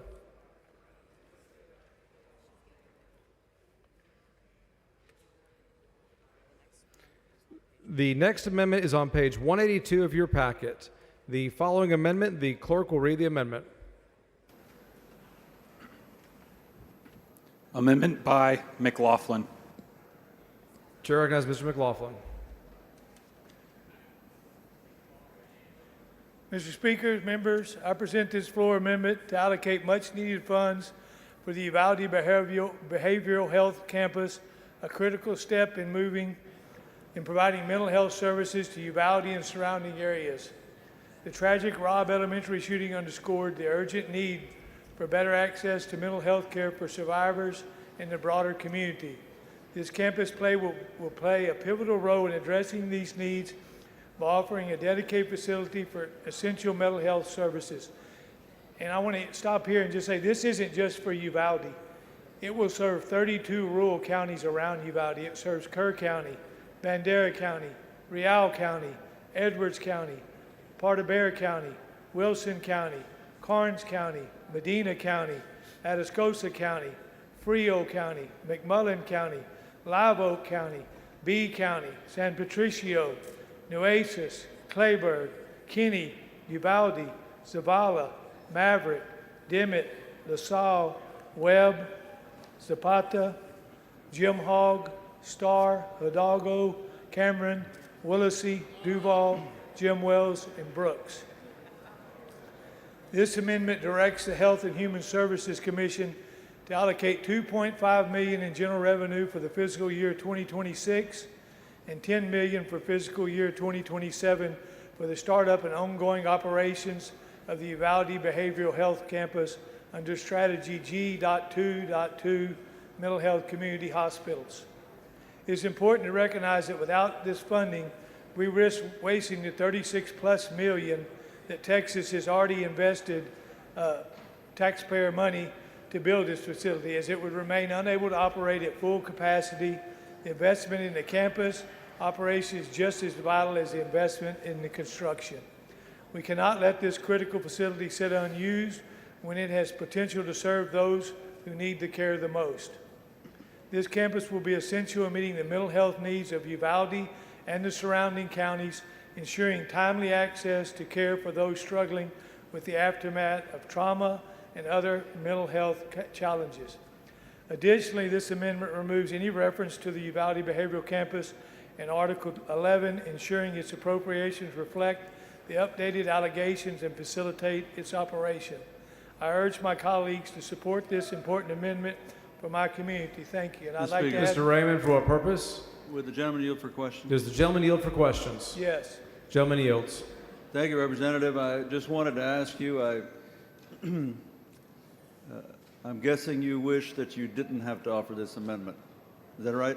I do. I wish I didn't have to have it.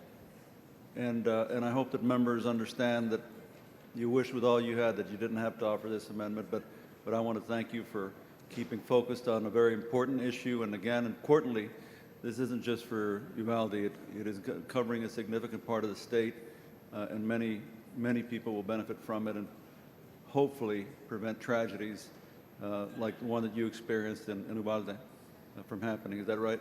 Yes, sir. Thank you. Thank you. Move passage. Mr. McLaughlin says of an amendment it is acceptable to the author. A record vote has been requested. A record vote is granted. Clerk, please ring the bell. Show Mr. Money voting aye. Show Mr. McLaughlin voting aye. Mr. Fidel voting aye. Have all members voted?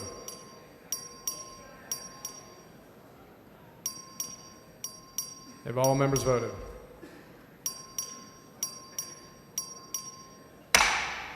There being 138 ayes and 9 nays, the amendment is adopted.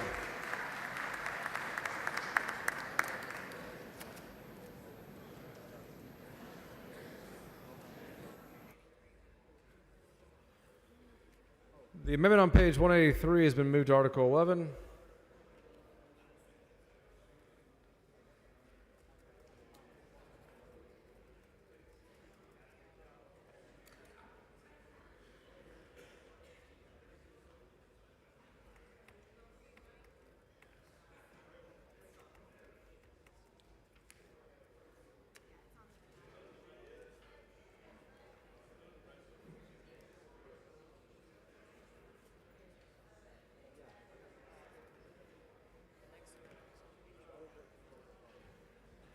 The next amendment is on page 184 of your packet. The following amendment, the clerk will read the amendment.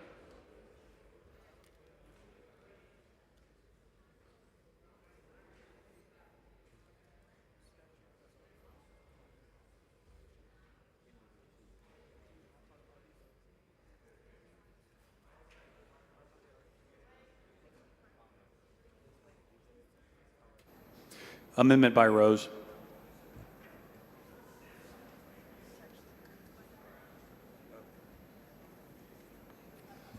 Amendment by Orr. Chair has Ms. Orr.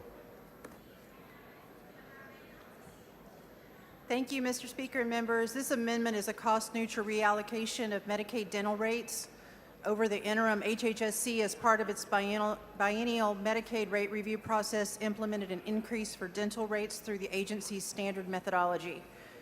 However, dental providers have been facing strains and cost growth for years and are finding themselves less able to participate in Medicaid services. We discussed this issue with stakeholders and the agency to figure out the best way to allocate the rate increase to the most commonly utilized codes, which you'll see listed in the bill, our amendment, to offer the best support to dental providers in Medicaid. Once again, members, this is a no-cost bill, and this is amenable to the author. Thank you. Source says that an amendment is acceptable to the author. A record vote has been requested. A record vote is granted. Clerk, please ring the bell. Show Dr. Oliver is voting aye.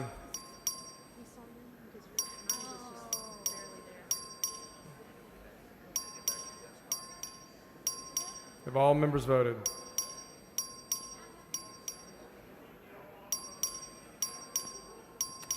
Have all members voted? There being 131 ayes and 17 nays, the amendment is adopted.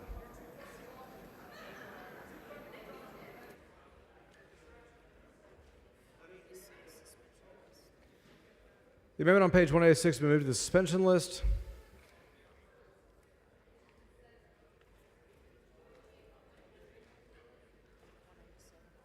187's on into Article 11.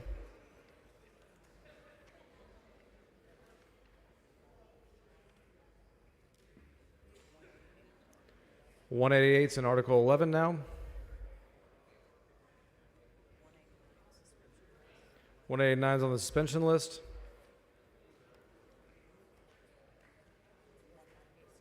190 suspension list. 192 suspension list.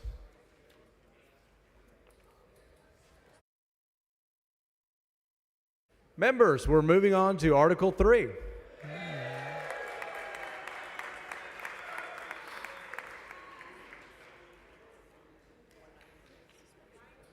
193 suspension list.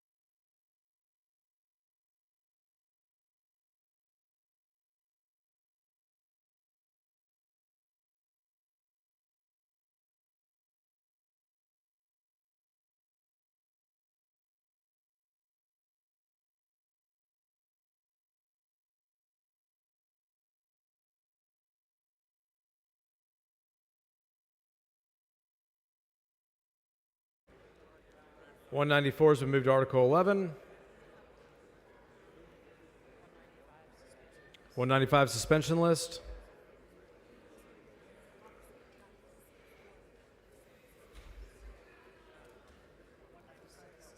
196 suspension list. Oh. Mr. Kane, for what purpose? Thank you, Mr. Speaker. I rise on a point of order against rider number 5 on Article 3, page 138, on the grounds that it makes general law. Bring your point of order down front.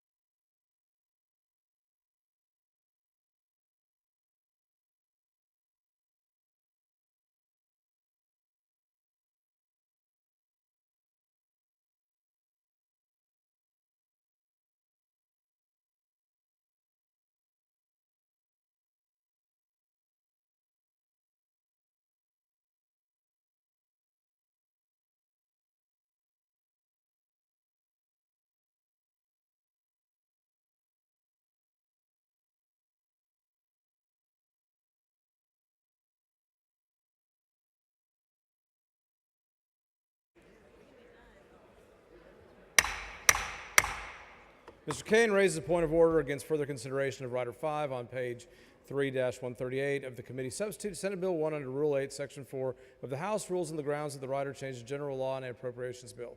University of Houston Rider 5 directs appropriations for the Multicultural Success Strategy to be used in the Multicultural Success. The University of Houston's legislative appropriations request associated with the rider states that the money will be used to, in quotes, improve academic outcomes in minority communities, a fact not contested by the opponents of the rider.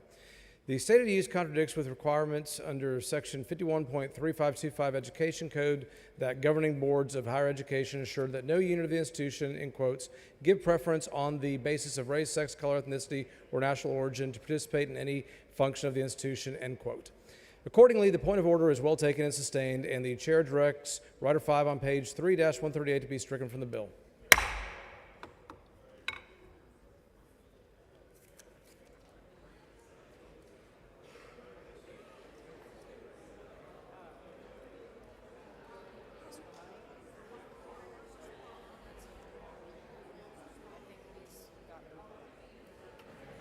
Somebody for what purpose? Mr. Speaker, I rise to raise a point of order against further consideration of Rider 51, Article 3, page 294, on the grounds that the rider violates existing law. Bring your point over down front.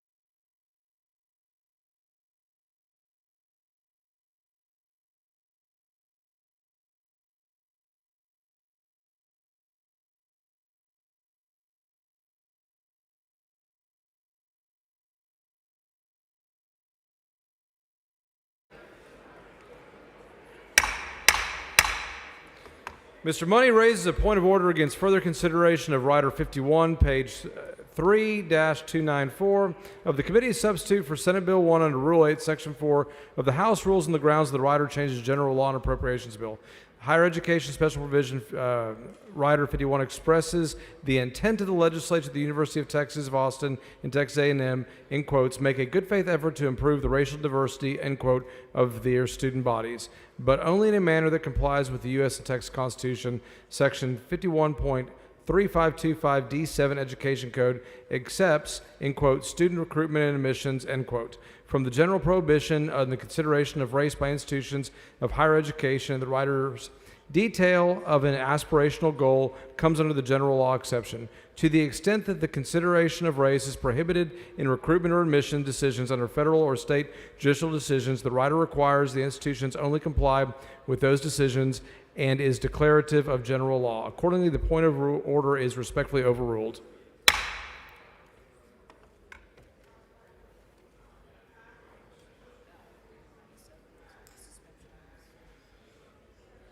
Page 197 is on the suspension list.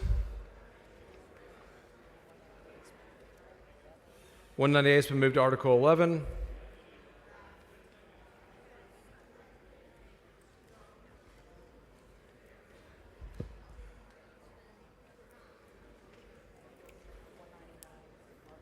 (199) Article 11.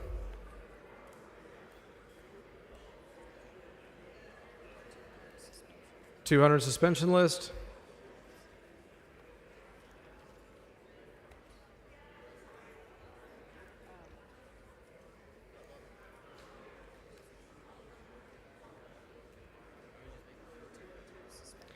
(202) suspension.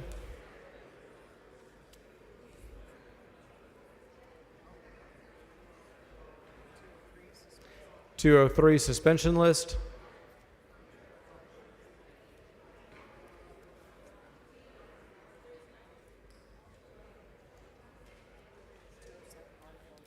(207) Article 11.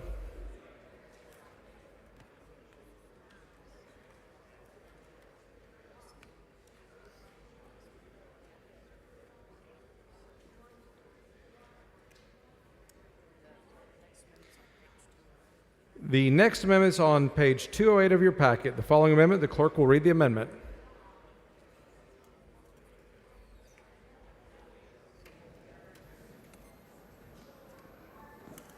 Amendment by Cook. Chair recognizes Mr. Cook to explain the amendment. Mr. Speaker, I have an amendment to the amendment. Amendment to the amendment. Clerk will read the amendment to the amendment.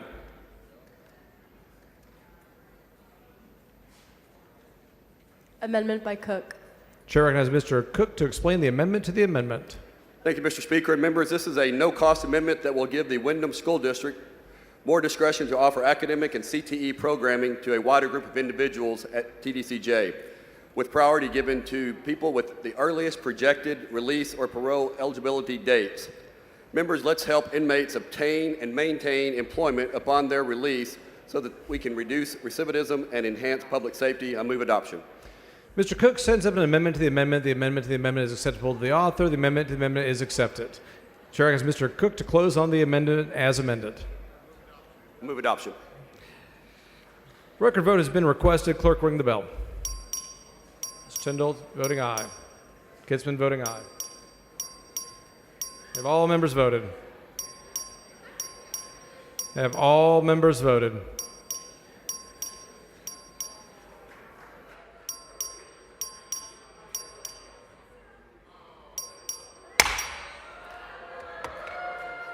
There being 144 ayes and 0 nays, the amendment is adopted. 209 suspension list. 211 suspension list.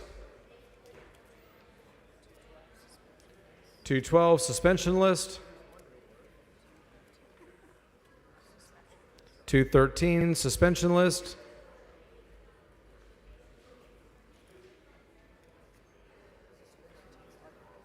214, Article 11.